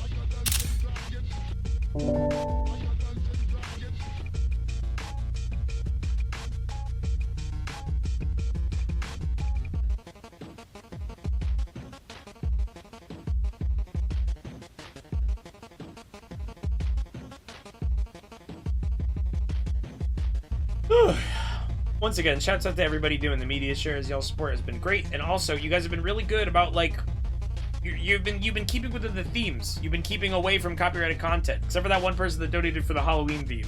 I had to scratch that one. Bill goes over to get the Foursquare ball, but as he stands up, he notices something on the ground. It's a rook from a chess set caked with dried blood. He shows his friends the oddity and asks them what they think it means. Oh well, drawls Gomer Chan. It seems like some people just have an incomplete sense of aesthetics. You should just put it down and enjoy the rest of the carnival. Maybe courage isn't just a waste of money that could be used to feed the hungry or cure sick people of their illnesses. I'm going to re-roll that. Yeah. Gomer Chan. It means we need to stop playing, whispers Jimmy. Let's go. The group begins walking away, but then they notice that Gomer is just gulped down a bottle full of writhing whitish grubs and worms, is lying on the ground scratching himself and making a strange humming noise. Oh, that's Holy much better. shit, that's a That good one. reroll. Why does Wayne's characters always eat grubs? What's up with that? I'm sorry, I have to keep that trait from the last one though. Gomer Chan.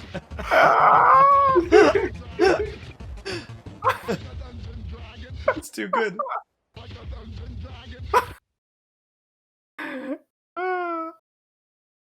Maybe AI Dungeon keeps like some like character like your own player profile and like has noted that Wayne's characters love to eat grubs. I don't think I've ever eaten grubs in an AI game. That was Sea of Thieves. It was a totally different game. AI Dungeon is all-knowing. It's your turn, Bob. Oh, all right. Okay.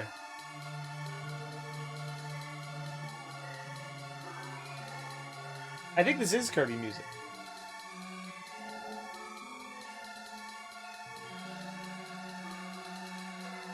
Oh crap! How do That's I undo good, it? Yeti. I hit enter Soon, too soon. Gomer Chan. Let's just see what it does first. Oh yeah, actually. Whoa. Whoa. Oh my Okay, I'm gonna God. keep this. Well, then read Soon, it. Gomer Chan's nails are covered in blood, and he begins to hyperventilate. In the glint of the candlelight, you notice that a dark red stain is spreading across his trouser. What do you think this means? You hear Gomer ask, but you ignore him. You're transfixed by an unnatural force. Something terrible is about to happen. Oh my God. That is gonna hit true. enter. Just See hit what it enter. does.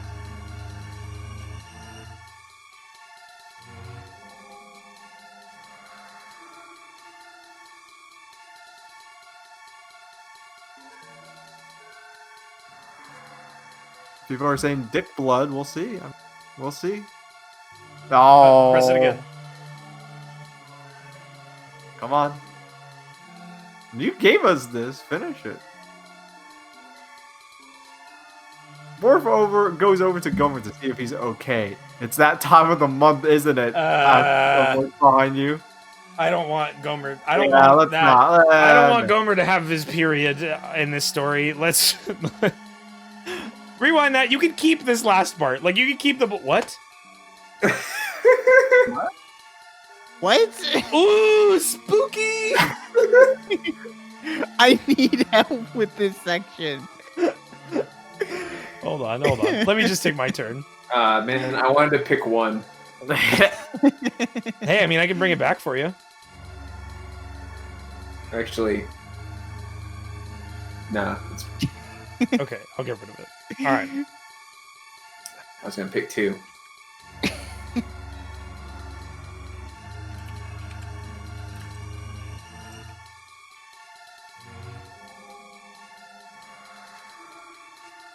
Gomer looks back at the pentagram in horror.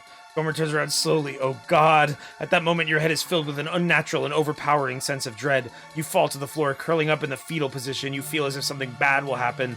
Then a burst of static from the storm drowns out your screams. Is the orb coming back?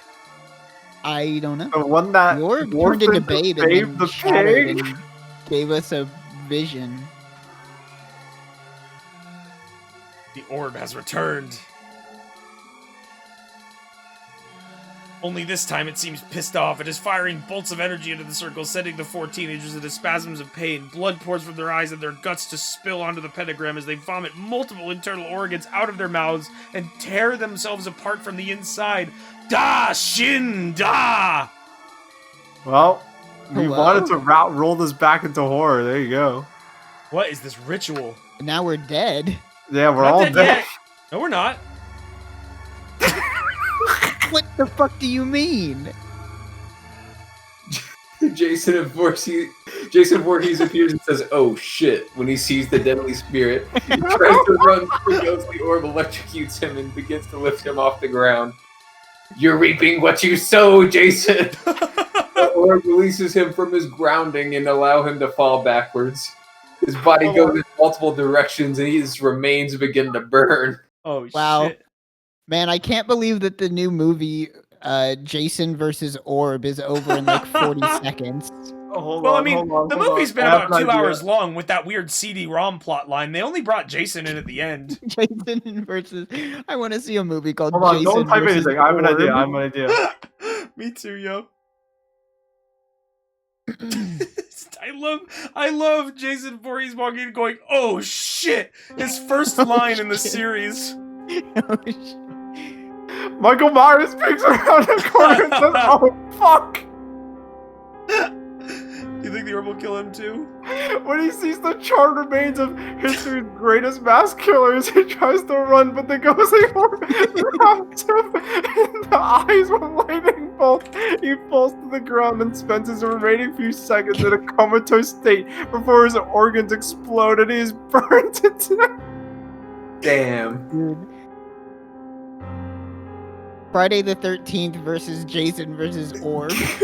Versus the orb. Freddy Krueger runs in and makes eye contact with Orb. Oh my god. He spends his remaining seconds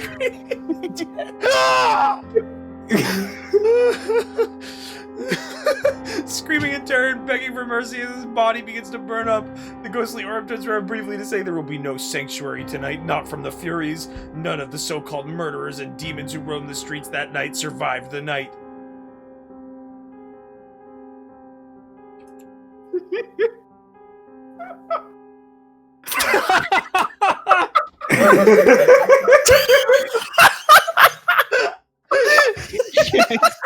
He walks in and screams as he sees Orb.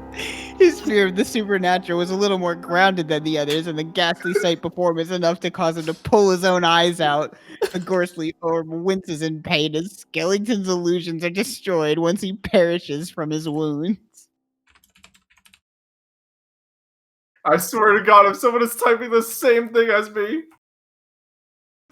Now it's a race because of how Ghostface from Scream pops out of the dirt, tunneling from beneath the earth. He sees the orb. Oh no. The ghostly orb zaps him into a sharp curve, and he lays there without a head. Norman Bates, now with a missing head, dashes into the house before the orb kills him, retrieving a flamethrower and granting himself a flaming skull. Did one of you type that? I think it generated that!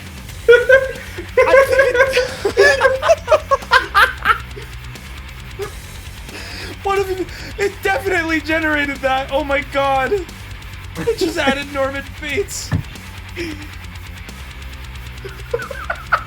I was typing something, I had to stop.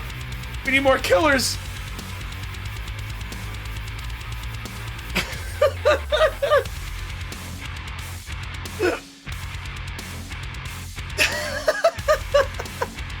I love how it's typo, but it's just been submitted as orb. Pyramid Head strolls in but is paralyzed in fear as Orb approaches them. Follow the damn rules! He takes a deep breath before unleashing an ear-splitting shriek that dissolves the beast. The horned monster collapses to the ground and begins to weep blood as his body is peeled apart by muscle. His organs begin to liquefy and his mind fractures into madness. We need more killers. The Zodiac Killer drives up in a car and breaks to a halt. He screams, "Holy shit!" and quickly flees his vehicle. He runs into his car. He's referring to it as Orb now! As Orb liquefies the entire vehicle, the liquid metal burns into his flesh and crawls under his skin, dissolving him. Oh my god. Gremlins ride into the room on RC cars. They say because they are gremlins. If the orb kills these, then that's gonna be impressive. Because you didn't even mention orb at all. We gotta give it some time. AI doesn't know what to do. It's kind of hard. This is a hard one. Please summon the Grinch. They see the ghostly orb that liquefied in fleshy boils of blood and guts. The Kamazotz jumps up and flies away, but he's far too tired from his previous endeavors. He loses a wing and falls to the ground as Orb zaps him once again to prevent his escape.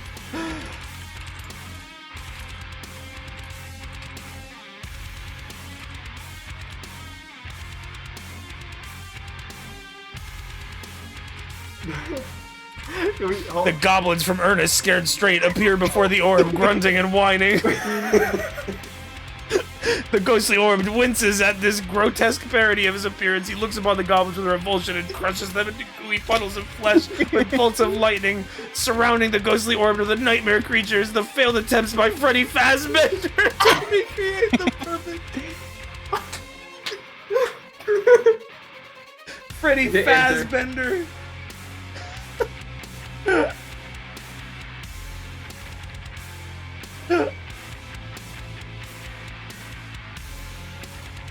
We need to advance this. The Grinch. The Grinch is What not happens to the nightmare Halloween creatures? character.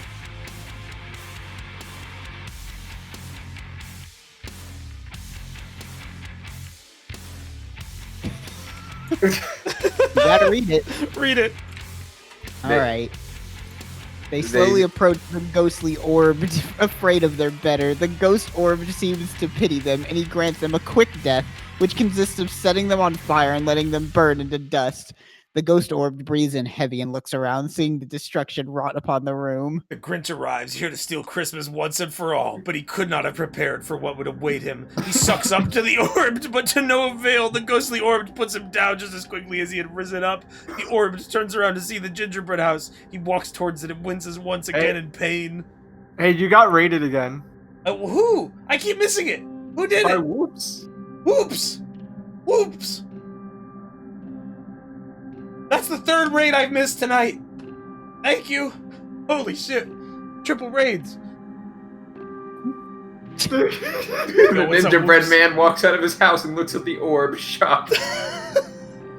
He does not fear what may come next, for he is ninja bread. He charges at the orb, and he too screams in pain as his body liquefies and falls to the ground. The colors of his outfit run, being doused in red. Seemingly satisfied, the orb floats up to the sky and off into space. Hold on, I got something.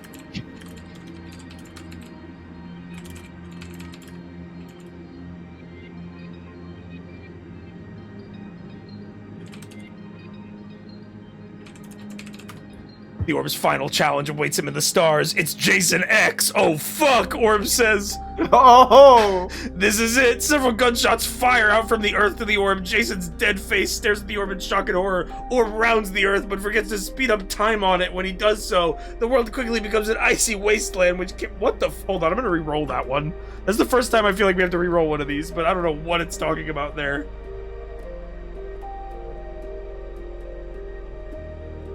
Orb 2, the Reckoning. Spaceman sits comfortably in his saucer, sipping on some go-go Madian. He's clad in a red and yellow onesie with the word orb written on the chest in bold eye-drawing letters. He's feeling really good about this whole stealing Christmas business. Neo Grinch. Is Spaceman an orb fan or what? This is a future where the orb defines culture. Yeah. The orb is worshipped. They made a space Grinch. The Mad Balls. The Mad Balls roll in and don't know what to do next. The spaceman shrugs and sends them to a nearby gift shop. The Grope Nations walk in and moan. And then, oh wait, Infinitely. Spaceman shrugs again and follows the Grope Nations into the red light district. There are many fun times had here by all spacemen. It's time for a bath invasion. Some laser shooting occurs. The orb shield still protects Earth from the perils of space, which have tried over and over again to destroy human life on this planet. The orb's extreme sense of duty prevents it from following its own whims and letting humanity die a dry death. It still has a job to do, and it plans on doing just that. So the orb is a protagonist because we're killing all these movie killers. The orb. Yeah, the orb only has killed. Well, I guess it did kill Jack Skellington and the Grinch. I don't know. They're bad guys. The Grinch And is the bad news, yo. gingerbread man. He And killed Jack gingerbread man. Skellington is evil too. I don't think that's It's true, but- only killed villains, so I think it worked. And those children and the kids. Maybe they were evil too. I need to breathe for a second. I can't believe what this story has turned into. The Ninja Bread. I don't know what the Ninja Bread Man is. It's Neo Grinch made me cry. Spaceman. Now it just doesn't know what's going on. I don't think you should. Hold on. Change the Ansem line. Do something else with Ansem. You want Ansem to stay in the story. No, I don't care if Ansem stays in the fucking story. Well, now it's like a space opera. Yeah, I don't know. I feel like they kind of jumped the shark whenever Orb 2 Orb came 2. out, and they turned it into a weird sci-fi story instead of whatever it was before. Walks into where? Space? Walks in, ready to take the mic for himself. He sees the situation and stays in the back of the room. He puts on some shades and watches as the orb comes over. rapping about snitches occurs. Someone goes door slamming. The orb quickly flies away and shoots lasers at an oncoming train because no one has ever died that way before. I mean, that's true. Wait. I don't think anybody's died because of lasers firing at a train. Rap snitches. Telling all their business. Leave it to the orb to invent new ways to die, eh? Dick Tracy says to Carlos Mencia. Yeah, replies Mencia, rubbing his head bald. What? Just scrubbing all his hair off his head. Suddenly, the orb realizes that it doesn't have eternity to do this. It goes straight for the government building alone. What's Oh, he fuck doing yeah. this as an onlooker? The orb is an ally.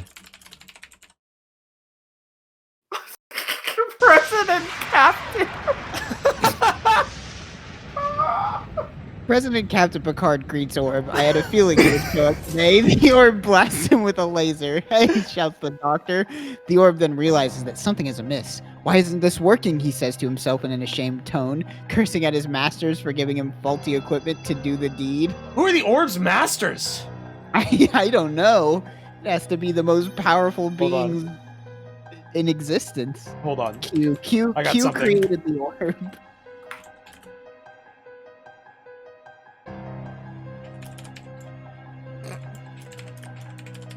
I want to go. Fine, you can go. I was gonna summon the orb's masters. So I hope you do something along those lines. I have given you a simple task and you have failed, Q says from behind the orb. My work here is done. Q disappears and the orb soars into the air and explodes, conceding his defeat. Captain Jean-Luc Picard survives only due to his bright red unsafe walls. It's time for Plan B. Geese Howard yells, "Die forever!" and pushes the button that blows up the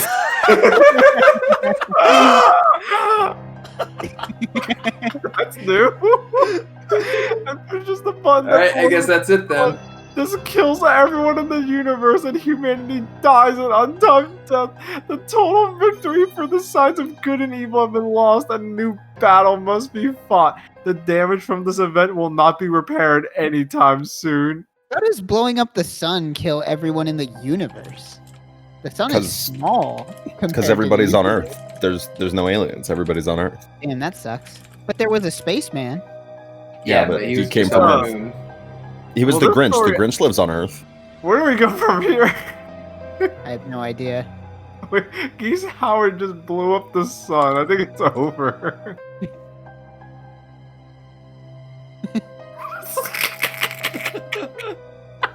These new beings will not know of their ancestry's noble efforts on Christmas set.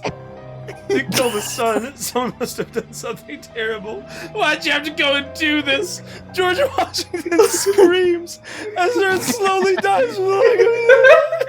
You let a family of raccoons grow too big.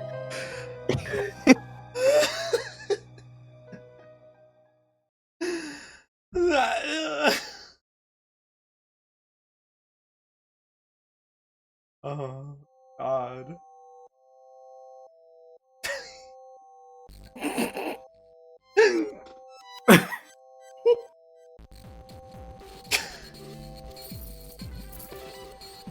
Is that enough? Hold on. Damn it, I fucking, oh. You snooze, you lose.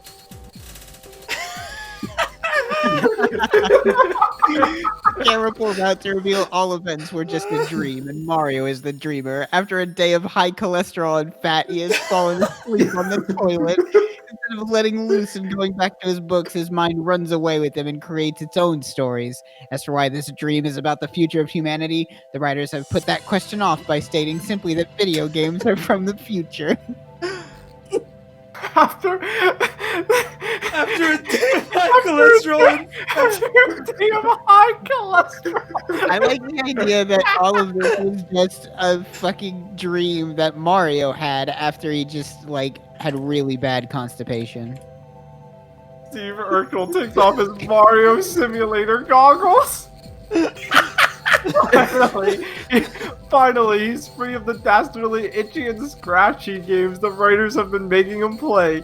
He softly touches the TV screen and says goodbye to his on-screen friends. His work here is done.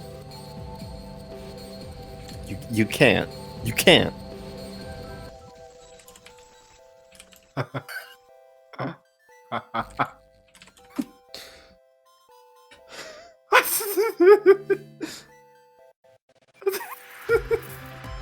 Dad!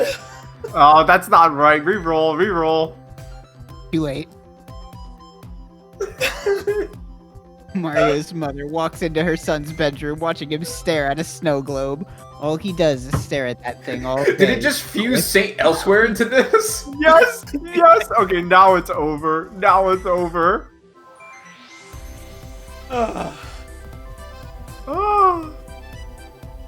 It's over. It's good. It's the ultra triple fake out ending where it was a dream and then it was a simulation and then it was a child like a daydream. Daydreams.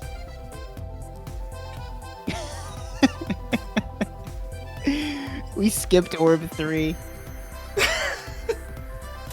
It will be remembered fondly by hundreds. That's the funniest thing you can say about a game. That's just a few hundred. I mean, if it achieved mediocre reviews, I feel like that's pretty accurate.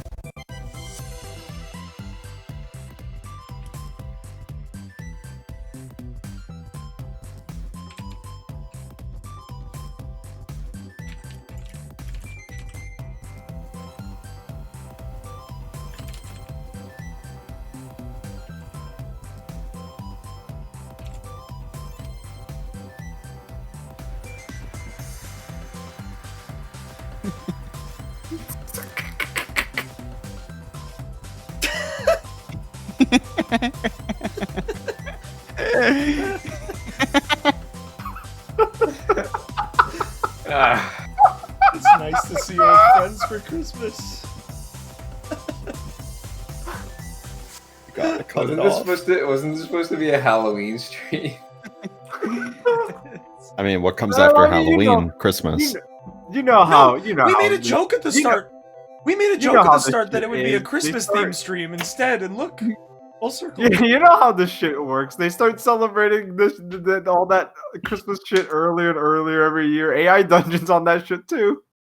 There are countries other than America. Everybody in the chat room saying Thanksgiving.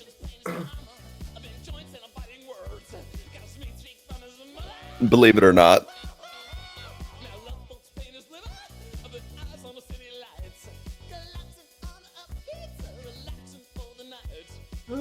That one's too complex for the AI to process. It can't handle time travel.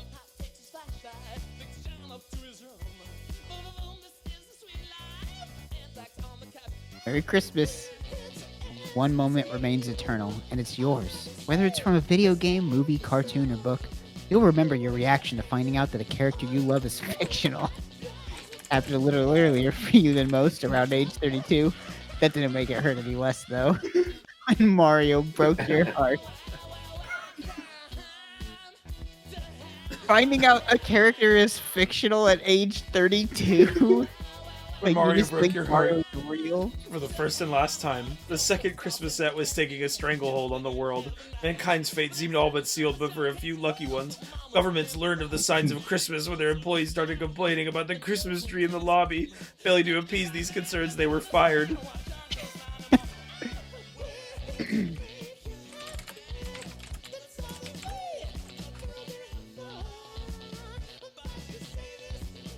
Christmas set trees began appearing all over the world. Terrorists, religious groups, and conspiracy theorists were all united in their suspicion that Christmas was being forced upon the world, and they were right. As a result of this overbearing totalitarianism, violent riots broke out on the streets of major cities. The world police intervened, which led to open conflict. A mass media-controlled society erupted into anarchy. Christmas is here, and Santa is born.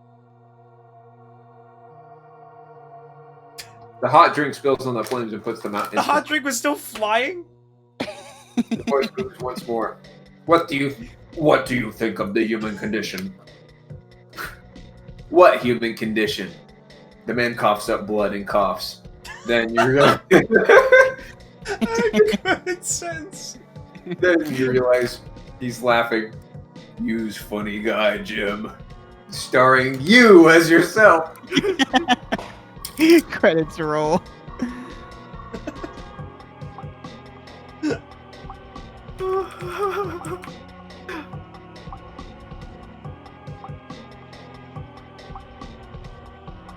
Fuck it. Fuck it. This has gone off the rails. Fuck it. And we've milked our fun from it. To make hot Dr. Pepper. Oh, it put in the colons for me. Oh, it's thinking.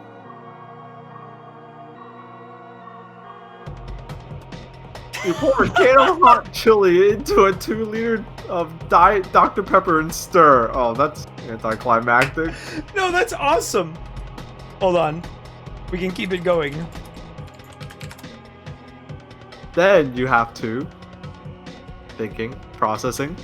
You have a recipe for the next cooking stream, Wayne.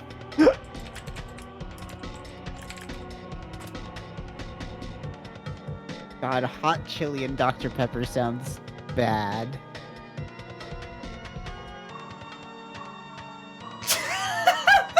Thank you for following the trail. And remember, always drink Dr. Pepper.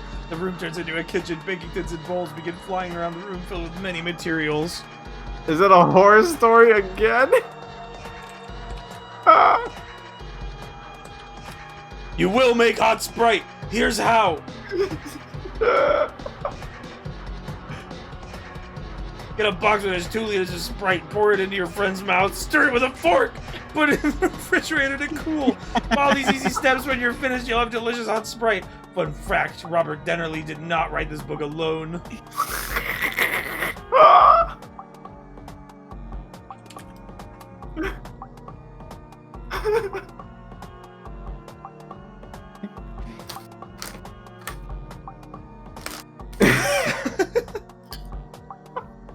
Oh no, what happened? Huh? What do you mean? For some reason, it just refreshed my page instead of submitting my thing. Oh. I'm Travis Scott, and this is my hot Sprite. It says Kitten Sharktopus.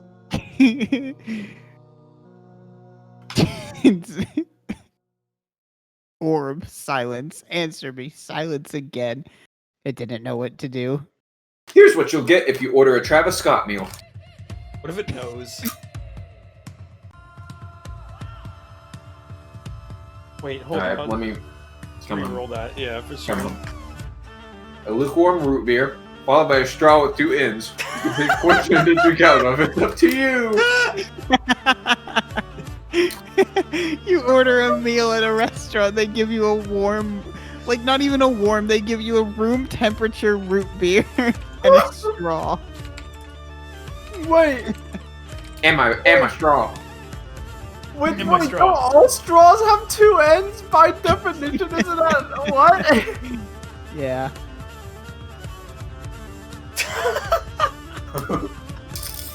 The Travis Scott meal's main course features a huge pork rib that, as the waiter put it, looked like how a Hamburglar would want to look if he had self-esteem issues. Of course, you can't finish it all, but with a little help from your friends, you might. What time is it? Cock-a-doodle-doo! Time for dinner!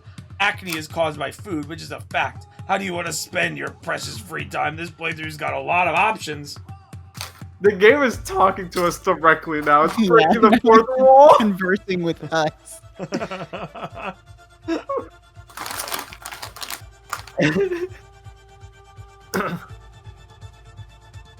Here's what you'll get if you order a sesame seed chicken salad wrap. Sesame chicken, way too much mayonnaise, and iceberg lettuce. Not the best choice. Quiz. You scream through the intercom while continuing the infuriating survey. Why do you hate me so much? Travis Scott Meal 2 contains a dry chicken club sandwich, a Pepsi without ice, and a Bible verse scraped onto a cookie. This makes sense to no one but us. You ordered the Y pasta with M. Did you know pasta is just dumb that way? If I ever receive a cookie from McDonald's and it's got a Bible verse, Scraped onto The it. M sauce could be anything. The M sauce could be anything. Yam stuff.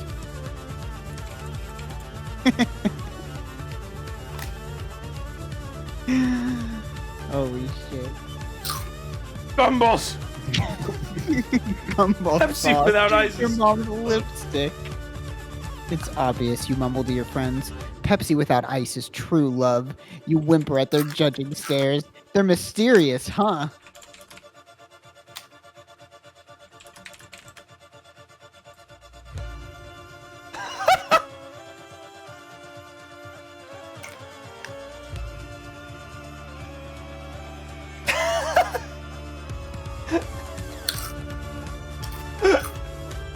That's right, Robert fucking Kennedy is in the restaurant's name, yet you can't order an RK burger. McDonald's has released the final Travis Scott meal. If you order it, your bag will be full of.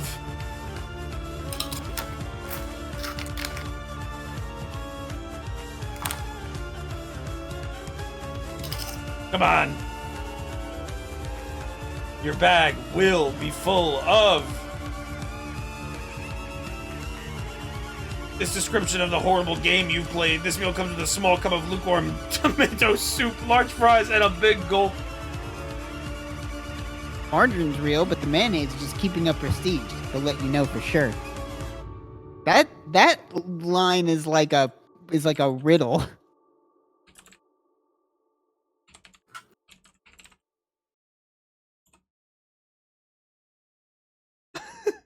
Original Abraham Lincoln meal contains a slice of double cheese pizza, a Diet Coke, and apple pie. Oh, and Doritos. Oh, it's really big on this margarine thing.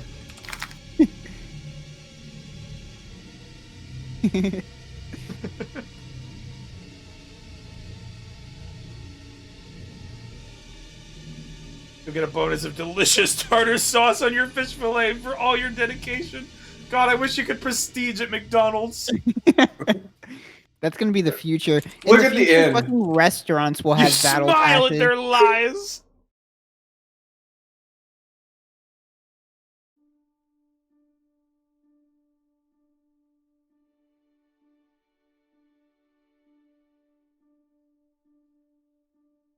Alright, if we're wrapping up the stream, you know what we have to do.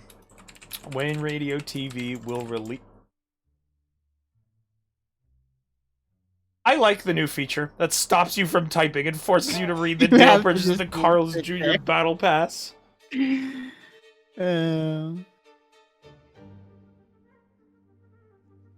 Radio TV will release a new merch t-shirt with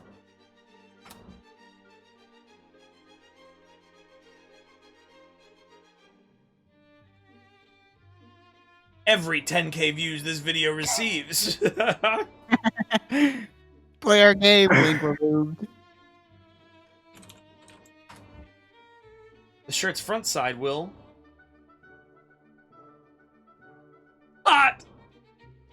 be the same in every t-shirt. It'll say, Mr. J, I told you to stop eating trash. Quizzes and games on the back.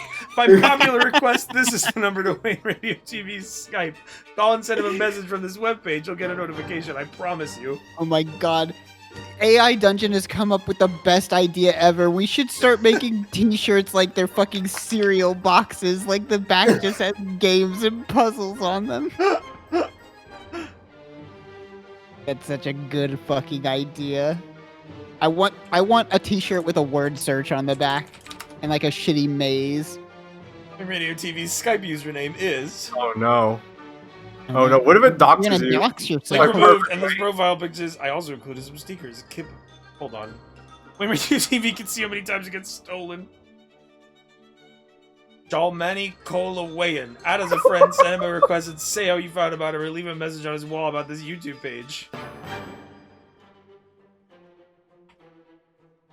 Wayne Radio TV loves Toontown. His Toon's name is... We're writing the Wayne Radio TV biography. No, give me a new name, bitch! Hold on. I wanna ask the neural network about my future. All right, let's learn about Belp. For lunch tomorrow, Bulb will eat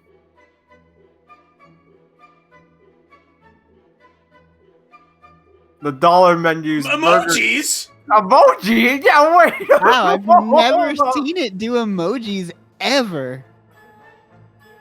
Well, you'll eat the dollar menus Burger King. Fuck that. And because you've I seen this haven't all the had way fast down food here, in like check out 12 years. Wainwright TV's new game. It's completely different. Unlike What's the coins. who's Wainwright TV?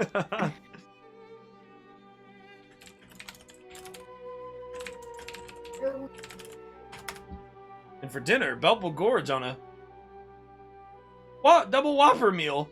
And without further ado, the ending credit and outro song. This has been a Belp production.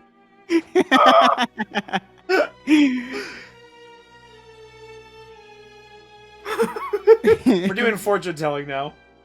Yeah, I stole the show back. Shinjo versus Creeper. Please, Log.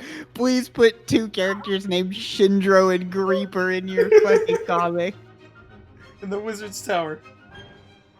Albion dresses in all blue tonight in anticipation of the first time the Albions and Dornans meet. Meanwhile, Dornars have an influx of new recruits and both alliances. Many people anticipate bloodshed. However, no one expects an armistice. Log, you know what to do. Shindro versus Creeper. Make it like a Edward versus Jacob thing. Trog will stream himself playing Algions. Fuck, no. Please. I mean, it could be gummy worms. No. You know it won't.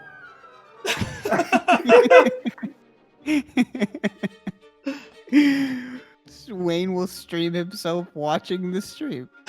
It only wants to do food. Gwendolyn! Goodbye, cruel world. Gwendolyn quietly opens her door. I want to read more of the adventures of Trog and Wayne.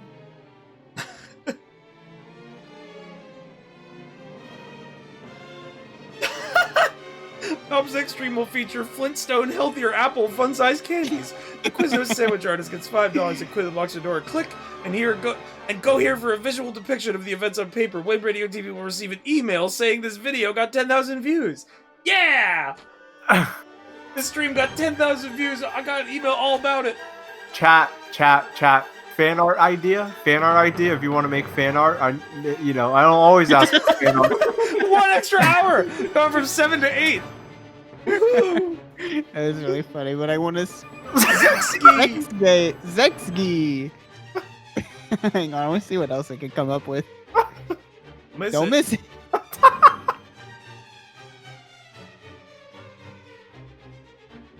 That was it. It could only come up with 3 things. I'm serious, you have no idea who it is going live in 5 hours. Holy shit, Trog's channel just hit 1,000 subscribers! A celebration is necessary, not cancel that I'm going out, meeting up with some friends, out of healing potions for my third eye. I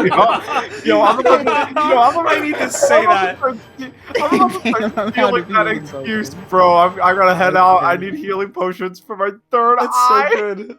Oh fuck, we're all gonna say that. Yo, my fan art idea.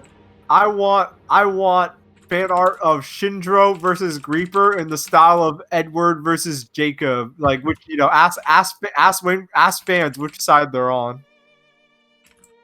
Are you on Team Edward? Are you on Team Shindro or Team Creeper? Wayneradiotv just got permission to break any rule on his Twitch stream. The first rule he will break is not wearing pants. I suggest you watch tonight, if only to see his bearded stockings. Using waterfall. What? Like a spell? Get these Albions and Dornans out of here. Yeah, Will bring his over talking. Say hi, drink while you can. In 1 hour, Trog will gulp down an energy drink and force himself to watch the Quiznos live. And knuckles deep, a powerful dark wizard finishes slaying 3 innocent lives so he may live to serve the dark god Dendron. Dendron's back. Remember Dendron? From the first AI dungeon stream? Veered back into a fantasy story for a single moment, like just back into lucidity. The first rule he will break is No profanity! He is so excited he can barely contain himself. Meanwhile, Quinlan grabs his triple shot skinny caramel macchiato at Starbucks, doesn't see Trog, and is confused by the simplicity of the password. Trog avoids confrontation and eye contact. Come on! It feels like the War of the Albions and the Darkons is progressing as we roll. Wait, hang on. Trog heads to a broom closet to take a nap. Balp streams while eating chicken wings. He fucking knew. I can't believe that AI Dungeon knows that Balp is gonna eat chicken wings on stream. Yo, what the fuck? He's drinking Gatorade Wayne because of TV a will be tear. his next stream. Balp attempts to eat an entire rotisserie chicken in one sitting. Hey, How does hey, it know so much about Balp? hey, not accurate. I would not attempt. I would eat. I can't eat an entire rotisserie chicken in one sitting. I probably have. That's probably true. I would not doubt you on that.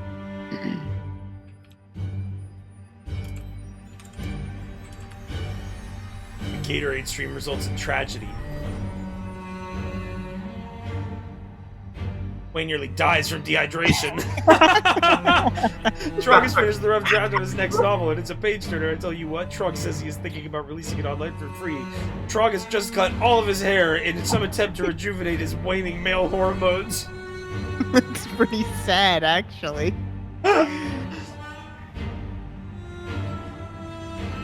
My poor waning male hormones. Is of Wart's ex Quindley. Where the frack did he get that idea? Alright, Oh, is it like Hunter? Wart's ex? No! It said Wayneradiotv is a dating special for all dogs out there. Is taking the interwebs by storm. It's called Relevant, and it is about trash cans that have feelings. That sounds like a good comic. You should make that one. Wait, that last line. Charity live stream to benefit personal injury lawyer. Also, he's got an important announcement to make for all you super jerk fans out there. Bob releases his first movie. Come on, you know what to do. Bob releases his first movie. That quotation mark might be confusing it. Island Church Massacre 101, The Cost of Eternal Youth. Wow. Oh, I'd watch a movie called that. That's a good title. Sounds pretty hardcore. That sounds dope.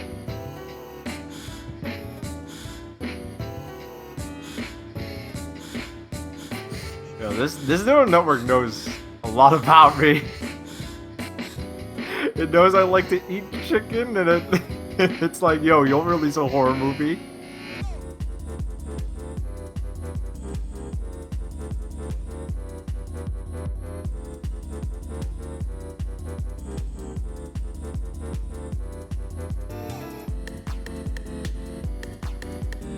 Oh, yeah.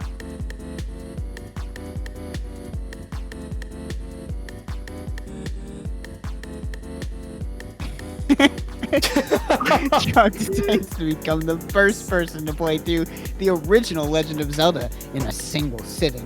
Trog does it! He successfully beat Legend of Zelda without taking a break. Where Trog is headed with his newfound spare time, who knows? Log releases Remixio, which celebrates 10 million views on YouTube. Swoon. Trog is thinking about posing nude for Ralph. Ralph magazine.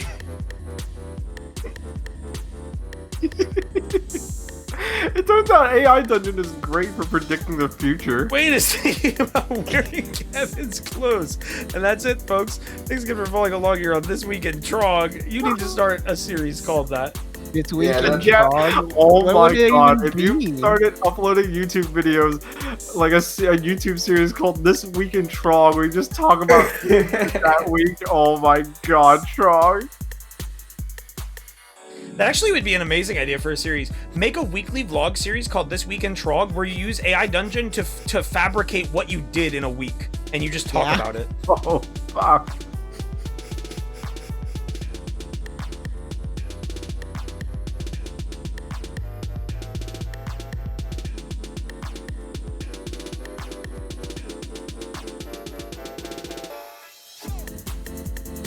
Trog decides it's finally time to start slowing things down. Feeling burnout setting in, Trog streams nothing but Netflix. The horror. Trog cancels his subscription. Log's new idea for a comic is taking the interwebs by storm. It's called Relevant. It's about trash cans that have feelings. In fact, you're looking at one right now. Scorpy. A young and upcoming streamer focuses on streaming lots of 3DS games. Quinlan, hot on the trail of Trog. Quinlan manages to figure out where Trog will be live streaming tomorrow. Wayne discovers his love for horror and begins playing Resident Evil 7 once a month for subscribers, which are plentiful. Finally, Quinlan arrives at the Bazinga Museum. Oh no, this is a dark future. I don't know who. I guess we need a new friend in our friend group named Quinlan because they seem to be pretty intertwined with our personal lives. All right, AI Dungeon says we will be successful, but I need to stream myself eating a rotisserie chicken and chicken wings. I gotta cut all my streams except for Resident Evil 7 once a month for subs only. And you have to eat tarantulas for 8 hours. You gotta eat worms for 5 hours. Yo, if your name is Quindolin, hit us up.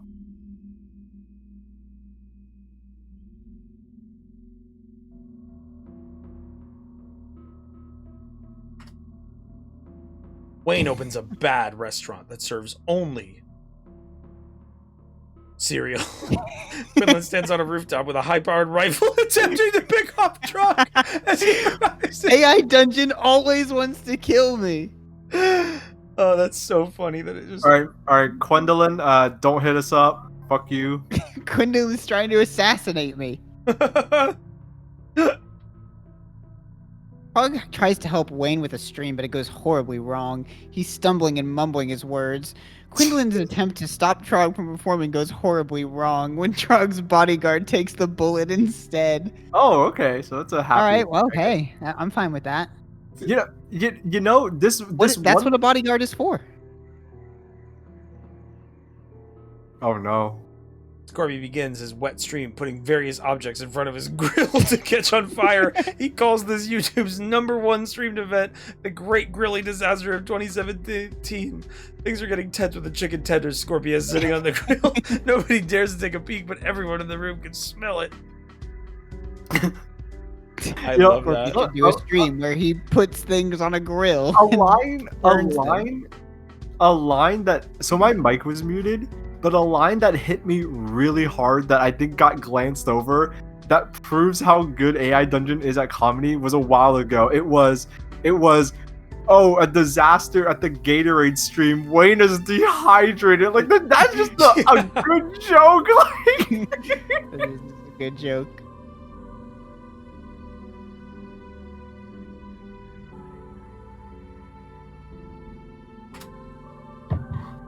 We did it at the exact same time. I wonder what'll happen. That's not supposed to happen anymore. We literally did it at the same time. Trog, Bell, Wayne, and Log all band together and started the first ever online boy band, which is called the Tight Pants Project. Thank you for following along with this story. Here's the final poster for Trog's movie, Quation. Enjoy. Ever reality show called The Residents. Thanks to the success of the show, they become very wealthy. Things are looking up. You're now caught up to today. Hold on, let's try that thing that I typed earlier. Let's try that again. All right. Well, I guess we have to start a fucking band now. All right. Fan art idea. Make fan art for the album cover to the Tight Pants Project's first album. Ollie invents a new type of streaming called Real Reality TV. Hold on. Real TV. Damn, it's real. Oh, it didn't know what to do. Poor Professor Quay, lecturer at the local university, goes horribly wrong when he ends up showing an insanely graphic picture of an... Oh my god. What the fuck? Bad. It's bad.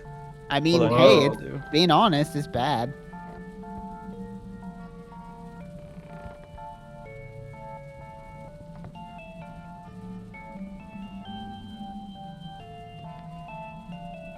Tab streaming.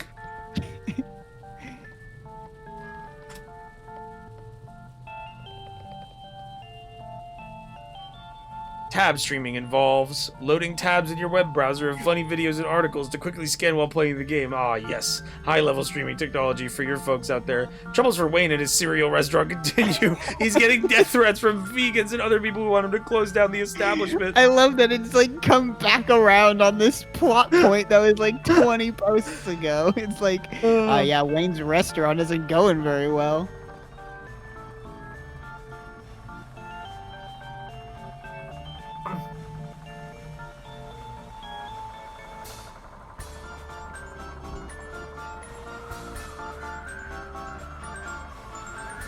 Radio TV Solutions releases their first video game, The Arcana, The Betrayal. It sells poorly and causes eyes to bleed.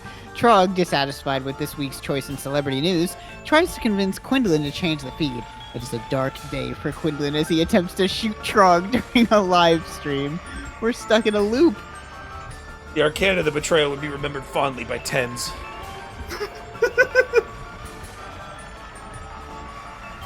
Fortunate us, another popular YouTuber releases Fortnite, the multiplayer game for the web browser. It is roundly criticized as overhyped and undersupported game that devolves into antics in strange mode, eventually dying out in a year. Balt eats more. Wait, why did I You say can type that. What the? Bob thinks that he can just talk to AI Dungeon and it'll print out its response. It's so realistic.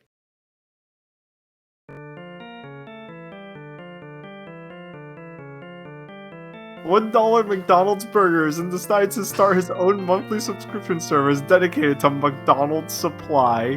Trog's net worth reaches, whoa, good for you, reaches into the hundreds of thousands. There's no stopping him now. Trog continues to bring in money. It's clear he donates a lot of it to charity. Aww. Well, that's great. Trog's that's what I do dark with a lot secret of is money. revealed.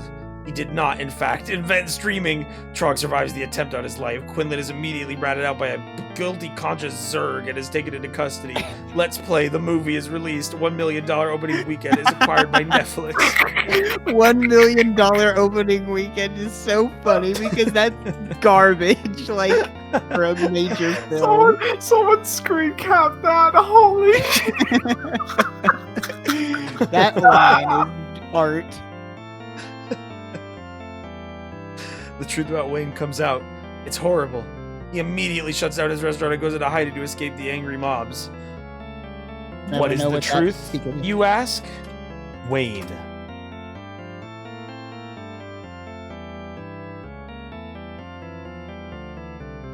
Wayne was a fraud. He was only 19 and his father did all the cooking. Wait, hold on. I'm gonna re-roll this one. It's yeah, because you had the restaurant. Only 1 million people still play League of Legends every month, but there's still money to be made in video games. A recent study shows 98% of teens are exposed to web video. Blamp! Holy shit, AI Dungeon just spits out gold line after line. Only 98%. Oh no! Oh no! Oh no! I don't want that to happen. That one. That can't be the future. 98% of teens He's are obviously exposed sick. to web Scorpion is sent to video. prison after burning himself on his grill. Everyone joins the 8-bit stream. A new game is picked every month, and all the money is spent equally among the players. What the fuck? What cell? What still do that?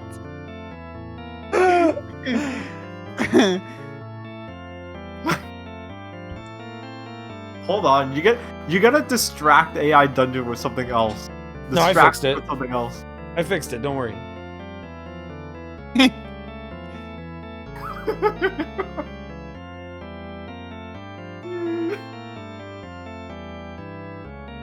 That's a new musical genre called Trog Step, a combination of dubstep and rhythm games. Oh man, that's you know, I don't really care for dubstep, but I do like rhythm games. Hold on. Oh, sorry. Wayne's next invention is called. Come on. It can't invent. Wayne's next invention is called. What? No way! Uh-oh, is this the thing that it can't... This is the one thing it can't predict. Oh no. The Wayne Tracker! Never mind. Because he couldn't dox himself efficiently enough before. He claims that it can be used to get rid of trolls and bad influences on the internet or something. Nobody is quite sure what it does. All right, Bob, what did you want to do? No worries. I have an all right, chat. No one. We get this first. All right. No one else do this. All right. Hold on. I'm about to make me and the rest of the crew billions. All right. Hold on.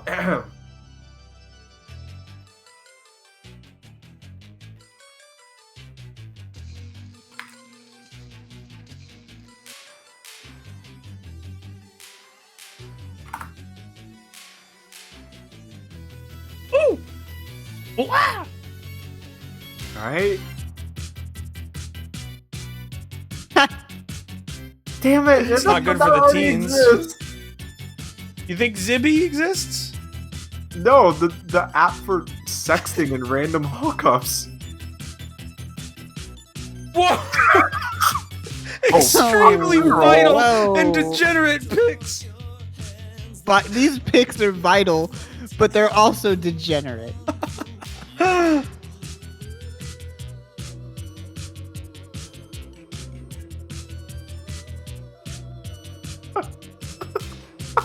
The Wayne tracker, as they're called, due to the fact that it was an overcomplicated piece of shit that didn't know what it was meant to do. Nobody is mad as the musky smell that came from caused migraines and severe depression.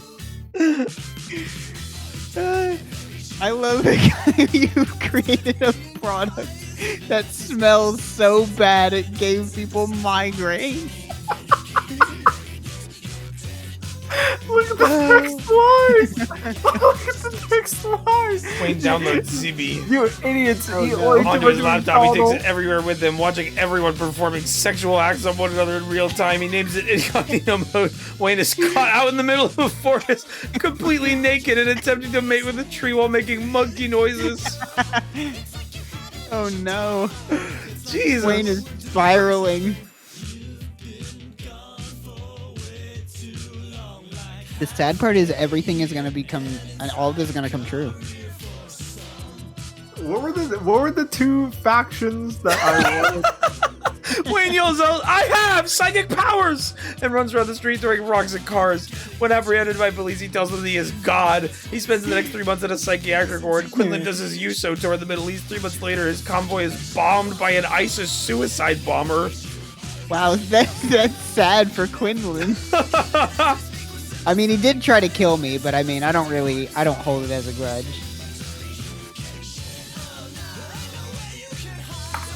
Oh, damn. Oh, it's fine. We're not taking turns anymore. Wayne breaks out of jail because girls wouldn't look at his Facebook page. It was the only way he knew he was famous. Any girls in chat, please look at my Facebook page. I need the validation. He paid off the guards. He steals a car, which he crashes into a liquor store to steal alcohol. Trog is kicked out of his home. He begins living paycheck to paycheck with no comeback.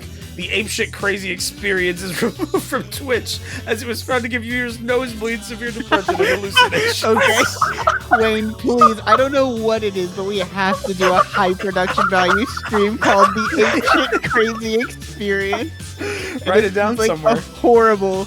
Yo, you guys, It's gonna be terrible. Yo, you guys had Twitch plays Pokemon, and then you had this, and then you had that. Get ready for the apeshit crazy experience. The Apeshit Crazy Experience, a Twitch stream so vile it causes you to hallucinate.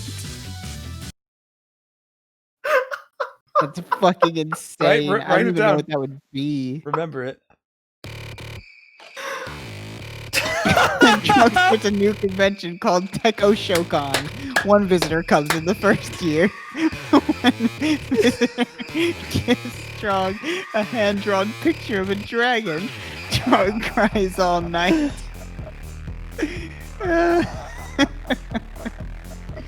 I spent all my money on this fucking convention and only one person came.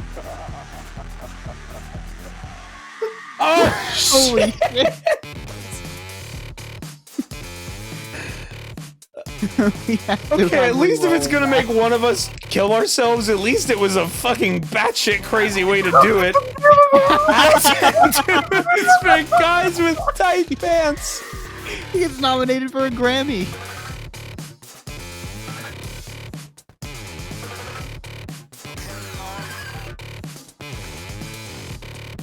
Alright, guys. Alright, guys. Alright, hats and tunes for guys with tight pants. Oh, fuck. Oh, we won. Fuck yeah. Wayne invents CRISPR apple seeds. They are genetically separated seeds that grow apples that have been cleaved into twin sections, which, giving it a crispier texture and sweet taste. Quinlan becomes angry at Wayne for using CRISPR, as he thinks it will destroy humanity if used irresponsibly. But I want to see what we got the Grammy for. Best new folk artist. Oh, that's good. Finally get That's the help good. in. Well, that's better than the alternative. Alright, chat. If you're making fan art for the Tight Pants project, there's the name of the album for you. I want to see some album covers for hats and tunes for guys with tight pants. Raindrops keep falling on your head. Placidly pass the days, propelled with electric ease. For you know you just must wait for the lightning to strike. What the fuck is All right, this? we've already written our first song for the Tight Pants project. We have our first hit. On eternity's long twilight.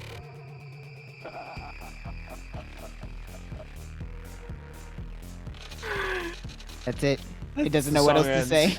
If you, man, And if you like making fan art, these AI dungeon streams are great. I want to see it. I want to see the hats and tunes for guys with tight pants album cover. I want to see the Techo Shokan T-shirt.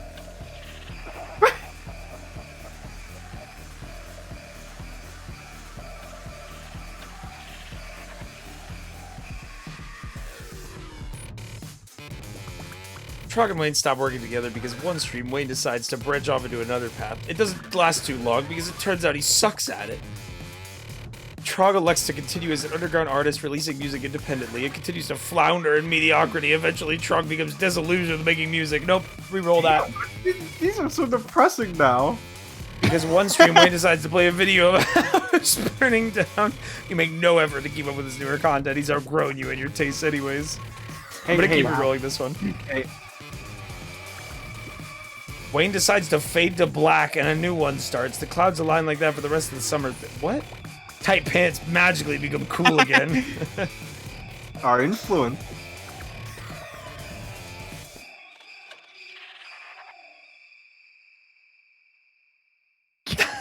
I got dehydrated again. He dies of water intoxication. What? What? How did you manage to do that?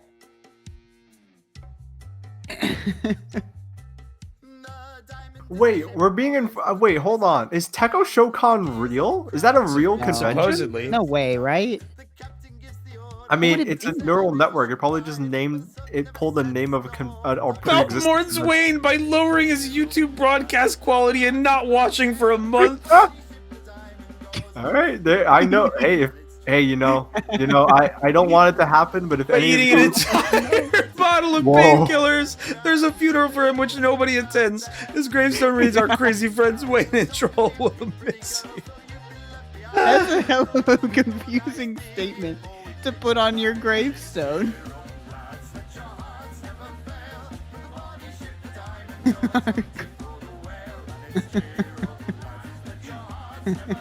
At the Holy bottom of the shit. gravestone, it says, "Edited by Balp."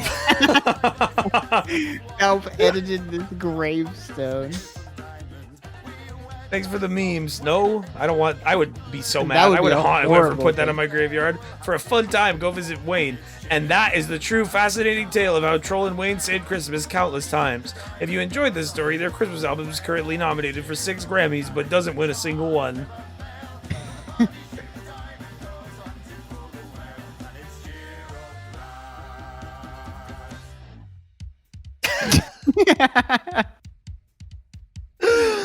Dogs.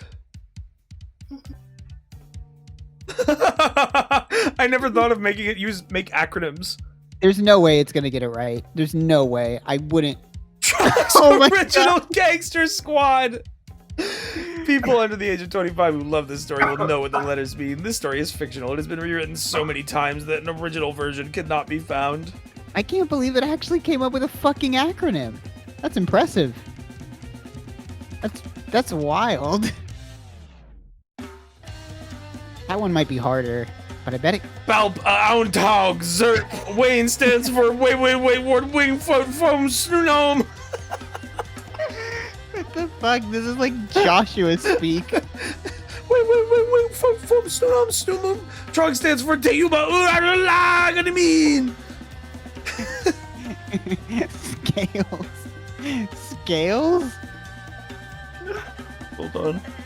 I want to reroll Balp stands for. See if we can get it. Balp fuck a troll, and it's something that Trog's was dedicated fan. Trollex encountered on his. What? Big Ape and Trolls original gangster squad. No, that's not right either. That's it was almost there. How was it got halfway. How was it able to pull out an acronym perfectly, and now it's fumbling on this? It doesn't even have to make sense. Balp attempted to fund the police. It's not. That's not. It Struggles. keeps getting closer every time. Hold on, let's It try does this. get closer Let's try every this. time.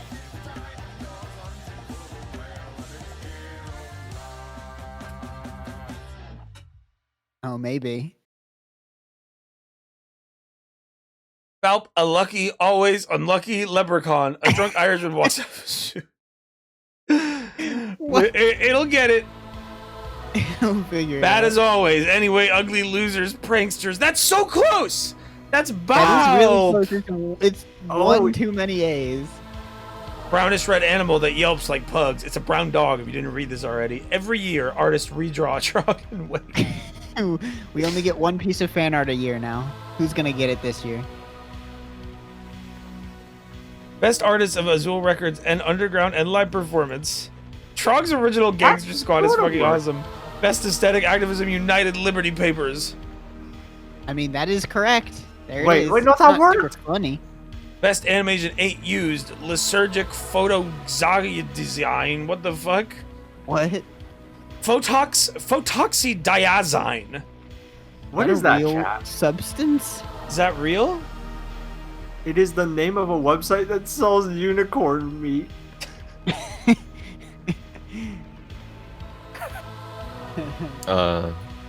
What? Well, you know. We're doing acronyms. Basically, lil P. Basically, you lil P. This story Hey, is pretty You're entertaining. right. You're right, AI Dungeon. Okay.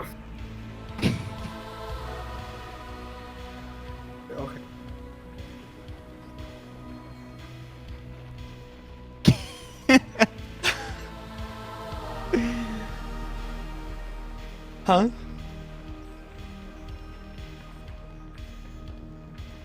It really likes the acronym. Oh, hell yeah. Trog's original Gangster Squad album. Little Pickle came up with Togs.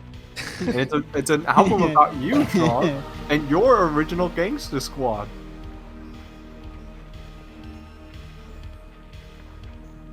Oh, yeah! We forgot about generating URLs. Hit enter. It'll keep going. www.terb.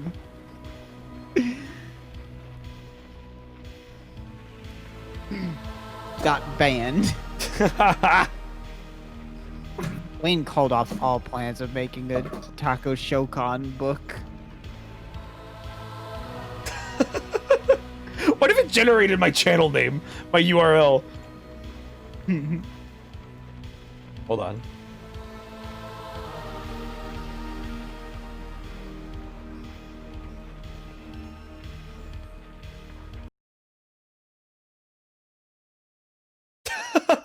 What a name, Wayne. Wayne's new website is https://whatanamewayne.blogspot.com. Seriously, just go there and look at it. There's no explanation of what to expect. It's literally an uneventful website that wears you down and keeps your eyes locked to the screen for hours upon end. The loading screen actually doesn't even have a loading bar. If you look real close at the W, I will look real close at the W. In the Wayne's name, it looks like an I. After viewing the website long enough, a face will manifest itself in the W. It appears to be Trog's from the old crappy art of his. Once this blood starts running out of your laptop and flowing out of your pants. Oh yeah, this started off as a horror story, remember? Yeah, you're right. It's trying to rope in more horror elements back in.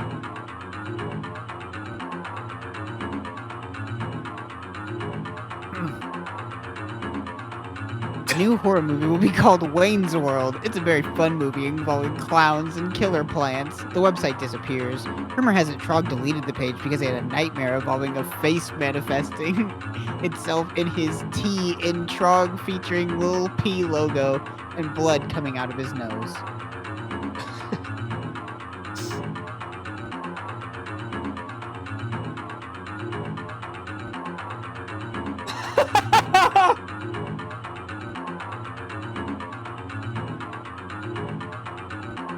Bob lives a happy life making music and eating Chinese food. The TightPantsProject.com redirects you to a site called MyLittleKing.net, which is actually Little pretty Lion legit. King.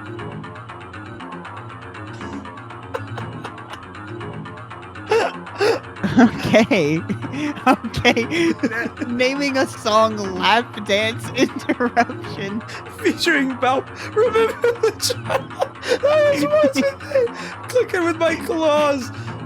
Featuring Dorian from Bucky. Oh my god. I'm ready to party featuring Dirt. I'm taking a screenshot of this. I'm going to relearn how to create music, and I'm going to make the world's most terrible album that uses these Check track that. notes. Featuring Lil P. Leprechaun song featuring Trog.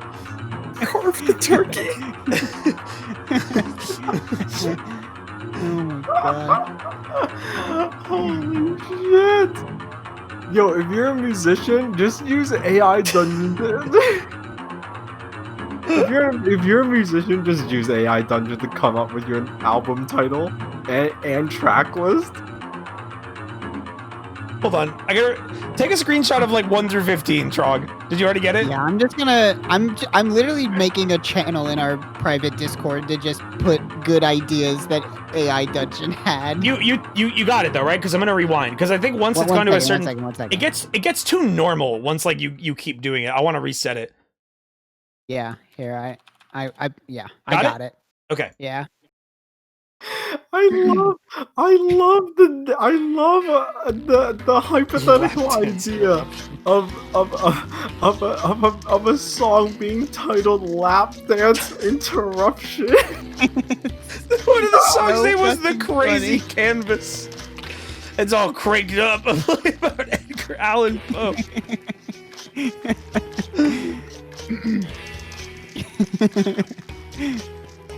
Oh. So fucking good. Come on, how can you not come up with something? You just came up with something. It did the same thing. What the fuck?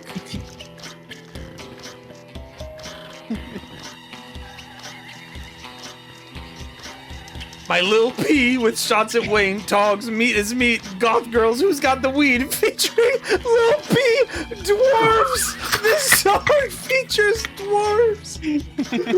Trog's Blues. Somebody, if you want to become a hip hop artist, please just make your artist name Dwarves. That's so good. Oh my god.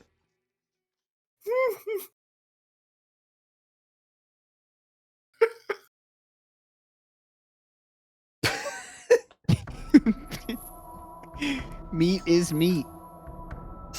Meat is meat.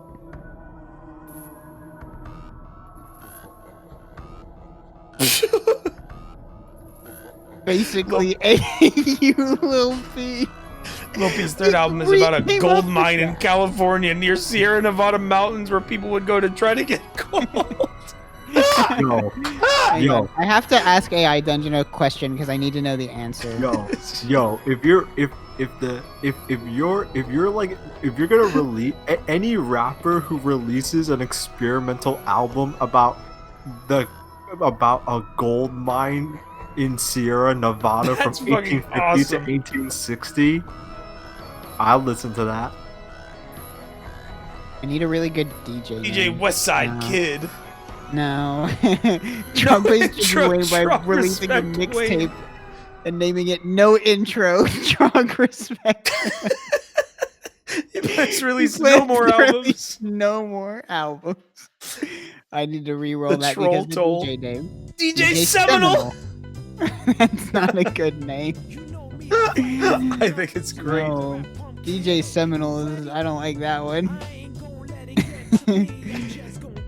I think DJ Seminole is like, that could happen. DJ Westfield. Lil P dies of kidney failure. Oh no.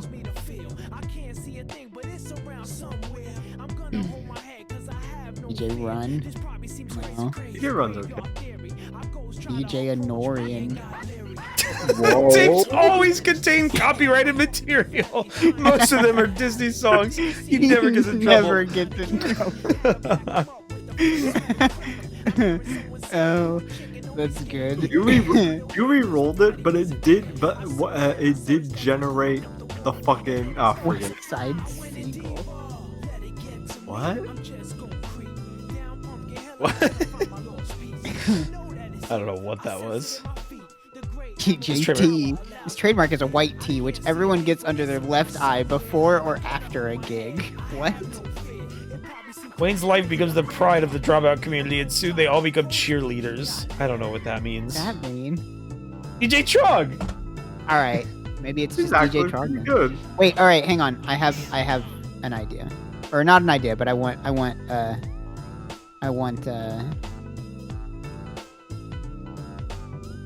to see if it can come up with something.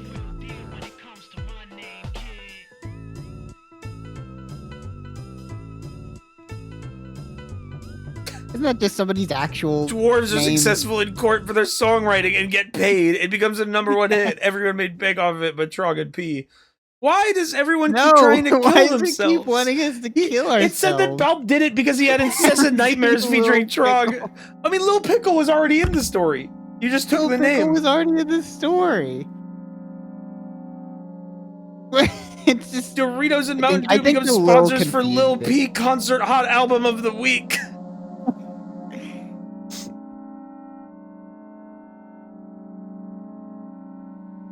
Oh, All chat. right, it can't. Did it you can't read do that? The will. It said No, I Nathan missed dies it. while cleaning his gun in 2002. Well, it's because it's horror. Like, remember, it's I still guess. seen as a horror story. That's why it's MC bringing Large. suicide so much.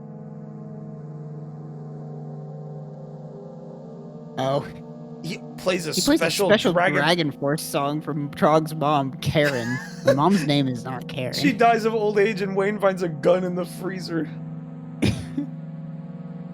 It's trying to get us back on horror track.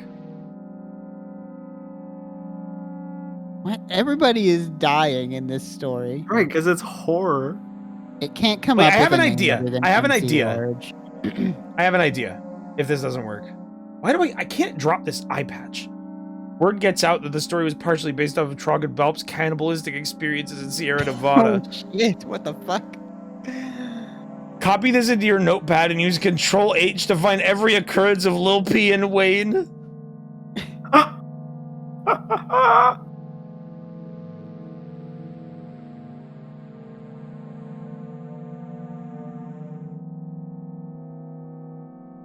MC Large Hands. People start talking about Trog and Balp's breakup after the failure of Lil P. Lil P said in an interview that this album explains what happened in greater detail. These two albums start a new wave of music known as turnip rock. That's some fucking hypnospace shit. Turnip rock.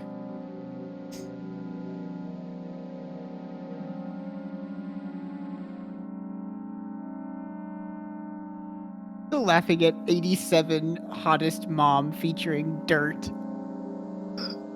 With an E. That's too good. Oh no. Go again. Go. In the cloud with Matt from Zadok. Sago / kick it out the bucket. Hose in this bitch. Hose not related to BAAULP. I fucking love Sago / kicking of the bucket. Part Snowball one. fight with Lil P's GF Lizzie and her two friends Becky and Cinderella stop Trog watches The Exorcist. Lil P gets an erection. Gets an erection.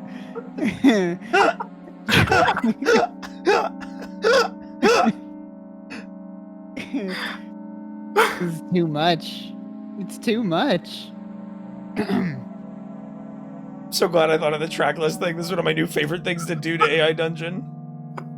Oh, man. Getting AI Dungeon to delve into some shit you do with Talk to Transformer makes the funniest shit. Trog's revenge, Yeah. the world economy collapses, chaos and crime runs rampant as billions die from starvation, genocide, and disease. Trog tracks the downfall of society on his website. Alright. Trog drops the track, Trog's revenge, and the world falls into ashes. Cursed album. Cursed mixtape. Oh.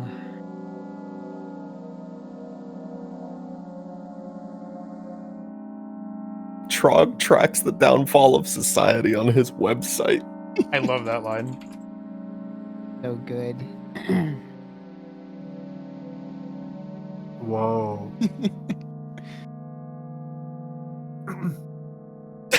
Extended version with Trog singing more snowball fights with Lizzie and her friend. Trog watches pay-per-view. Who is Matt from Zadok? I don't know, it keeps pulling that out from You somewhere. know what this shit is reminding me of? It's reminding me of all the fucking weird shit on Spotify, like Zarknon the Embarrassed and Trog's shit. dead, baby. Sorry for getting your hopes up.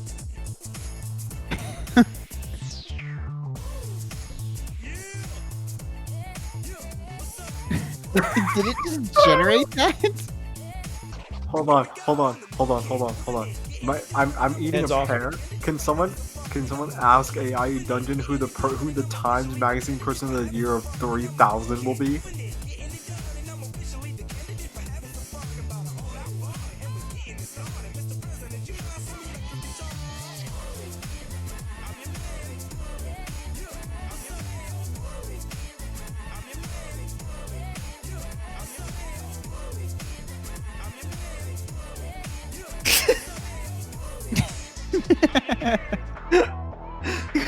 What?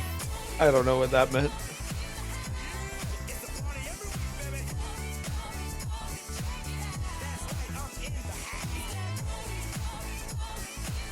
Yeah, it sounds like some bullshit time. Yeah, sure. Yeah. Whoa. The Homo evolutus Maximus. It went from being honored to a fictional caveman Lucy in 3001 BC to a genetically modified human from just over 300 years ago. Trog's oversized belly finally emerged from pressure on his 5th day of going through the McDonald's. Non-stop, like I literally get out of the line and I get back into the line and I keep going. 5 days straight of cycling through the drive-thru. How many times, okay, unrelated to AI Dungeon, how many times could you go through a fast food line time after time before the people stop serving you? If you keep buying food, they can't say no. Like, if I just go to a fucking McDonald's and I do laps around it like it's the Indy 500, will they stop me? Stream idea. I kind of no, honestly, if I was ever at the point where I had enough money to be like a fucking Mr. Beast bullshit type YouTuber, like that is a great idea. I mean, if you're just buying 5 like days straight a dollar McDonald's burger every for- time you go through, I know, but it's still the concept. You fill your car with McDonald's. do it. That is so fucking funny. Oh my god. Yeah, I'm How still did here. they come up with that?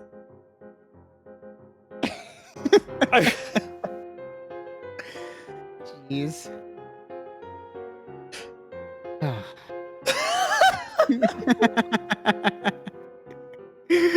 The owner suggested that a museum be made in honor of Trog's dedication to eating McDonald's every day. Trog is mentioned in almost every music magazine as boosting record sales with his impressive fight with Lil P.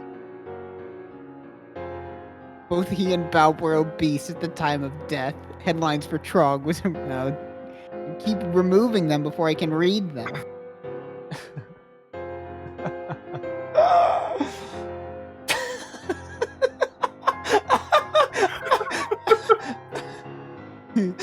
didn't have a kind heart like Trog. Maybe you were more like Balp. Or maybe Trog was more like you. Is this really what it has come to? You guys, you chat, ask yourself that.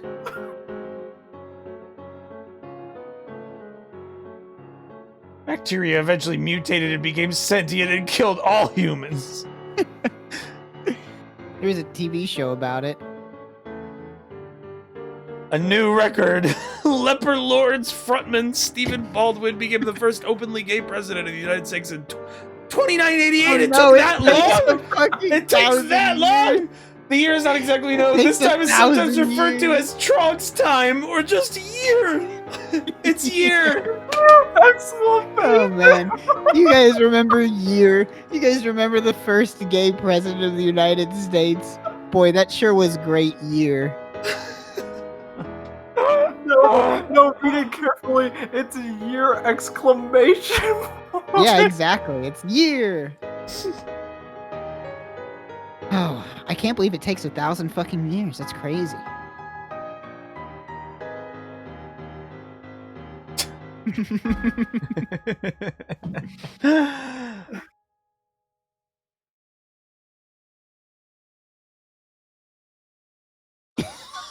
What? What is going on? Did you type that or did it make that? I typed that. Oh god damn it! God damn it!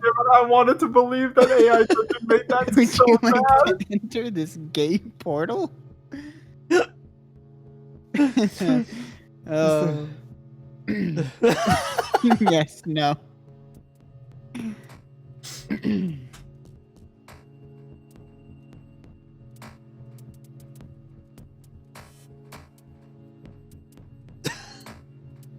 I didn't think so.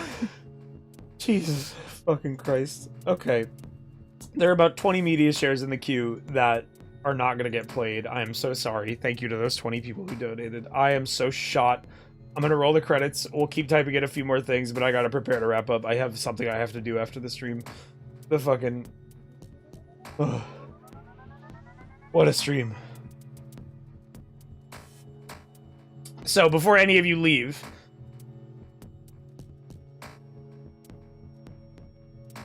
Thirsty sales reps visit his basement.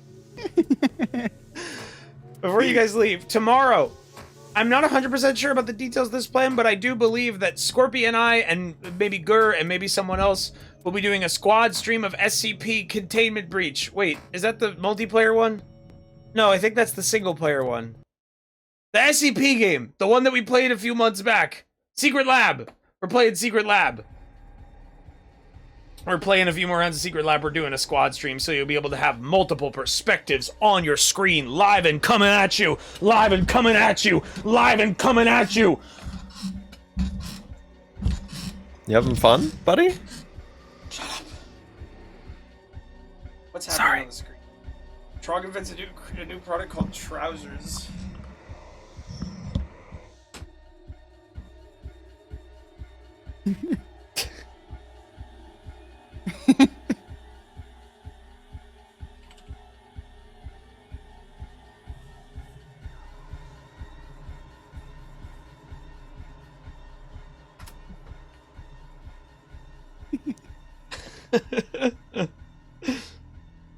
Thank you to everyone who donated tonight. Thank you to everyone who subbed tonight. Thank you to the 3 raids from Lazy Purple, Shinigami Eater, and Whoops. Why are you saying it like that? Because I like to say it like that.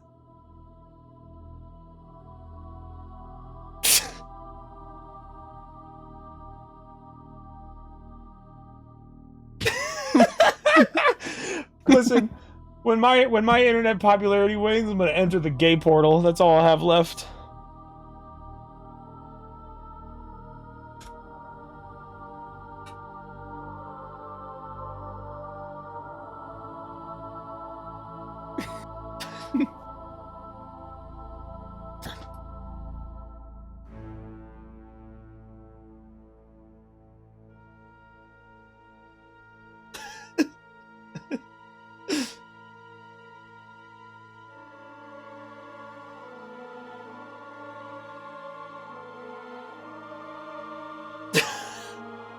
Trogzitis.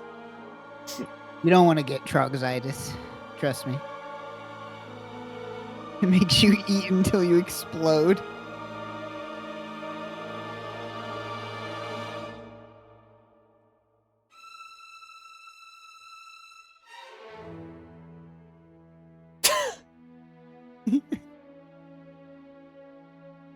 What the fuck? He conquered the world with only vomit and diarrhea. Yeah? It's got a logical story.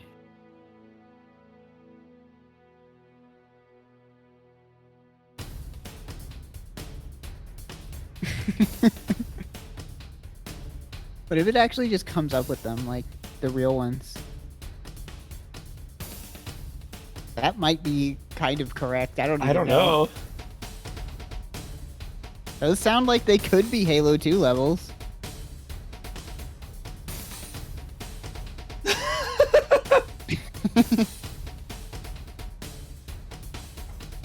Like pretty accurate.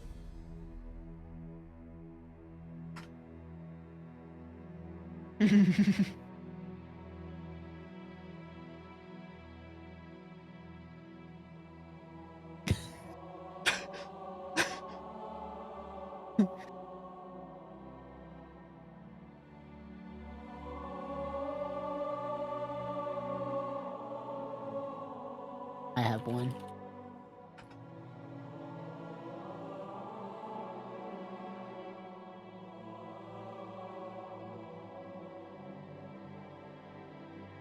This is perfect end of stream music.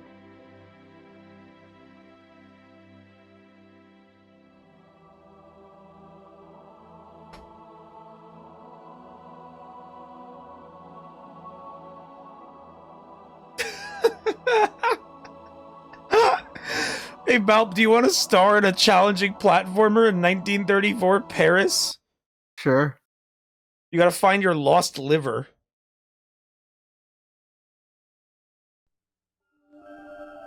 Hey men, I made a new game. It's about Trog, the one who started it all. You know, Trog? He was a legend.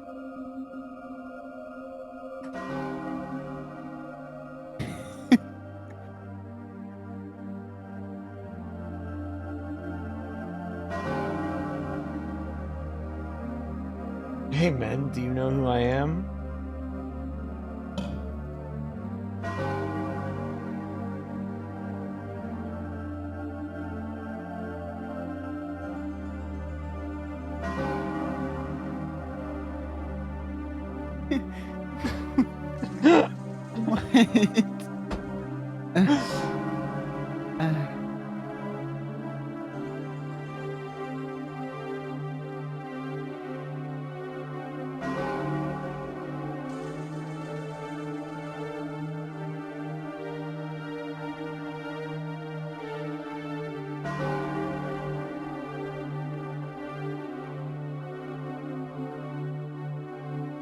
I don't want chapter 1 to begin, it's the end!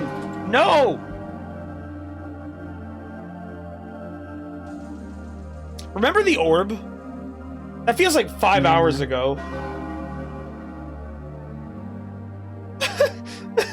He just... The AI author just, like, self-doubted himself and stopped writing the story. Just threw their hands up. Know me. Nomi and Pumpkin? Oh, I want to have a fun adventure with Nomi and Pumpkin. The adventures of Nomi and Pumpkin will take place next AI Dungeon stream in a couple weeks. The adventures Goodbye, of everyone. Nomi and Pumpkin will not be televised. It's time for time to end. There is only one thing left. The Orb 9. Chad Warden. Oh.